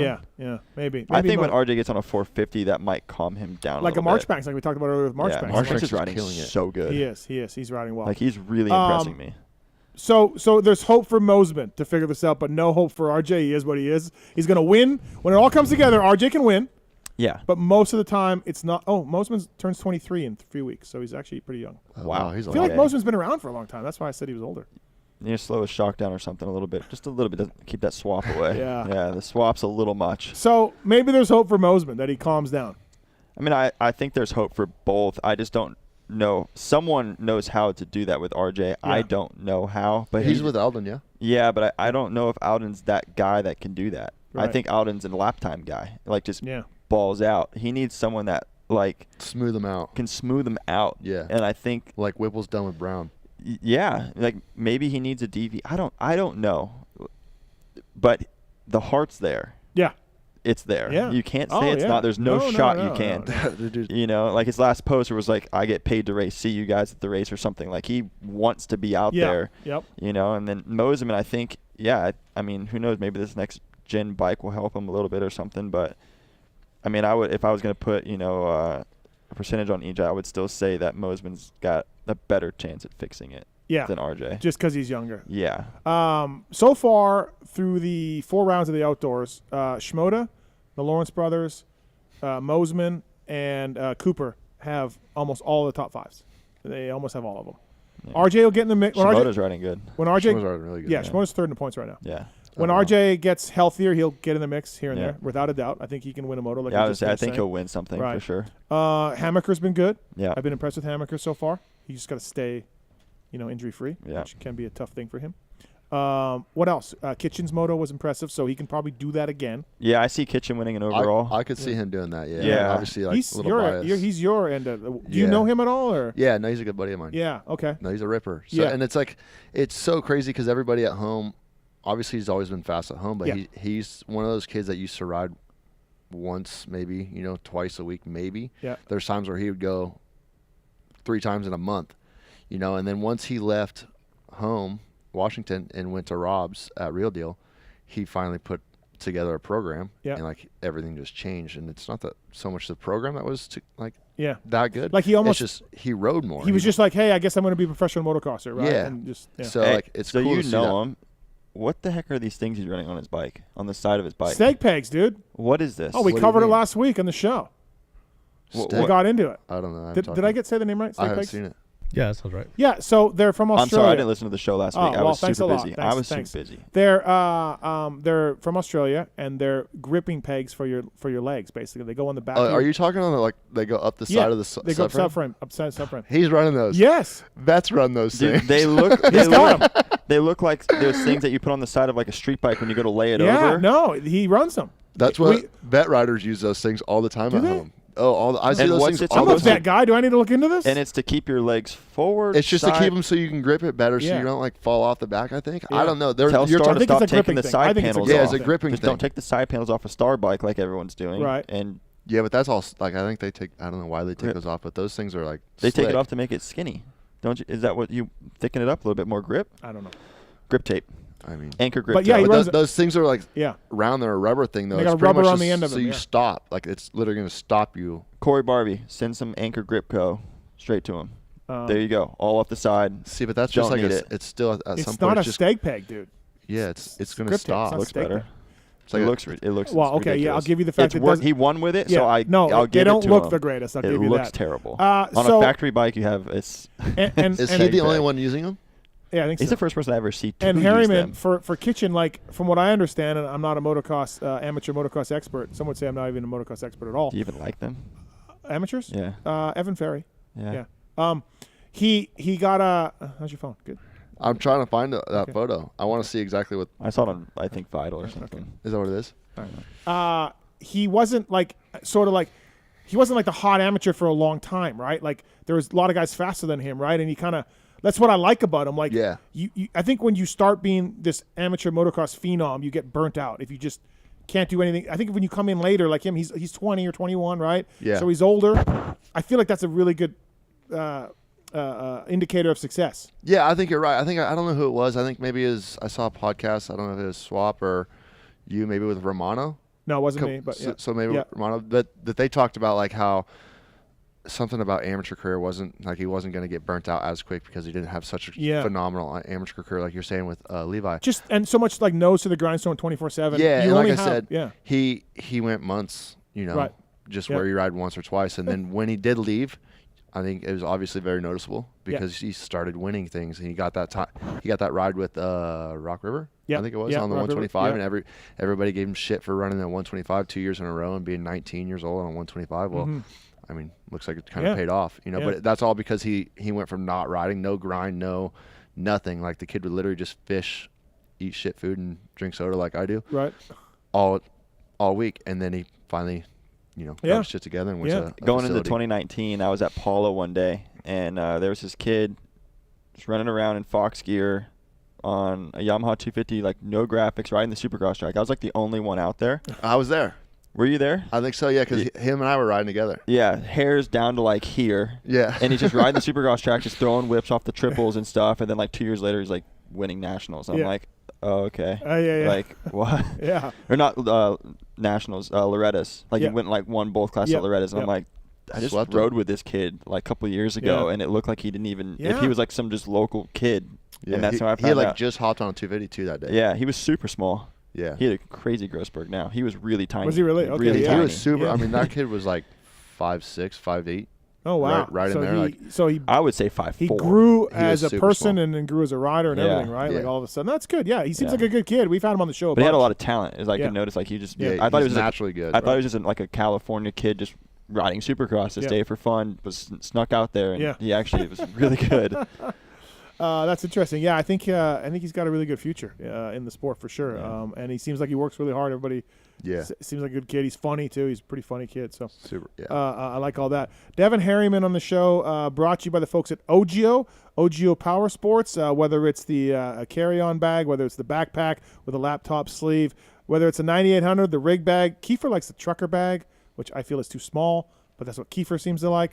Check out Ogio Power Sports. Email us using the contact form on PulpMX.com. We'll pass it on to Ogio, and they will give you a deal. Use Ogio, Harriman? Yeah, I actually got a Ogio carry-on. Oh, that I fantastic. used to come here, yeah. There you go. Ogio, seems like everybody in motocross has Ogio at some point, right? I mean, we all use it. I'm all Ogio, yeah. Yeah, I think I do have the rig bag, though, and that thing is pretty legit. Yeah. But I to me, like, so I use that all Supercross for my clothes because gone the entire time.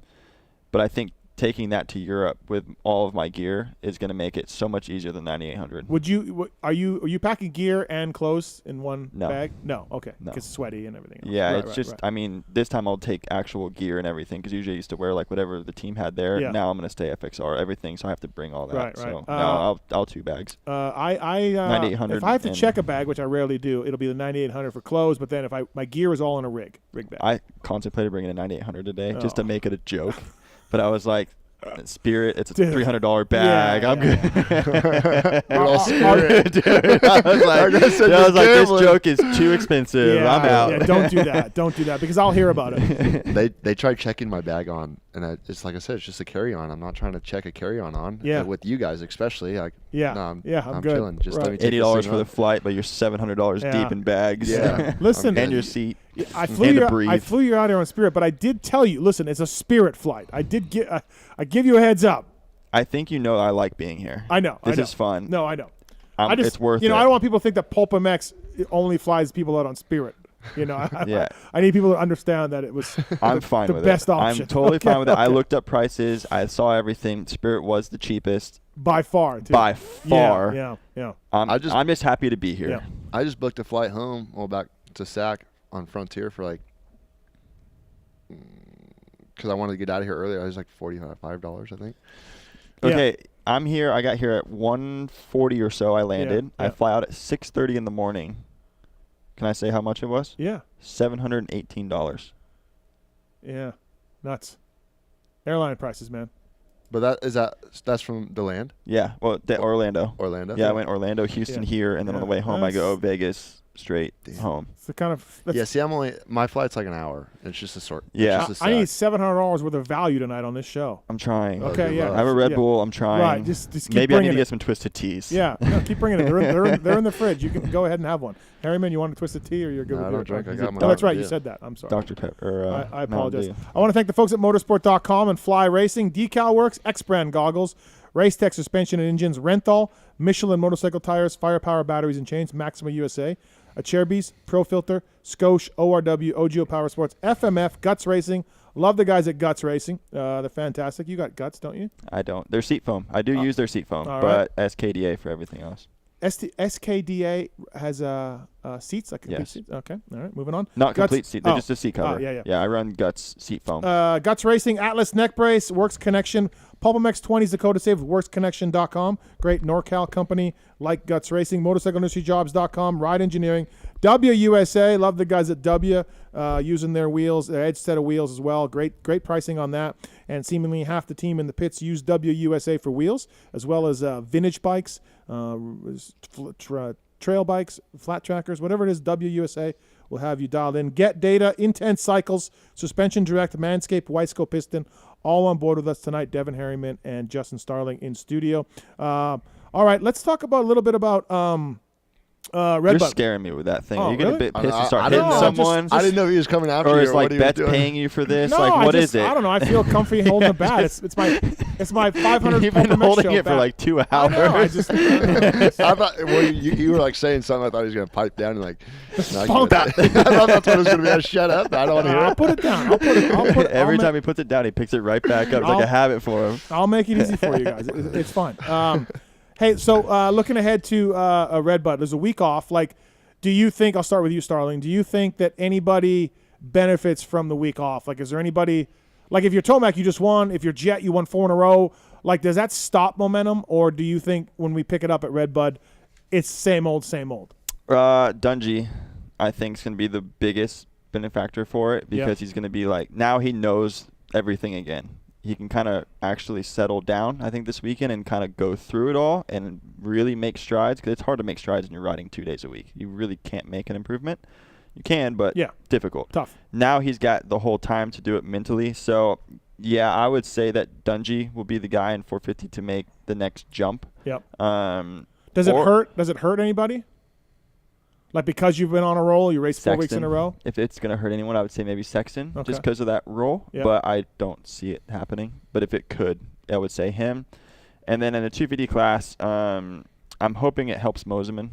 Maybe, like, figure out some bike settings or something, and he can kind of get on a roll here. I think Pierce and Moseman aren't stoked with their bikes. Barsha wasn't either. They went and put that frame in their brace in the KTM, gas, and changed some But do you not figure this out before the season? I don't have a lot of time. Yeah, I don't have access to these things. Yeah. So I'm not changing frames. I'm not bracing my stuff. Well, like Barsha said he got COVID after Salt Lake. So he was down for that and then lost some testing time and all of that. Yeah, and I know he was going for third and points, so he wasn't doing any outdoor riding. Right. He was probably just full bore Supercross. Very busy with Malcolm at Salt Lake. Very busy with Malcolm. Very busy. Jesus, wow. That was the only, no comment. thing he was Anyways, worried about. moving You're on. from Arena Cross. That's fine. I don't know about Yeah, no, fine. that move is done every day in That Arena move Cross. was a little more than just Arena Cross. That was the jugglers. Right. But I think when it comes to maybe helping people the most, I would say it's going to be like LeBlanc and Romano. Yeah, just because they're going to go back and breathe and relax. a little bit and go,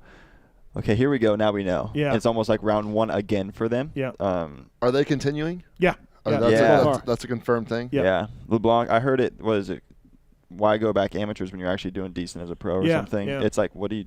They did good at Colorado, both those boys. Well, yeah. This week was tough, but Colorado was good. But they're still top 10. 15, and they're putting in good moto results. Romano was going full season anyways. Yep. But LeBlanc was only the first 2. But it's like, if you're right there, and you can see that there is light, why stop? go back to amateurs? Like, it doesn't matter if he goes back and wins Loretta's. It's not going to do anything for him differently. Yeah, you already got a rod. Go. Yeah. Stay. Yeah. And that's the same thing with, like, DeFrancesco. Like, I hope he just stays. Yeah, why Dude, not? don't go back. Is he? I don't know whether either one of you guys know. Is he? Is he going to be better than Romano? Oh, no. I watched him. So when I was doing a little bit of outdoors at Glen Helen before the season started, I watched him right there with in front of Hammaker. Okay. Like, he was ripping. Like, just no problem? No issues at all. And he was like, McAdoo wasn't much farther ahead of him. Okay. And he kind of just stayed right. Okay. The gap was the same. He's going good. My only thing I'll put against that, he rides those tracks every day. I'll give you that. But the he's a good rider. He's good. He's a good really rider. good. Yep. Like, No, I think him and Hymas are the amazing. future, right? For sure. Yeah. Hymas is ripping. That kid's something different. When you go pro and you're under the rig and you're in the gear, because he's now in the gear, like, all those things add up. Yeah. It changes everything. So I don't know. I mean, Right. I don't really get to watch him. The only time I've gotten to see him really is at the Futures stuff or whatever they do. So why is Hymas going to do any? No, I don't think he's so. just but Loretta's. No, he's just Loretta's. But yeah. See, I would think. Yeah. Well, maybe not now with these 2 Honda guys winning everything. Yeah, I think they want to slow play that a little bit, right? Yeah. Those dudes are just taking over. What? Yeah, I know, right? Yeah. What do you think, Harriman? Do you think that kind of stops any momentum or helps anybody the week off, or what do you? Oh gosh, I don't know. I think Kenny, said something about trying to find the bike settings. Yeah. He's the only one that I could see. I thought he was going to do he's doing good this year, right? I thought he'd be a little bit better. Bikes, I think, obviously is maybe hurting him a little bit, but other than that, I don't know. I don't think it's going to hurt anybody. Yeah. Right. It's crazy to me. I was just talking to Derek from Alpine Star yesterday.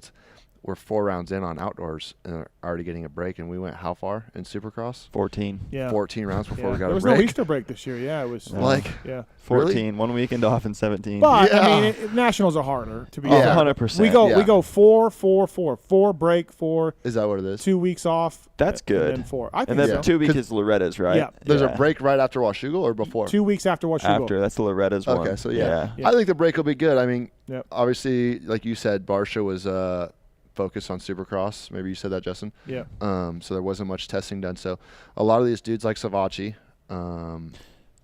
didn't get a lot of testing in, So I think Savachy's another one I think could gain from this just because, like I said, there was no testing. Yep.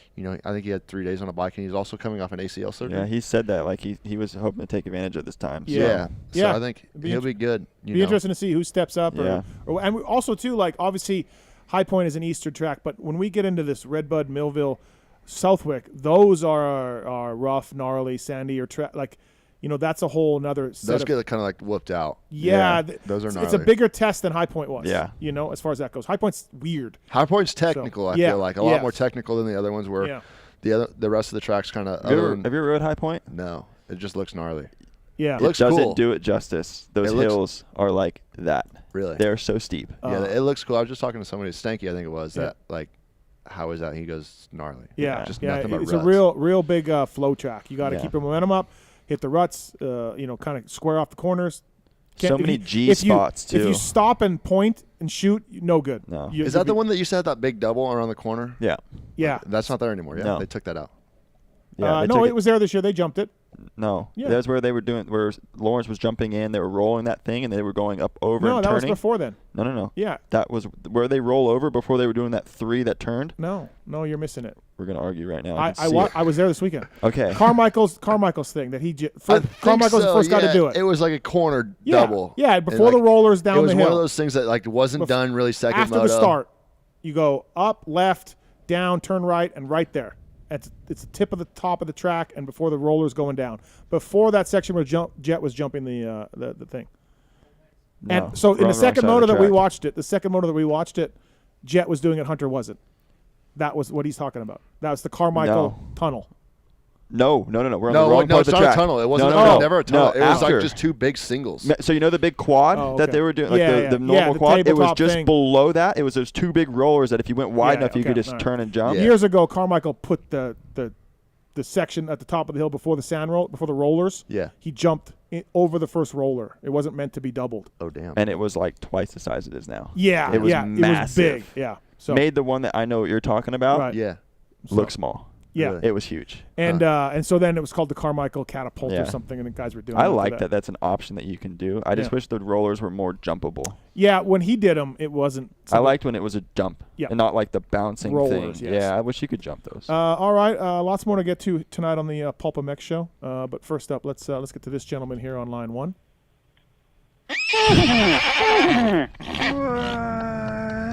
Oh, shit, that's David Bradshaw's bike. I just fucked up. Dark Side. What's up, Mr. Side? Just never gets old, does it? It doesn't. Starling started cracking up. It doesn't. I was just, as soon as he said we'll get to this guy, I was like, I hope this is Dark Side. Dad, Dad. I was so confused. What's that? Harriman was so confused. His face was just lost. It's a he whole was like, thing. what's going on It's here? a whole thing. Have you ever done the pony pod, the motocross pod? No. Have you ever done it? Okay, well, this gentleman's the host on the line here. Yep. Considering you, once again, can't get the name of the show right, of course he wouldn't know if he's ever done it, but no. What? No such thing as pony pod there, Devin. Dad, how we doing? Doing good, son. You didn't text me on Father's Day, but that's all right. I'm sorry. I'm a terrible son. Is Justin doing the wrap-up show this week? He is. I figured you'd be happy. Well, it's about time. Yeah, you made it more applicable to the real listeners of the show. So this guy Harriman on the line here, Mr. Guida, Jamie, he hosts a PulpMX wrap-up show. So it's a show on Wednesday about this show. So he wraps up this show for people who don't have time to listen to the 5-hour show. I think you think I'm That's joking. that's a more No. confused No, it's face real. than No, the no. pony Yeah, he was really. I get it. That's something like I would probably go listen to for some, just quick. Yeah, Yeah. Get in and get out. Right. Yeah, like the key things. Right. I also do my own show, the Moto X Pod show, that he likes to call the Pony Pod because I had a ponytail that he made me cut. Yeah, I wish it was here. Why'd you throw it away? Well, I didn't throw it away. I thought you threw it in the trash at Glen No, Helen. I threw it in Kiefer's van, and we got done off the track riding. It was in the trash can. Nobody seems to know how it got in the trash can. So is it gone? That's right. Is it gone? I believe so. That's that sad. was what? I got there that Thursday. Your whole show was based around that. We got the coffin made. In we got the coffin made and everything. Yeah, Kiefer got a text, I think that Saturday while I was out there, from some kid that was at the track. It's like, hey, I found something. I'm sending it back to you. But I don't think that ever actually happened. Harriman, it's gone. Harriman, if you had a ponytail, like you would never grow a ponytail, but let's say you did. Would you shave it off? Would you get it cut off for a free motorcycle? Oh, yeah, 1,000%. Okay. I mean, for this gentleman on the line dirt bikes. got a free dirt bike, and he was hedging a little bit on it. Wasn't sure if he wanted to lose the ponytail because he'd been growing it since like the mid-'90s. Wow. And he looks way better now. Does he not like dirt bikes that much, or what's he? No, he got it. It got cut off. And he has a bike. Oh, so he got it. He got a dirt bike out. Yeah. Okay, dope. YZ250. Yeah. Oh yeah. But he was thinking about it. It wasn't a stamp it thing. No, it would have. I'm gonna is he mediate. Indian? Because aren't Indians that's like a thing they don't? He's not Indian. Like that, but that's the thing, right? Like Indians aren't allowed to cut their hair. Like I don't know, man. We're just gonna move on from here before we get canceled. At the Salt Lake City after party, me and him were standing there talking to each other. My buddy Nick walks up, and he I have to say it. I can't not. We're sitting there talking to each other. Yeah. You were there, weren't you? Yeah. Did he have his ponytail then or no? No, it was gone. Oh. But we're standing there talking to each other, and my buddy Nick walks up, and like we're talking, he looks at Darkside, and he goes, "You his dad?" No. So from now on, I looked at him, and I was like, "Dad." Oh. It's just, and he was like, immediately he goes, "You're never gonna let this down, are you?" I said, "Absolutely I don't know how not." I don't know how I would take that. That'd be rough. Oh, it ruined my night, Steve. Yeah. Dad? Yeah. Wow, he is a granddad. He is a granddad. I'm sticking with it. I'll never let it go. Mr. Guida is a grandpop. Then I did your show like a couple days later. Dad? Yeah. It's so hilarious. Yeah, he seems thrilled by it. What? Jamie, I got a DM from a listener who says that I need to make a line in the sand for 2023 that you either do the wrap-up show or your own show, and that's it. I can't have you be in competition. I can't pay you to do a show and then help you pay for your own show, which is competition to my show. Okay, well, that's a pretty easy line. I know where I stand. Where do you stand? Later. I'm not stopping my show. We're coming for you, Steve. You're not stopping? Wow, okay, all right, wow. Yeah, so it's... That check's Hey, not man. going through no more. Yeah, That check might bounce. I mean, okay. All right. You can either keep your enemies close or, Okay. Yeah, no, the Moto X Pod show is going strong, bro. Moto X Pod. Oh, fuck. Wow, that's okay. Well, I thought there'd be more of a debate than that, Starling. He shut that down yeah, quick. he shut it. Yeah. I mean, if we want to renegotiate what the wrap-up pays me, we could talk maybe. Okay. He's got a point. Do you think he makes that much money from the Pony Pod? Sure, it's more than what he makes from your wrap-up. I make enough to go to a few races at least. I don't think I make enough all year to go to a race with what you pay me. You're not that smart. Okay, hold on. Oh my God! I didn't do that was like a whisper in my ear. I didn't do that. That was Mark's. That like kind of terrified me a little bit. That was not me. That was quick. Darkside made that drop. Why would I play that? That was so good. Hold on, Darkside. I can tell the world what I pay you, and if you don't think that's enough to get you to some races, Just drop numbers on everything. Come on, let's go. Well, I know what travel costs right now. I was obviously being a little sarcastic, but it wouldn't get me to as many as I get to from the Moto X Pod show. Okay, well, all right. Just don't say that it wouldn't get you to races, because it absolutely would get you to 4 to 5 races a year. Especially that's probably accurate. Okay, thank you. Yeah, good to know. But yeah, so all right, I'll DM this guy back then. Yeah, let him know. Let him know. It was I from know where my line is. It was from a TJ in Texas. I don't know if you know him or not, but yeah, he's an idiot. No, it wasn't from him. I'm kidding. I'm joking, but it was from somebody. So, all right. Who else is on the wrap up with J Star? Australian Nick Steele, Moto Limited. There we go. He's going to talk about Craig the whole time. Craig and World Supercross probably, and how they're going to dominate, the sport. And why don't it's going to be good. Kind of are a little bit. We should get we should do a pod with the Starling wife swap family. Who was the other family?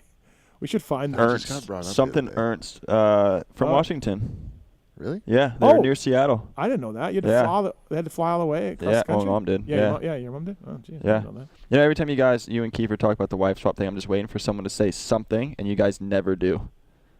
What do you mean? Your wife swap thing that you guys. Oh, were the gonna life. do. We're doing life swap. Life swap. We're doing life swap. Okay. We're struggling to find a time. Make the time. I know. We just need make to it. do it. I know. We just need. Are you to ready do to ride that much? Because you're gonna go into a completely cold turkey with riding. it. Okay, but I need to get back on the bike. You need to go riding. I need to start riding. Is your bike? My bike's fine. Is it clean? Yes. Okay. Yes, it's clean. Fuck you. Kiefer's in full Loretta's mode right now. He can't be bothered for the next month. Is he going back as well with his son? Yeah, they both made it. As soon as Loretta's is over, that's the perfect time to do it. That's too hot. It's too hot to ride in August, you know? God, there's so many complaints. Yeah. I rode once in Salt Lake. So October. At like 6 p.m. on my buddy's bike. You need to do October. Oh, and JC's? Yeah. Was that at your house? No, it's at JC's house. Oh. Yeah. Harriman, you shouldn't tell people, by the way, on this show about how lucrative the barrel racing is, because you're going to have more competition. People You got an extra bike? Yeah. Starling's I'll coming fly out. in, dude. I'll go. I only got little bikes, so no. You don't like those. You're gonna find all these privateer guys. Huh? What? Barrel racing money? They're tough. They're fine. Oh, they are? They're like low key? Yeah, all of them I are feel low-key. like Brees defines all that stuff. There's 4 of us that know about like almost all of them. So you know about them. Yeah, of course. So I'll just guess for a bike. Yeah, but like I said, I don't tell anybody. Yeah, he's not telling you. Like, We'll split it. I did It's a that guaranteed win. I did that last weekend. It's a guaranteed win. Yeah. You're guaranteed going to make money. Yeah. Yeah, but like me and Brees have done that at a fair race before. We I just- totally rigged it. What's Brees doing next year? Same deal? I just did Does last he have week. anything? He deserves something more than what he's got. Yeah. Dude is good. He's going good. But I think killed it Dude this is year. good. But what we talked about earlier, going to a janky team could be a worse deal. No, I think you he's know? like he's better to do what he's doing, but he needs more support with what he's doing. Does that make sense? Like Yeah. he needs just a better bike under him. Yeah. With a program that he can run like he is, because him and his, I don't know if they're fiance or not. Yep. Whatever, girlfriend. I think they're just girlfriend and boyfriend. Yeah. They are a team that works so well. And He's got his mechanic that came over from Germany too. Yeah. for the first ones, yeah. Oh, Like so I think. no, he went back after California, I believe. I think he really? did. Yeah, he did too, yeah. But like their program is like kind of like something that I want in the sense of like they just work as a team, and it works so well. But he deserves just a better bike. Like not saying like the Yamaha's bad. I mean like a better Yamaha. Like maybe some better suspension, some What's he going to go things. to? Like Rock River? I don't think Rock River's. No, much I better think than he what needs to he's stick got. with what he's doing. He did Teddy Parks, right? For the East Coast stuff? I think he could do what done the whole I'm thing, I doing. think. I think he was with them the whole season. Yeah. Oh, okay. But I I feel like he could do something like what I do and build it. I think he could do that. Yeah. And those two together Well, I could hope make he's that happen. getting paid good money from UFO for wearing that gear. Dude, if I know. If it pays, worked. it pays. It Yeah, worked. yeah. Money's money. Oh, I know. As long I as know. it comes Yeah. in. Wear I wear a respect garbage that. bag. Dude, I respect that guy. I mean, I don't know so about that. I much. lose a lot of weight. Probably should. Like him and I raced each other so hard this year. Yeah. You and guys he are was always next to each so other. clean, and like we went all the way down to because our battle in Salt Lake was for Tell the 7 Deuce that. no comment on that one, but like he raced me so clean all the way down to literally the last lap in Salt Lake because that was for the championship. We were tied on points where our position. So like we went down to the end and like as soon as we finished, there's a photo of us like shaking hands and giving each other a hug. Like we both said we respected each other. Like that's cool. That dude is someone that deserves something better than what he's got. I agree. He crushed it, man. Yeah. I shouldn't let. I shouldn't let. Like went a different direction there with our conversation. I shouldn't have let him in a privateer race. And it's not even like because people went out or went down. He killed it all. He made it one. No, when people went out, he just raised his level. He never. No, he's and he can sprint like no other. Yeah. He is such a good sprinter. Yeah. He's good. He's a German champion for a reason. There you go, Jamie. And he's at like two years in a row, I think, for Arena Cross. Yeah, he's really good. On the line, the former host of the wrap-up show, Jamie Guida. Once again, Clippy. Yep. Hey, man, I got my hands in all kinds of pockets. Racer X, Vital, you know, building. Did you talk to Michael Lindsay? Did you talk to Michael Lindsay? We made an agreement. Yeah, we came to an agreement. Oh, really? Yeah, and hey, once again, everybody listening, shout out to Steve Mathis. Put my name in the pot. You know, everybody thinks Steve's an asshole. I'm fucking changing your life. I should be your life coach. I got your haircut. I got you a name, Jamie. I got you a job at Vital. I started paying you for this. Do you get commission out of all these gigs he gets or no? Because I think I don't know. He's got to pay for this freaking ceiling somehow. You see how tall that roof is out there? I know. Or ceiling? I thought it was a 2-story, but it's not. Just a 1-story. It's 2-story. What do you think? There's you're a on third right story. Go outside. There's a You're whole on other second, house. You literally walked upstairs, Harriman. There's another house if you go out that door down there. But like, I mean, it's just opened up, so it's just barely. It's just like Rough kind of moment. like a rough moment. Okay, so your breaking news. Mr. Saad is working for Vital MX. Correct. What are you going to do? I'm going to write some articles. Just like I was doing for Racer X. So okay, all right. So are you leaving Racer X? I actually texted Weege and asked if I could still do the article I do for them in the magazine, and he was going to talk to Davey tomorrow. Says probably okay, but he had to confirm. Wow, You're fucking kidding me. Mr. Side. Do you think you'd have any of this if you had your pony still? Exactly. Thank you. I'm going to just say no, just for because it's the truth. Content. For content. Fuck you. So are you getting out of there? Like this is the whole thing. I'm trying to get you to change your life around, and so well, it's not. There's not enough money right now to quit my day job, but we're working towards it, Steve. Wow. Changing lives. Mr. Guida. I put in a word for him with Michael. Unbelievable. Michael's looking for, a part-time I contributor, and I'm like, yeah, Mr. Side would do perfect. Talk to guys like Harriman and Starling and do privateer profiles and, go to some races for the Vital guys and all of that. I feel like I put a lot of effort in when it's time, and we made an agreement yesterday, and I've already done 2 interviews for articles. Wow. Wow. Yeah. I'm Marks and down ours to now about losers. 4 hours of sleep a night instead of 5, but we'll make it work. Look at that, Marks. Vital. You got to grind. Yeah, I like the grind. Yeah, Sometimes man. he just got his hands in a bunch of Gotta different stuff. Started from the bottom and he's almost there. Right? He's learning from the best. He started with That's a works. Texas-based podcast that he took from somebody that he had stole it with a bandana, and his name was Darkside. And now it's Jamie with a haircut and a respectable job and a dirt bike and a YZ250. And a new dirt bike. And a good-looking haircut. Yep. Brandon, look, think about what you just said. I started with a podcast I stole from somebody in Texas. Next up, another podcast I'm going to steal from somebody in Vegas. Oh boy. Those are big words. Yeah. No, listen. Me and Marks, we've been talking. I'm looking to cash out. So this show's for sale if somebody wants to step up. Yeah. So I'm looking for people. I think I have some people on board. Maybe. okay, yeah, get some people together and see if you can make me an offer. And shit, you can have the house too. Yeah. You can have the pool and all that. I'll just take Augie, and I'll go. Do I get to keep Pookie? Yeah, sure, have her. Yeah. All right, I will deal. fucking kill you. Yeah, go ahead. I'll F you, dude. I'll be out of here. Wow, what a moment. I'm telling you, big things. Yeah, Michael Lindsay putting you on board the Vital MX train. You'll be in the forum. I heard when the Justin Cooper, whatever. Just starting drama. Yeah, just starting drama. Yeah, talking shit on Steve Mathis. You probably will. You'll probably start some anonymous thread. Never. So. No, don't bite the hand that feeds you. Hey, are you coming out to World Vets? Do we know? I haven't decided yet. Okay. Again, well, I guess with this new income, maybe I'll make it. Right, there we go. Yeah. Plus 25. Maybe Vital MX sponsored race. Yeah. Wow. Well, I just want once again, guys like Harriman's buddy there, guys like Harriman's buddy that just think I'm an asshole, Just another proof tonight that we've learned. The guy's like Harriman's buddy. I know exactly. I Yeah. can't even say his name. Yeah, it took me a second. I got I was it. like, who I are got we talking it. about? I thought he was maybe talking about you, but no. No.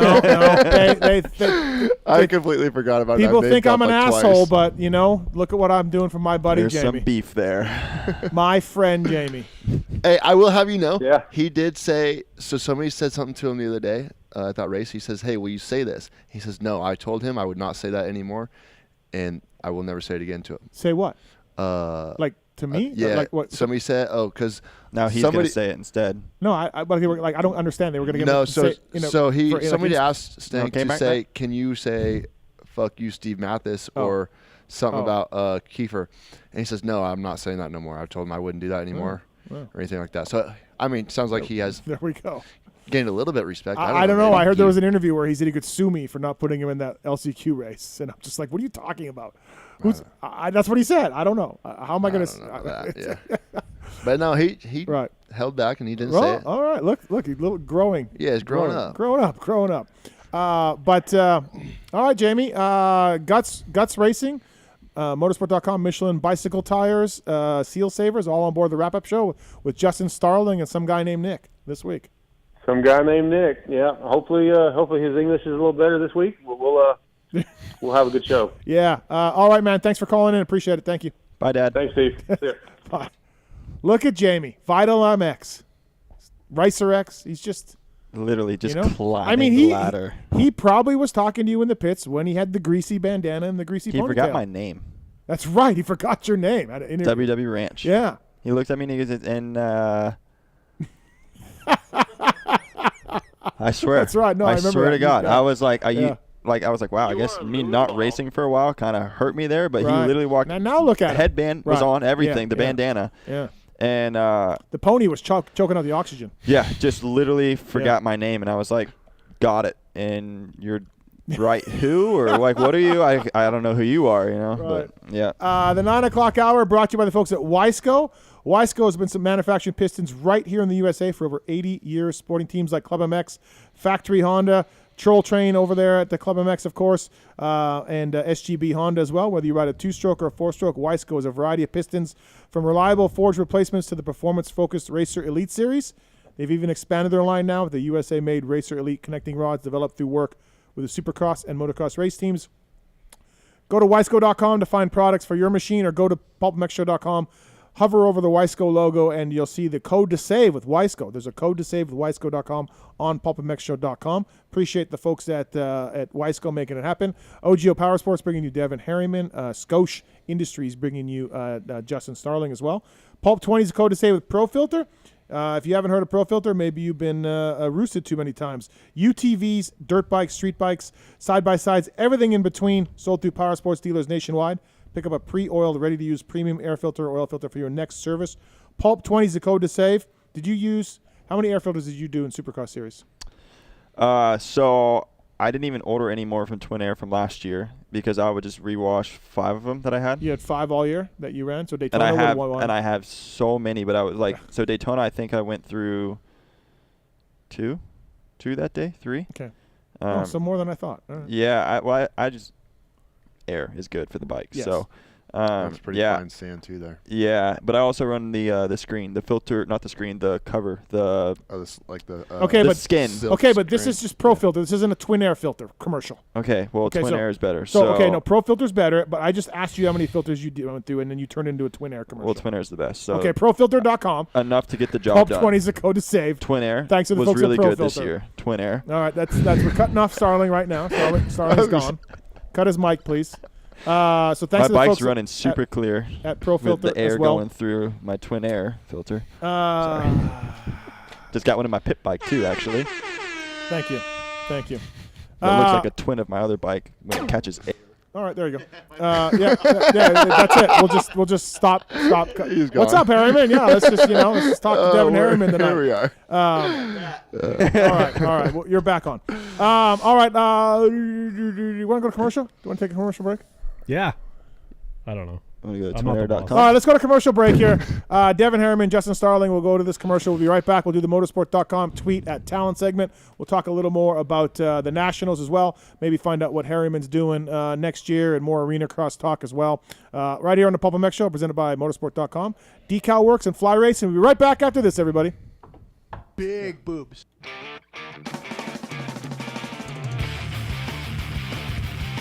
Those who love motocross know Motorsport.com has the knowledge and expertise to make your next ride your best ride. Motorsport.com has a broad selection of in-stock parts and gear at competitive prices. We specialize in bringing you OEM and aftermarket parts, riding gear, and accessories for dirt bikes, motorcycles, ATVs, and UTVs. All thanks to the most dedicated and experienced team of gearheads in the industry who use the very parts we sell on Motorsport.com. Motorsport.com always offers fast shipping and free delivery on orders more than $79 to ensure you never miss a ride. Whether you race on the track, ride the trails, or commute on the street, shop Motorsport.com today for the best customer service and experience when buying the parts and gear you need to stay on 2 and 4 wheels. Make your next ride your best ride, only at Motorsport.com. Maxima Racing Oils was created for world-class racers who challenge the limits of possibility. Their demands on equipment drive us to look beyond conventional ideas and to exceed industry standards. It's in our DNA to identify problems, formulate solutions, and execute at the highest levels of competition. Case in point, the championship-winning factory Kawasaki race team, longtime Maxima partners who extensively use Maxima throughout the bike. Maxima's USA-made products exceed JSO requirements and can be used in all motorcycle brands: Kawasaki, Honda, Yamaha, Suzuki, KTM, Husqvarna, and more.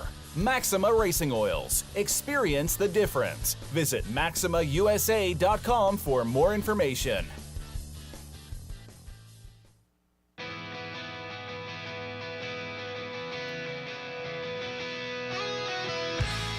Hi, it's Tomac superfan Dylan here.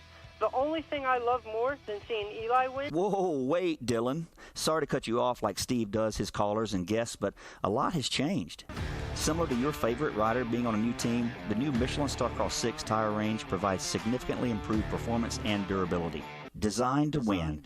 The new Michelin Starcross 6 tire range offers up to 16% more traction when new and up to 19% more traction when worn in comparison to the previous generation. This means consumers will not only benefit from improved performance on their first few rides, but that this performance increase will continue throughout the extended life of the tire.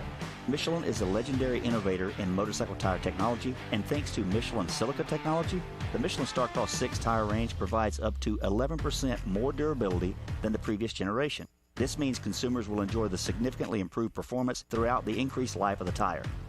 Take it from me, as I too have to buy my own tires, this added value is great news.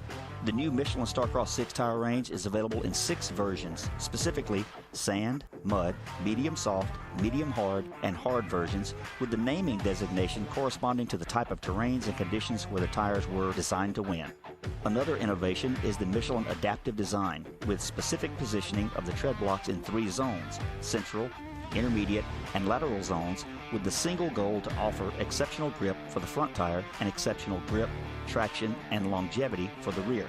To learn more about the new Michelin Starcross 6 tire line and all the quality products that Michelin offers for motorcycle segments that Steve cares nothing about, visit michelinman.com/motorcycle.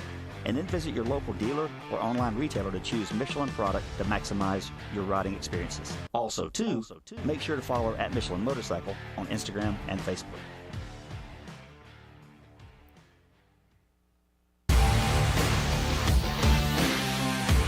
Love the guys at Works Connection. They continue as a 10-year sponsor of this show because, just like you, they're committed to the sport. For 33 years, they've been designing and distributing leading-edge performance products like the Elite Axle Blocks, Elite Clutch Perch, Pro Launch Start Device for performance, radiator braces and skid plates for protection, along with a shock pump, attack, hour meter, and more for maintenance.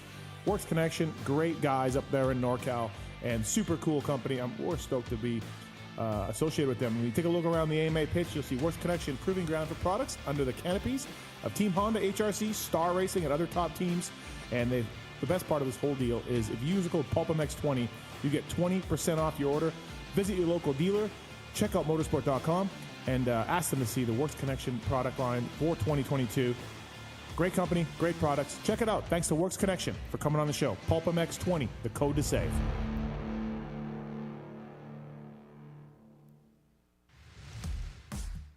FMF Racing is proud to celebrate over 45 years of fun, building every FMF exhaust right here in the USA.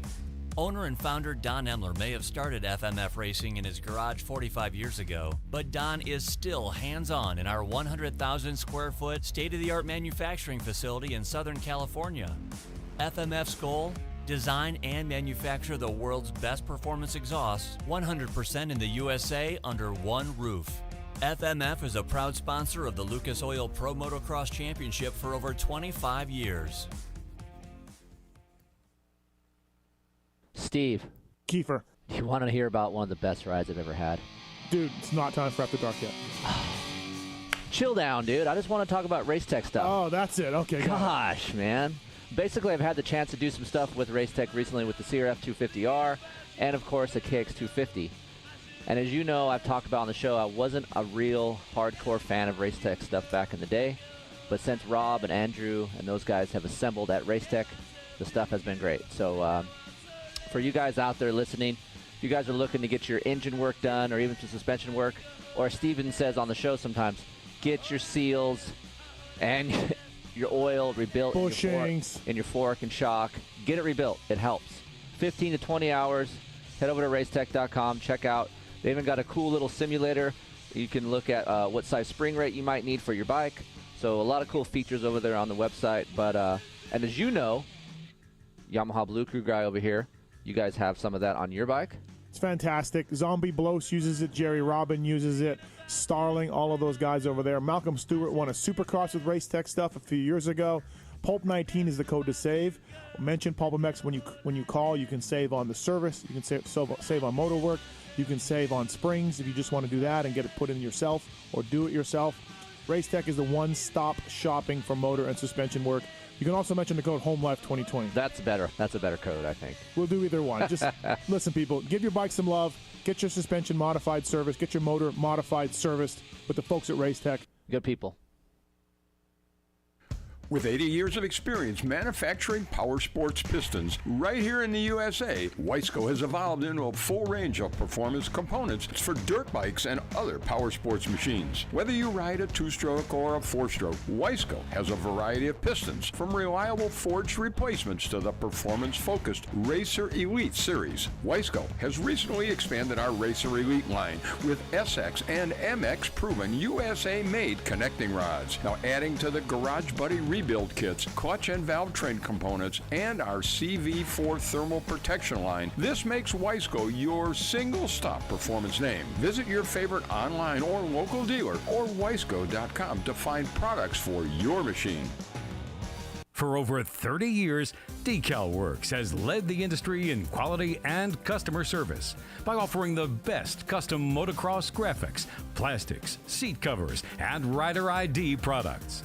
DecalWorks is officially licensed with Honda, Kawasaki, Yamaha, Suzuki, KTM, Husqvarna, and GasGas. Their expert staff will go above and beyond to make sure your questions are answered. DecalWorks is a proud sponsor of Red Bull KTM Factory Racing and the Rockstar Energy Husqvarna Factory Off-Road Team. Visit decalmx.com and be sure to use promo code PulpMX at checkout. Quality, service, and knowledge is what makes DecalWorks stand out. DecalWorks, #1 for many reasons.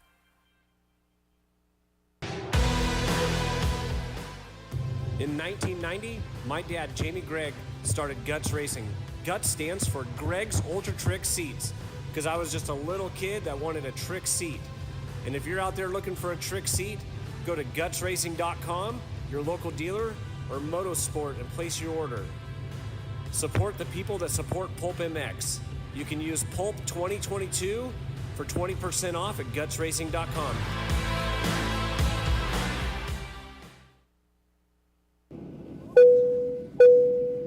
Attention riders! Welcome aboard the all-new Atlas Vision. We hope you enjoy the added mobility, quicker flight time, and additional views. Please follow along as we outline the safety features of this revolutionary device. The first thing you will notice is the added headroom. The fore and aft positions no longer come with annoying restrictions, so feel free to move about the cabin. Quicker flight times can be achieved by unmatched comforts and unencumbered movements. Yes, we're built for speed and comfort. And now available to all customers is a 360 panoramic view. Go ahead and look around the cabin. These new angles are available at no additional charge. Located on the underside of the frame is the gold standard of impact absorption, D3O. In the event we accidentally take a trip to Indonesia, we suggest that you remain with your neck in the underextended position and allow this proven material to do its job by reducing the forces over 50% better than ever before. Although the Atlas Vision will not be noticeable, it will be there when you need it. If you are riding with a child or someone who requires assistance, secure your vision first, and then assist the other person with a Prodigy, Tyke, or Brole. We ask that you keep your brace on until your moto is finished. We remind you that Atlas makes flexible neck protection. Tampering with, disabling, or destroying the product is prohibited by the limited lifetime warranty. You will find this and all other safety information in the user manual located online at atlasbrace.com. At this time, we ask that you remain standing with throttles in the wide open position with your elbows up and hips fully unlocked, whatever that means. On behalf of the captain and entire crew, thank you for flying Atlas Vision. Enjoy the views. Welcome back, everybody. PulpMX Show presented by Motorsport.com, Decal Works, the folks at Fly Racing. Devin Harriman and Justin Starling in studio. I want to thank the folks at Ride Engineering, ride-engineering.com. They sell a lot of bracket assemblies to install a Showa steering dampener behind the number plate of KTM, Husky, or Gas bikes. They also stock 4 versions of the dampener to better suit your specific riding needs. Unlike Japanese models, the bracket assembly is independent of what triple clamps you use. Just note, it will not fit models that come with a headlight. Bracket kit, $195. Dampers are $295. Pulp Fan 20 is the code to save. So you want to get some better dampening. You want to calm down that front end of your motorcycle. Check out the Ride Engineering steering dampener. Ride-engineering.com. Pulp Fan 20 is the code to save with those guys and much more to talk about here on the show. Harryman, so you grew up racing arena cross. It's really where you kind of made your name, right? When I first heard of you, Supercross the last few years, but I hear the Arena Cross Series may be doing something in the fall and coming back. Pull your microphone a little bit if you can. Thank you. I hear it may be coming back in the fall a little bit. But, man, we need a viable Arena Cross Series back, don't you think? I think so, yeah. I mean, the guys that, like Bloss, Hayes. Yeah. Faith, Gavin Faith. Faith, yeah. Those dudes, the guys that came from Arena Cross, I think they would all be pumped as well. I mean, nothing against the Kicker or the Hoosier one that they did, but, like, not quite the same. Not the same. No, I mean, I'm sorry, but the whoops that we came from in Arena Cross were 4.5 feet tall, out of a corner, out of a sweeping corner, a flat corner. There was no berm, So, I heard that. I was talking to DB earlier last week, 2 weeks ago. He said that there is a good chance that something is coming back. I've heard the same. Yeah, he said that championship, everything like broadcast. I think FS1. Mm-hmm. So I don't know. We'll see. Yeah. I think it'll be cool though. I missed the days when there was like those good dudes riding that series. It was good. And you know what? In the fall, when there was no Supercross going on, you would pay attention to it. You'd read about it, right? Like you'd be into it. It was some racing before Soupy started. Bring it back. Would it be the same organization as the old one? I think. So 2 parents. So before I left Rob's, one of the riders trains there. One of the riders' parents and another parent went in on it. So the guy that I think that's if it's going to happen, is take it over. One of the riders one of the owners is going to have a kid that is young, right? So I think it would be good, obviously, to have the parent or to have the owners have a rider in it to keep it going. Yeah. And have more interest in it than just trying to make money. I think so. Yeah. I mean, let's hope so, man. Yeah. You're in the Pacific Northwest where you can't ride 12 months a year, right? It's shitty, but that's how you groom. That's how you go. I mean, I know the guys in British Columbia, right? Like the Canadian motocrossers, buddies of mine. I mean, they're great at that. They grew up racing it, right? Yeah. That's how they make money, and that's how it was a whole set of racing skills that you get from racing that tight stuff. And we need to bring it back. Got to bring it back. I'd be down with it because I mean, like I had so much fun, and those things are. I mean, I'm a big guy on a 250, and also 20 minutes or 15 minutes is a lot of work. those things are not near as gnarly. Yeah. But I'd be down. Those are a lot more fun. It's there's not as many penalties because you touch somebody's plastic. You can just bar shum and it's all right. Start crossing lanes. Yeah. Yeah. That's the first time I heard of you was arena cross stuff, and I hope it comes back, and we need it back for sure. Yeah, we need as many series as we can get. We need the racing. Yeah, the World Supercross stuff is great. Yeah, it's all good. People are like, "Hey, Mathis, what do you think of that?" Like, because during the Nationals next year, right? I'm like, well, I don't work for MX Sports. Certainly, I work for Racer X and it's a company of MX Sports. But for me, more races, more jobs, more money for riders. Great, more stuff for me to talk about. I think all those people think that more series is going to take riders from another series away. We're always going to have the same amount of riders in everything. They're going to have new ones coming in, and then it's going to keep growing that one, and then this one's going to grow more. And at the end of the day, everyone transitions away from motocross into supercross only. It's just the way it's going to be. A lot of guys do, So you're going to have like a younger crop coming into the outdoors and supercross here, then you have the older crop doing supercross here and world supercross. So I think it's good because then it actually gives more kids rides coming up to keep growing in the sport because there's going to be rides available for outdoors. Exactly. And that's what I was thinking is like the more series there are, right, the more money that the top guys can make. If there's 5 or 6 different, there's not just 3 dudes that are making it now. There's in just Supercross, right? You got the 3 dudes that are in Arena Cross, you got 3 dudes in Supercross, you got 3 dudes in whatever it is that are making it. So I think there's more opportunities for people that race dirt bikes and make money doing it. And also another way is to keep racing. Yeah. Just in general, like for us getting older, I'm 29. Yeah.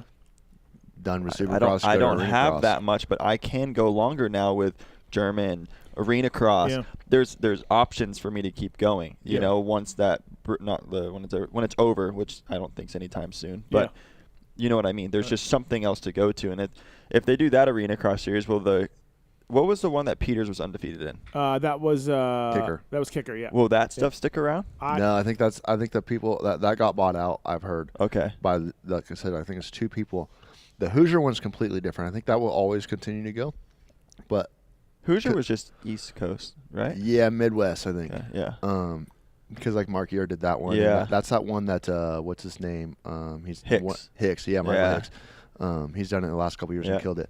But yeah, I think that Kicker will go away and it will then become something bigger. Morph 2 into 1. Yeah. I think it's great and more races. World Supercross. Justin, you want to do that if you can? You'd be interested in doing that?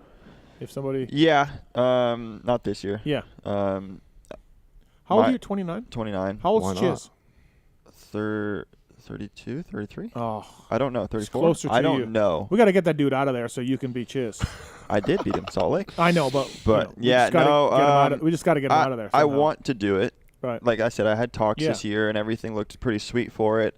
The no dates thing at the time made me a little nervous. And with Michi and all those guys over with my team in Germany, my loyalties with them, they've stuck behind me for like 9 years now, and they even came to Salt Lake to mechanic for me and everything. So I would be a real dick to just be like, hey, thanks for coming all the way over here and sticking with me for 9 years. And even when the pandemic was going on and no racing, you still were like, hey, when it starts up, you're my guy. And then I was just like, later I'm going, UK. I'm not that guy. So I'm a loyal dude when it comes to that stuff. So, yeah, I'm going to stick to Zeidbrook and the German stuff, and then hopefully Paris and all that stuff is all in a row. So, I'm good on that stuff. So yeah, it's definitely interesting to see who does it, who doesn't, and all that stuff. But next year, it won't conflict with that stuff. So Seeley, World Supercross. Yeah. I mean, don't get me wrong. I want to do it. Seeley could win the 250 World Supercross. That's what I'm saying. That's why I said. Is he doing 250? I thought they were doing 450. No. But they changed that rule, right? Freeze and Brayton. No, for a World Supercross. Yeah, I know, but I thought at first there was an age limit for World? 250. No. Yeah, no, they just I never don't remember announced that. one. Okay, yeah. But so Seeley says he's now eligible to ride 250 Supercross in America, and he might do that. Oh, that's horseshit. That's what I told him. That's horseshit. Get out of here. Get out of here. He's got a championship, don't he? No, he never did. No. He never got one. I said, hey, if you come yeah. back, just go 250. Do not come up to my class. No, I don't fuck need any more of you Go guys. to yours. I don't need him in mine. Yeah, that was like Freese dropping down to 250 West. Like, no, get out of here. Yeah, Chiz did a couple years ago, right? Chiz this year. Yeah. Right. East Coast. No, I know you're East talking Coast. about I like 19, whatever, and he rode for 5150. Yeah, that's what I'm talking about. Yeah. Manscaped, PulpMX code is the code to save at Manscaped. They've got the lip balm now. They got the lotion. They got aluminum-free deodorant. They've got shampoo, 2-in-1 shampoo and conditioner as well. So they've expanded into body wash stuff and all of that. And then of course they have the Lawnmower 4.0 electric trimmer to clean off any unwanted body hair. The Lawnmower 4.0 waterproof. It's got a light on it. How's everything? It's nice. Good. Yeah, you've got one. I just bought one. Yeah, the other day. It had a Can't light. believe you didn't use the poke poke code. The pulp I didn't code. even think about it. Hey, Dude. Kevin Moran's just got him, and he's pulp code. He's pulp code? He did. Dude. He did. Look, it's got a 7,000 RPM, so you know the thing's cutting through anything. Yep. It's got a light. It's got a guard on it. We are taken care of at all times. We are? Yeah. Okay. I don't have. If you have one to give me one, I'll take one. I don't have one to give you one anymore, but yeah. That $700 flight just became really rough. You use that pulp code, bud. I might have to use that pulp code. Manscaped, No. Manscaped.com. It'll change your life. Get that shit groomed down there. We stay Tallon, Yar, does she approve of the Manscaped? Yeah, she approves. All right. Says I need to use it a little more, but Oh, wow. she Oh, approves she's- when I do use it. Get on it, bro. Hey, do you use the one like the new one with the flashlight on it or the headlight on it? Yeah, it's got the light. The headlight. So nice. Yeah. Turn the blinker on. No blinkers. There's no blinker fluid on it. But the headlight works great. Marks, everything good with the Manscaped? Yeah, we Gucci. Okay, all right. Will you use it? See, I'm arms and legs We and tell everything. Tallon to use his a little more? Talon, use yours, bro. Yeah. Your chick works at she does laser. You got to keep Yeah, your shit. Why would you even use one? Just Gotta go keep get your shit lasered. I don't think he wants to. Yeah, I don't think I want to. No, he doesn't. I don't want to have her in there that deep. Oh, yeah, I laser don't know me. about I'm that. good. I mean, I'd laser Dude, the just rest go of my for body, it. though. Does she laser dudes' buttholes? Yeah. Wow. And yeah. I got questions. What about I do anal too, bleach? So does Uncle Jim. Jim Holly. I love Holly. that. Holly. I love that. I don't think they get. I think that was your best episode. You think? I think so. But you really should have had him in with McGrath and Carmichael for 500. Oh, yeah. That How would've about been- McGrath saying we had nothing on Jim? That's where I was like, right. that's Those guys lived in seriously- the 90s. I mean, they were like, no, Uncle Jim. His stories, Yeah. just the whole time like I've known him has been just at the races Right. and everything. I'd fly And, the girls in from LA, boy. and so I know him in the professional manner of Oh, that no, stuff. no. So when I'm hearing his stories, I'm like, there's no way. I've never Oh. been so just like into just the Yeah, show, just listening yeah. to him talk. 'Cause I was No, like, just he's- waiting for the next thing he was going to say. Jimmy's a legend. Like a legend. He wouldn't get a Yeah. blowjob before a race or Yeah. before a main event. Our guy Holly got a Bet. BJ before Buffalo 84 Supercross main event. Got 20th. Yeah. Says don't do I got a it. Didn't do him blowjob any and I favors. was shit in the main event. Yeah, don't do it, he said. So just FYI, Harriman. Huh. Yeah. Good to know. Yeah, good to know. Jim Hawley. Manscaped. PulpMX code to save with the folks at Manscaped. Harriman's got one. And, and Starling takes care of himself all down there, so we all We're know good. that. They also got a weed whacker as well. Nose and ear hair trimmer. 9,000 RPM for that thing. I'll get that. I'll use the code for that one. Yeah. Please check it out if you can. Manscaped.com. Thank you to those guys. And, of course, don't forget where you shave your fucking nuts at, man? And, can we – Manscaped get mad about that or no? No, they like it, dude. Okay. Yeah, they like that I stuff. don't want to get mad at Manscaped. No, they're good. All right. Motorsport.com. Tweet at Tallon. Let's do it. No, that's my mom. It's the motorsport.com tweets at Tallon segment. Motorsport.com, great company, OEM and aftermarket parts as well. Go through the banner on PulpMX.com to save with Motorsport.com. Great Pacific Northwest company where Harriman's from. Guys at Motorsport.com got it going on there. And again, go through the banner to help us out. Help us out. That would be great. And again, OEM and aftermarket parts. So these are tweets submitted to @PulpMX Show. The guy in the corner over there picks the best ones. All right, let's do this, Tallon. All right, this one's been getting a lot of love on Twitter. So, oh boy, from the voice of the drunken people, rank in terms of lost potential due to injuries: AC, Pastrana, Kennard, Roxon.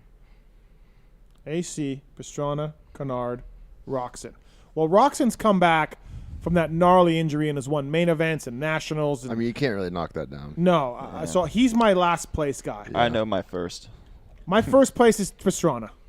Really? Yeah. AC. How can you say Pastrana? The dude's just still killing it. He's how old is he? Yeah, Yeah, I think but if dude, in anything, motor- he found where he needed to No, go. he could have been Yeah. a multi-time Supercross motocross champion. Do you think he would have made more money doing that or what he's possibly. doing now? Possibly. Yeah, but he's got more longevity than what he's doing now. Yeah, he does. He does. Yeah. But that would have still happened. Like if he If he'd No, done it 10 wouldn't years of motocross, he could have still got Yeah, into Nitro it. Circus, I don't think would have ever happened. Why? No. Why wouldn't it have? I mean, it was always happening, right? Like, Yeah. at his house with like the hillbillies. That's what I'm saying. So as soon as he quit But- moto, he could have just started Nitro, like whatever time that was. I think it all kind of. I think it worked the way it was supposed to. Yeah, it all kind of evolved to how it Right. was supposed to. You in a way. guys weren't there, man. He was Yeah, I amazing. was. He was amazing. I mean, I was. What do you mean? You weren't around when he was racing. It's 2001, 2000. Dude, I've known him since I was 3 years old. Yeah, but you weren't at the races watching him. I mean, week in and No, week I was out. at the races, though. Okay, with him. how old were you? I literally, from when I was born, my parents knew him. Yeah. He sponsored you this year. Yeah, he was my title sponsor last year. Yeah, but he was my godfather, like all that. I get all that, but I'm saying like, I remember him riding in my backyard, so riding the 125 class at how old are Loretta's you? and stuff. How old are you? At the time, yeah, I was young. I Yeah, got but it. I understand. So I mean, you're 5, and you're like, oh, dude, his wheel tap is so good. Like, that's where I'm going with this. I'm just saying, like, knowing him. Yeah, and then, I get your argument. You know, I get it. Right. I get it. You were but pretty young. Yeah, but Okay, so to me, dialed. he was unbelievably talented, and just injuries and what could have been. He got a national title, which is awesome. 125? Yeah, 125. Outdoors. And he got a Supercross. He got a Yeah, Supercross too. With a cast on. Yeah. So I'll go Pastrana. So you'll say AC. I say AC. Okay. He's had a lot of injuries, and he's thrown away championships. Multiple years. I mean, Vegas wasn't an injury. Yeah. But, yeah, like the shoulder at MXGP, and then the shoulder in his rookie year. That kid's thrown away more stuff due to injury than I think. He should have 5 titles. Okay. I mean, I think I'm good boys with Faulkner, but he probably should have been on that list as well. With as many injuries as he's had.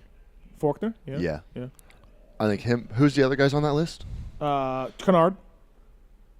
Kennard won quite a few titles. Yeah, he did good. Kennard won 2. 1 Supercross, 1 national. Yeah. Same Oh, as really? Same as I thought it was one more than that. No. I don't know. I still say AC. Yeah, I think AC as well. Wilson came up in the comments quite a bit too. Yeah. I'll go Pastrana. Yeah, he had one. Well, what was the one where he crashed off that? He hit his shoulder off that like option section. I don't remember what year that was though. Remember, it was he got hurt pretty bad. Yep. I think it was the year that Peters got the podium at Indy. Indy, yeah.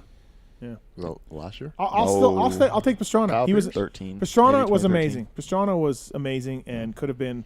The fact that Pastrana never won a 250 Supercross is just mind blowing. Like he led a bunch and just I cannot believe he never. Remember he him never shifting gears in the whoops in Atlanta. Yeah. Shifting gears in the whoops.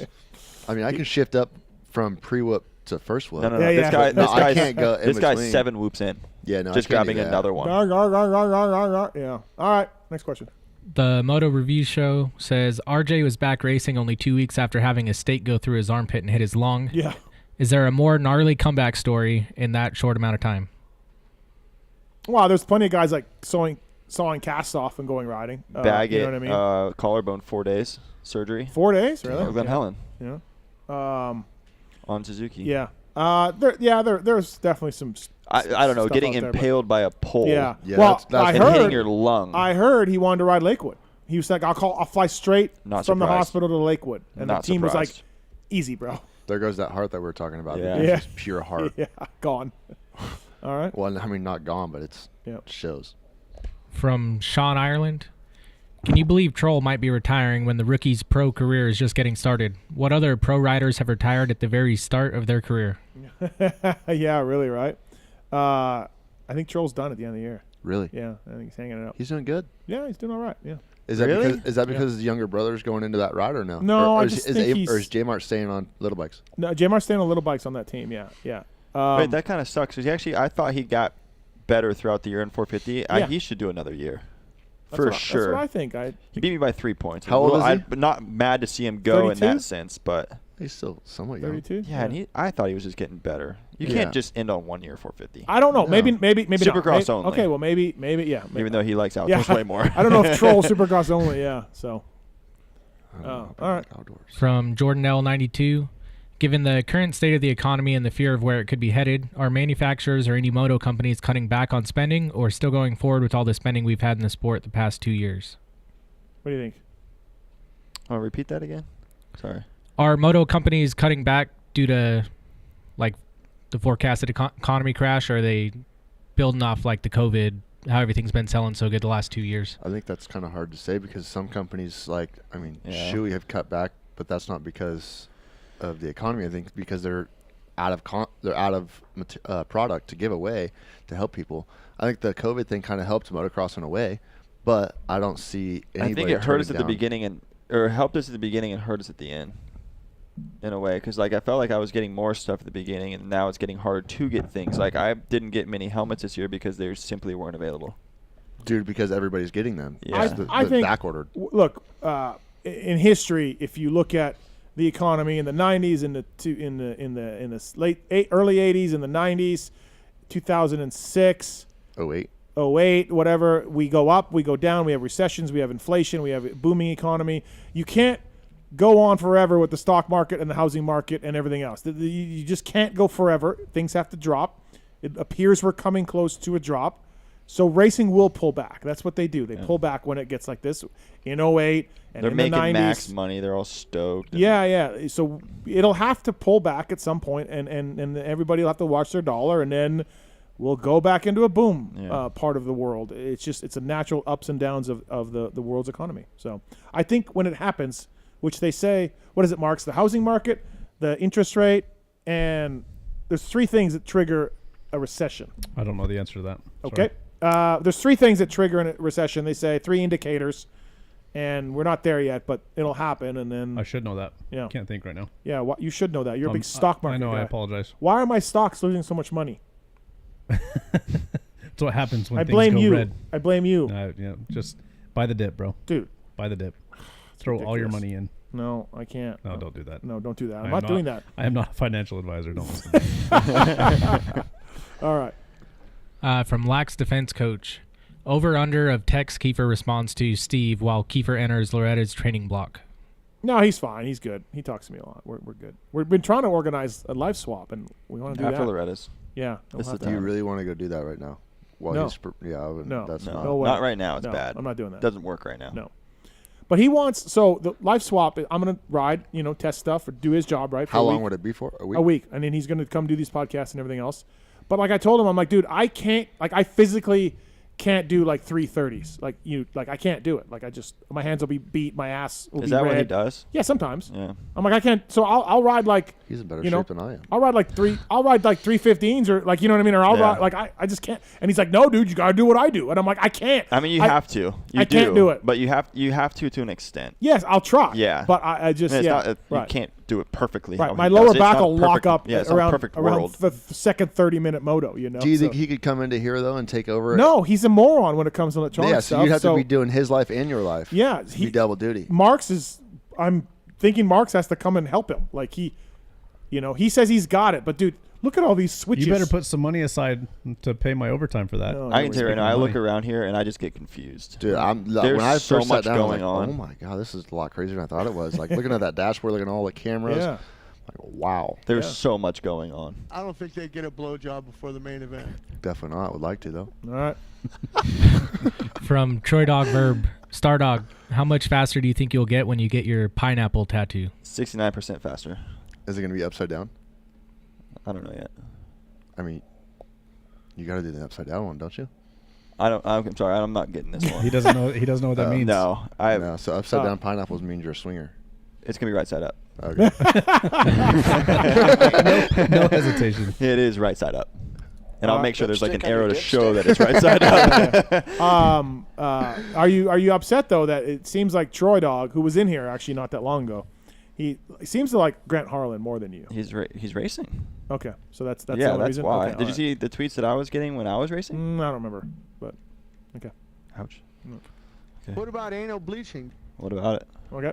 From Aiden Irvin, what's the craziest story you've heard about a rider being paid in something besides money? Crypto, hot tub, a boat?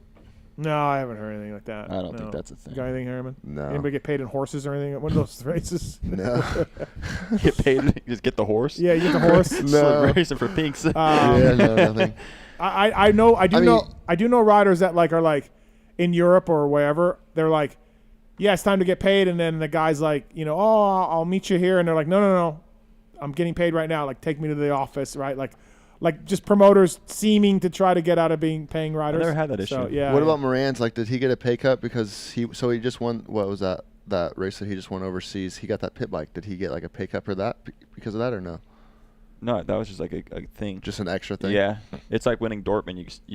Well, no, Dortmund is either you take the money or a car. We get a car? Yeah. Yeah. Well, it's a street bike now. Yeah. But when I was there in 99, it was a Porsche. I know. It's gone downhill. Yeah. It was like a Suzuki. I would and take, now I'd it's take literally the Porsche now and it's just literally turn like around and sell it. That's what people would do. Americans would do. They would get it because it would end up being more. You just had to wait an extra for however long it took to sell it. Yeah. But it was always better. Right.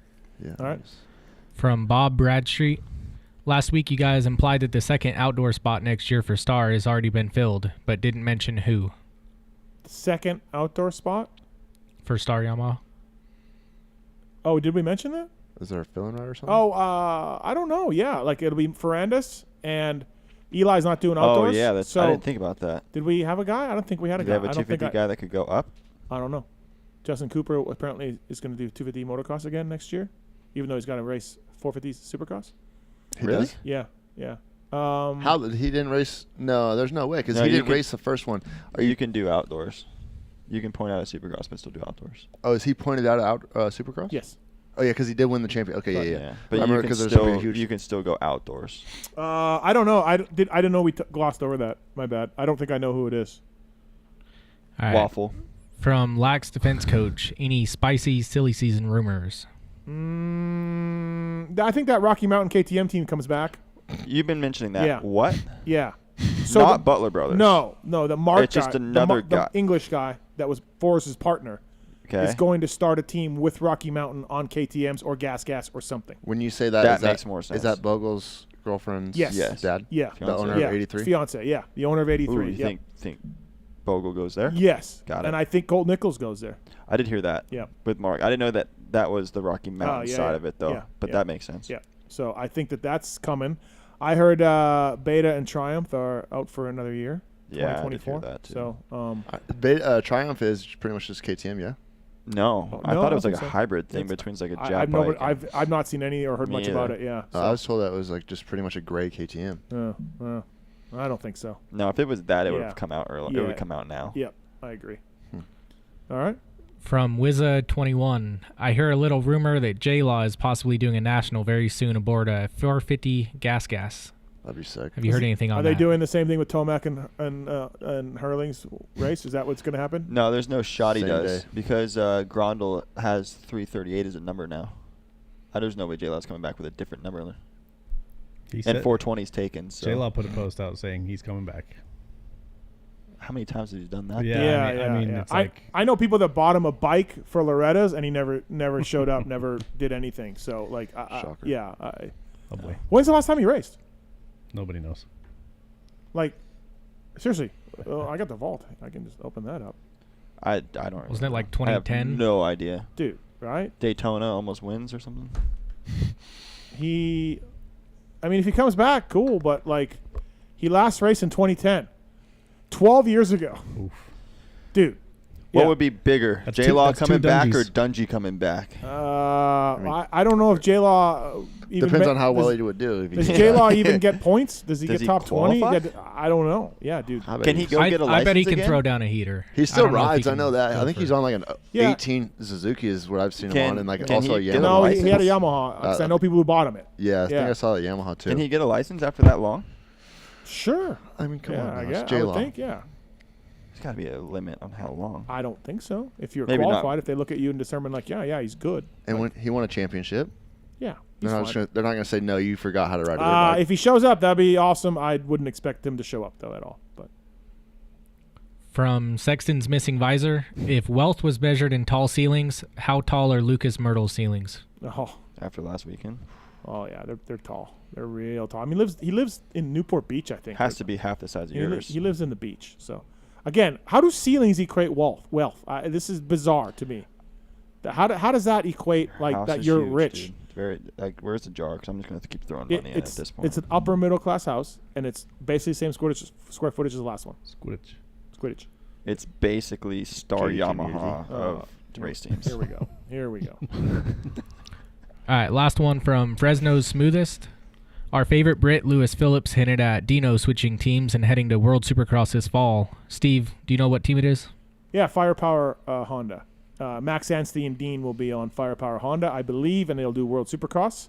Max is going to do some nationals, I think, with Firepower. So is Max Yeah. gonna stay with that for next year, or is that just for this year? I don't know that. Because that's weird if he doesn't go with Mark. Right. Because that was like the whole. But if you're Max, and I don't know anything about this deal, but wouldn't you be a little pissed that this Mark guy got you the spot on the team, the third spot, and paid for it, and it was your guy, right? And then when the team folds up, he can't keep you going in a sprinter or anything? Like, that was always bizarre to me. Like, if he's your guy, I get and that. he's this bajillionaire, right? He's a bajillionaire, apparently, or whatever. Yeah. He's got all this money, and he fought for you to leave HEP and go to this better team, and 6 races in, the team folds. Wouldn't you be like, hey, dude, I'll just get a sprinter and a mechanic, and I'll just hit these other – I want to finish this season out. Let me have good equipment, and they can't do that? I see your I'm just confused on why, like, did he not get the chance to go to the BBMX? I call it Benny Bloss Motocross. Okay. But not. No, he didn't. No, because that was wanted to go there. Yeah. He didn't. From that I mean, situation. I think Max is owed money. Like, he's not going to go to. That's what I figured. Yeah. That's why you don't see any of those guys over there. Yeah. So Dino and him will be Firepower Honda, from what I understand. So yeah. Who will they have? Will they keep Fry? Ooh, what's Fry gonna do? I don't know. That doesn't come to mind. That can't be good. What, did he do anything this year? I think he's done. I think I was talking to Kitchen. I think he's done. Right. Yeah, not good enough to keep that ride. No. There's another kid, right? Like just one and done, and Star can't pull it together. They're and gone. Cantrell. He struggled a couple times even mains. Cantrell, Bailey. There's a few guys where you're just Falk had AJE. He had a chance to come back, but his back was bad. Yeah. So that one's I'm not gonna go and say that he did get one and done with TLD. Yeah. He But had nothing after that, right? Aldridge is another one that was one and done. Yeah, it's just weird. Like, you get these hot amateurs with potential and big money and big good bikes, and then they just Jet Reynolds. I was just gonna say, what's up with Jet? What is gonna happen with that kid? He doesn't look good. There's right? no way that does he have another year? I don't know. That's rough. It is, dude. You imagine feel for the these amount guys. of money really Mitch bad. has put into him since he was on. I feel so bad for that. Imagine kid. the amount of money that Rockstar Energy put into their kids, right? Yeah. And it's not really working, right? Covington and all this stuff, like. But he was monster. He was PC. Yeah, but then he was Rockstar or whatever. But I'm just you're just like what?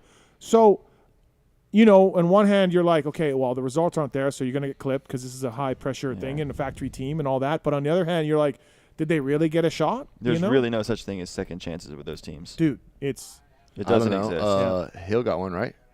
Hill went from PC to Justin. Yeah, he's got a few chances. Yeah, JGR and back to PC and won championship. No, he didn't win a championship. He won on PC. He won on PC. He went TLD, PC, TLD, JGR. No, TLD, PC, JGR. Yeah. There's another rider too, I think. Andy went PC. You're right. Hill went PC. He started. TLD, he started at PC. TLD, back to PC. Yeah, Mitch never wanted to leave him. Yeah, never wanted him to leave. PRMX never showed. I mean, what? He got hurt. Then he went PRMX and never showed. Yeah, I don't know. The owner of PRX was telling me, like, I don't understand this kid. And I'm just like, I don't think anybody So could. What's going to happen with Masterpool then? I don't know.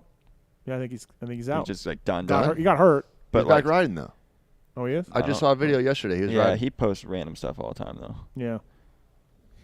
It's a tough sport, and you feel for these teams and riders, and in some cases the finger needs to be pointed at the riders for maybe not, I don't know, like taking things seriously or not doing the work they need to or whatever it is, take it for granted. Because look, if you have a factory bike and you get the head start of a factory bike and a training program, whoever's bakers or what, somebody that knows what they're doing, you have such a leg up on so many people. Oh, it's unreal. You know what I mean? Like, you already know, hey kid, don't even guess with your training. This is what works. Yeah. We know this works. Hey kid, don't even guess on how. You don't have to do anything besides what they tell you. Yeah. It's not that hard. Yeah. You just show up. Because the hardest part of everything is trying to figure out what you need to do. Right. And that's why I want to have Osborne this year, because he knows what to do. Yeah. So I don't have to question it. I just do it.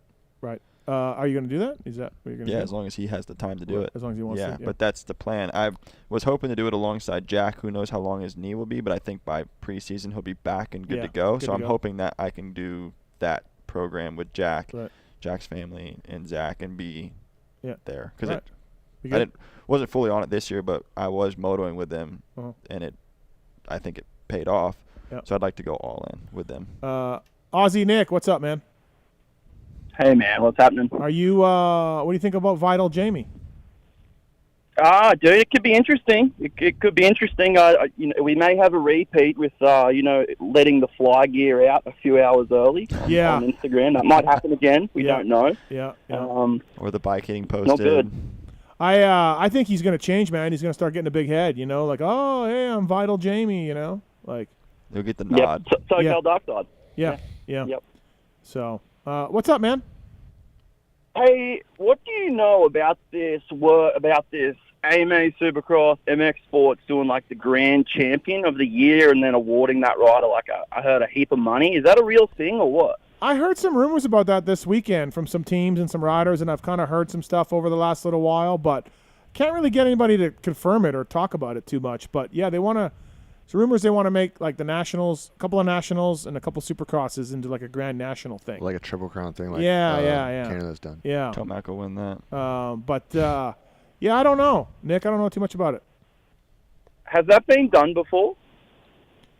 Yeah, they used to have a Grand National titles in the mid-'80s for like 2 or 3 years where they added up all your Supercross points and all your motocross points, and they gave you the number based on that. They had a number 1 champion. Bailey won it 1 year, and then McGrath was doing it those years, yeah? That was when... Was McGrath? Did McGrath have that? He had a blue plate. I think that was just a Wrangler thing, but I don't know. Or Camel thing. Anyways, yeah, they did do it for a little bit, Nick. Yeah, right. And then secondly, Monster Cup. Is there anything going on with that or not? Or next year, I hear. I hear it's back next year. So 2023. Yeah. Is it going to be back here in Vegas? Or you think it's gonna No, I think it'll be back in LA. Yeah. I don't think they're doing anything here in Vegas. SoFi Stadium or something. I hear they have they're in there or something. I don't know. I don't know where. They were going to have it at the Home Depot Center there before the COVID. Maybe that's 20. Yeah. Down in LA. That was the last one. Yep. It'd be so cool if it was here. Yeah. It just makes sense in my opinion. I don't think the stadium wants dirt in it right now. So yeah. But yeah, I think it's. I heard it's most likely not back for next year, but it'll be back next year. That'll be cool. Yeah. It's crazy to think that last time we were in Sam Boyd Stadium, that was going to be the last time, and nobody even knew it. So that's pretty wild. Yeah. That was they were supposed to demolish it. I don't know what's happened. I heard it's just vacant now. Thought. Yeah. I heard it's just vacant over there. It was there when I flew in. Yeah, it's still there, but it's just not even been in use. So it looked abandoned. Yeah. Bring it back. Yeah. Bring it back. All right, man. Anything else? All right, man. No, that's it, guys. Thank you. Have a good rest of the night. Thanks, Nick. Talk to you, man. See you. All right. Motorsport.com. Tweet at Tallon. No! That's horrible. All right. That's a wrap on that show. Motorsport.com, by the way, on that segment. Thank you to those guys for tweeting in the questions. Have you been in a motorcycle car accident, Starling? Couple. Not car. Did somebody motorcycle. or some idiot take you out? Hay bales, usually. A-Ray? No. A-Ray never took you out? No. He's always been really nice with me. But even like a cartwheeling A-Ray's bike or something? Yeah, really close wherever he cartwheeled onto Freeze's bike. Yep. I was right behind that. In Ready, big double. Indy? Yeah, Indy something. Indy, yeah. Arthur Draper, call him if you've been in an accident. He's a slow moto guy turned attorney. He'll take the time to know the clients. He'll take the time to talk to you personally. Consultations are free. You just need to call. Arthur can practice in a number of states as well. Help is only a phone call away. Arthur only gets paid if you get paid. Arthur's got your back. ArthurDraper.com. He's a former mechanic in the sport, turned attorney. So I know he's helped a few of our listeners out as well. So thank you to Arthur Draper as well. So please check that out. If you could use his services, that would be fantastic if you can. And is this Tallon? Is this an Instagram that J-Law said? Yeah, that was from his Instagram, talking about Gypsy. He said Gypsy Tales has the balls. That's exactly the kind of shit I hate about Red Dogs. Practice bike mechanic, no balls. First of all, I was a race bike mechanic. Not a practice bike mechanic. So J-Law needs to get that straight. Although maybe that's a slam, like he knows I was a race bike mechanic, but let's call him a practice bike guy because that'll be a slam. He knows it's a little dig. Right. Yeah, a little slap in the face. Maybe. Like, Okay. All right. Was I the greatest mechanic? No, I wasn't. So, all right, J-Law, thanks, buddy. Appreciate that. All right, that's a wrap. Savatgy, Seeley, Brandon Haas, Starling. Which interview did you like the best tonight? I think Seeley. Seeley? Yeah, I'm excited to see him back. Yeah, I think that'll be really good. Yeah. Marks, what'd you think? I liked Brandon Haas. I really like discussions about the ins and outs of teams and the business. He did go in depth. The business side of stuff and him divulging some of the financials. I thought was really cool. Yeah, I might backtrack mine. That was thinking back on that was really good. Yeah, I like hearing that stuff. So I didn't realize good. it was that much over there for him. It's almost like I got balls. Yeah. JLS says I got no balls. Almost like I got balls to ask somebody about what they're operating. I was just surprised he threw the number. Right. It takes balls to do that, doesn't it? At least you're not upset about it. Tallon, favorite interview tonight? I was gonna go Haas as well, but I'll go Savatgy. Okay. It's been a little while since he's been on. Savatgy has a bad rap with a lot of fans. Just quiet. Yeah, he's quiet. But he if you doesn't go say and talk much. to him, he talks. He does. He's low key pretty funny too. Like pretty, He's a good dude. Yeah, he's got some stuff. He's been the last couple times we've had him on the show. He's been great. Yeah. So hopefully he's in a. I will better spot. back that as someone that wasn't like big on Savatgy's Yeah. interviews before. Right. Last few times he's been on have been greatly Yep. improved. Yeah. Good sense of humor. He's and had a little lot more outgoing, more injuries than you think. I remember I was at his place when he was at MTF and he broke his femur. Yep. Like he's. That was J-Star KTM days? No, this is on 65. Oh, 65. Yeah, like okay. at MTF. Like snapped his femur in half. Right. Jeez. He's had some rough goes. Wow. So thanks to those guys for calling in. Devin Harriman, thanks, man. Thanks for coming by. Thank you. Hope you had fun. Yeah, no, I had a blast. So thank you again. Like I said, it was short notice. So appreciate that. No worries. Good job this year. I think you were much improved. Thank you. Keep it up, I guess. Again, right? No matter what you do. Maybe we can get back on that team again, or hopefully. Yeah. I mean, that would be ideal. Yeah. If I just got to make sure the money's right. I can make decent money on my own. Yeah. Like kind of like what Starling and I talked about earlier. Yeah, exactly. Yeah. Especially with how I run the canopy thing and like sponsorship stuff, like OnlyFans sponsors. Just each sponsor's in different states, so it's easy to make money for me as a privateer. Where like for sponsorship stuff, for advertising, so. Yeah, like I said, it just all adds up. Right. And I got to see what the pros and cons of each one. Will you stick with KTM again? Yeah. Yeah. It's just easy power. Yep. Easy to make power. Easy, just cheap. God, good. two of you guys right here making it work as privateers, right? Where maybe some team deals aren't good. Carnell, right? Carnell having his guy bail on him was the best thing that ever happened to his life. Best thing that ever happened to him. It's a different world for privateers now. And A-Ray doesn't know what he's doing next year. Doesn't know what the SGB guys are doing. And A-Ray's like, dude, maybe I just need to do that. Like he he's can popular. Bring it in. He's got a following, right? Yeah. Exactly. I mean, like it's just different world now. It is. Yep. It is. And I have no issue with the privateer thing. I got no issue. I love it. Yeah, and it's nice because like I don't have anybody telling me I can't go do something. I can do whatever I want. I show up when I want. I do whatever. I do all my own bike work, whatever it is, So it's nice. The only thing that's kind of a hassle is, as you know, Justin's trying to find sponsors. You know. What about a mechanic? Do you care about that much or no? I had Mike Faulkner this year. Okay. For the whole first half. Okay. Which was nice. Yeah. So you had a guy to help you. Yeah, I had a guy, and I usually do. Hefe, as most people know him, he used to work for like Schmidt and Topher back in the days.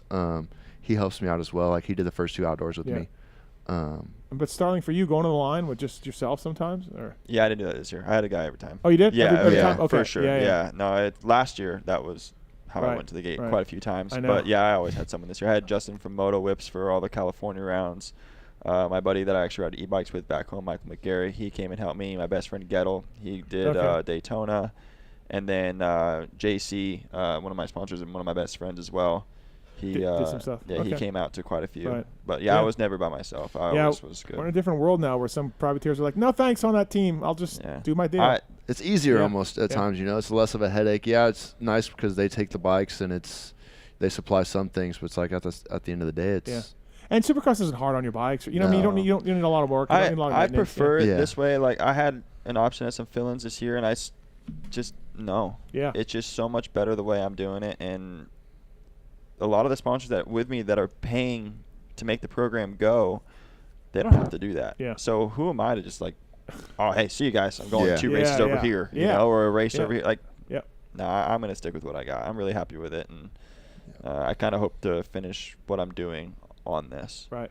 Cool. So. Yeah. Nothing against those dudes that like offer the fill-in rides because I had they're a couple. good. Obviously I took one fill-in ride. I had another one that was offered. Right. Nothing against those dudes, but if I did do my own thing, just because I feel like that's probably I can make the most money at it. Yeah. Obviously there's a lot of risk in this sport, so if I'm gonna have high risk, I want high pay. Yeah. And what's the canopy business called? Legacy Custom. Custom Canopy. So people check that out, and check it out on the web. And if you need some some badass stuff. And so yeah, I used it all year. Just check out my Instagram on it. Yeah. I had it. No, your setup looked good. It was good. Thanks for coming in. Appreciate that. Good job on everything on this year, like I said, and keep it up. Appreciate it. PulpMX Fantasy too. Oh yeah, good points for Harriman this year. Not always, but most times. I didn't pick him into the outdoors. I knew better. I didn't pick him outdoors. I did not pick him outdoors either. I would not have done that. I wouldn't even have picked me to qualify, honestly. Yeah. Well, I don't play in Supercross, only outdoors. I won't play if I can potentially pick myself because I have enough pressure. Right. Yeah, I no. don't need Well, that thanks in to there. Benny this weekend. Yeah, Benny. How did Benny do? Bloss qualified 7th at Lakewood, pulled out in the first lap of the first moto. Did you hear what happened? I had him. Twisted his knee. Yeah, so he said that I talked to him. He said Craig's bike hit him. He didn't even go down. Oh, really? Yeah, you can see him rolling down the hill just slow. Yeah, he said Craig's bike just smoked his knee and he thought he tore his MCL. Oh.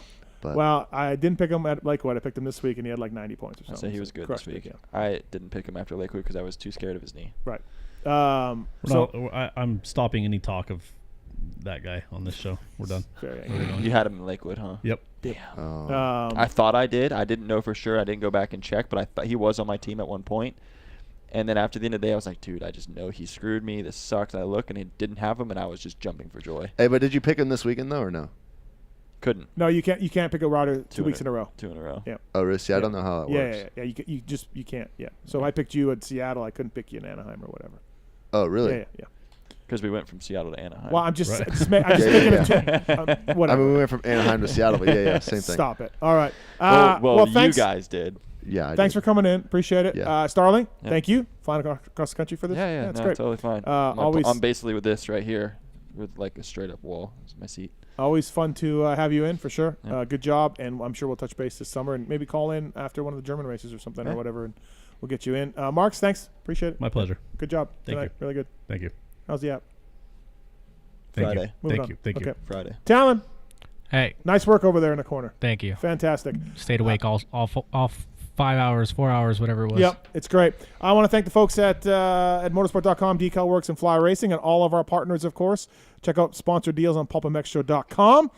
Thanks to our guests. Thanks Swisscore Moser. Thanks to Roto Moto. Roto, as please well. change my photo. That rhymed. Yeah. But Roto, please. Did he get back to you on Instagram or no? You don't like I the didn't- 2017 one?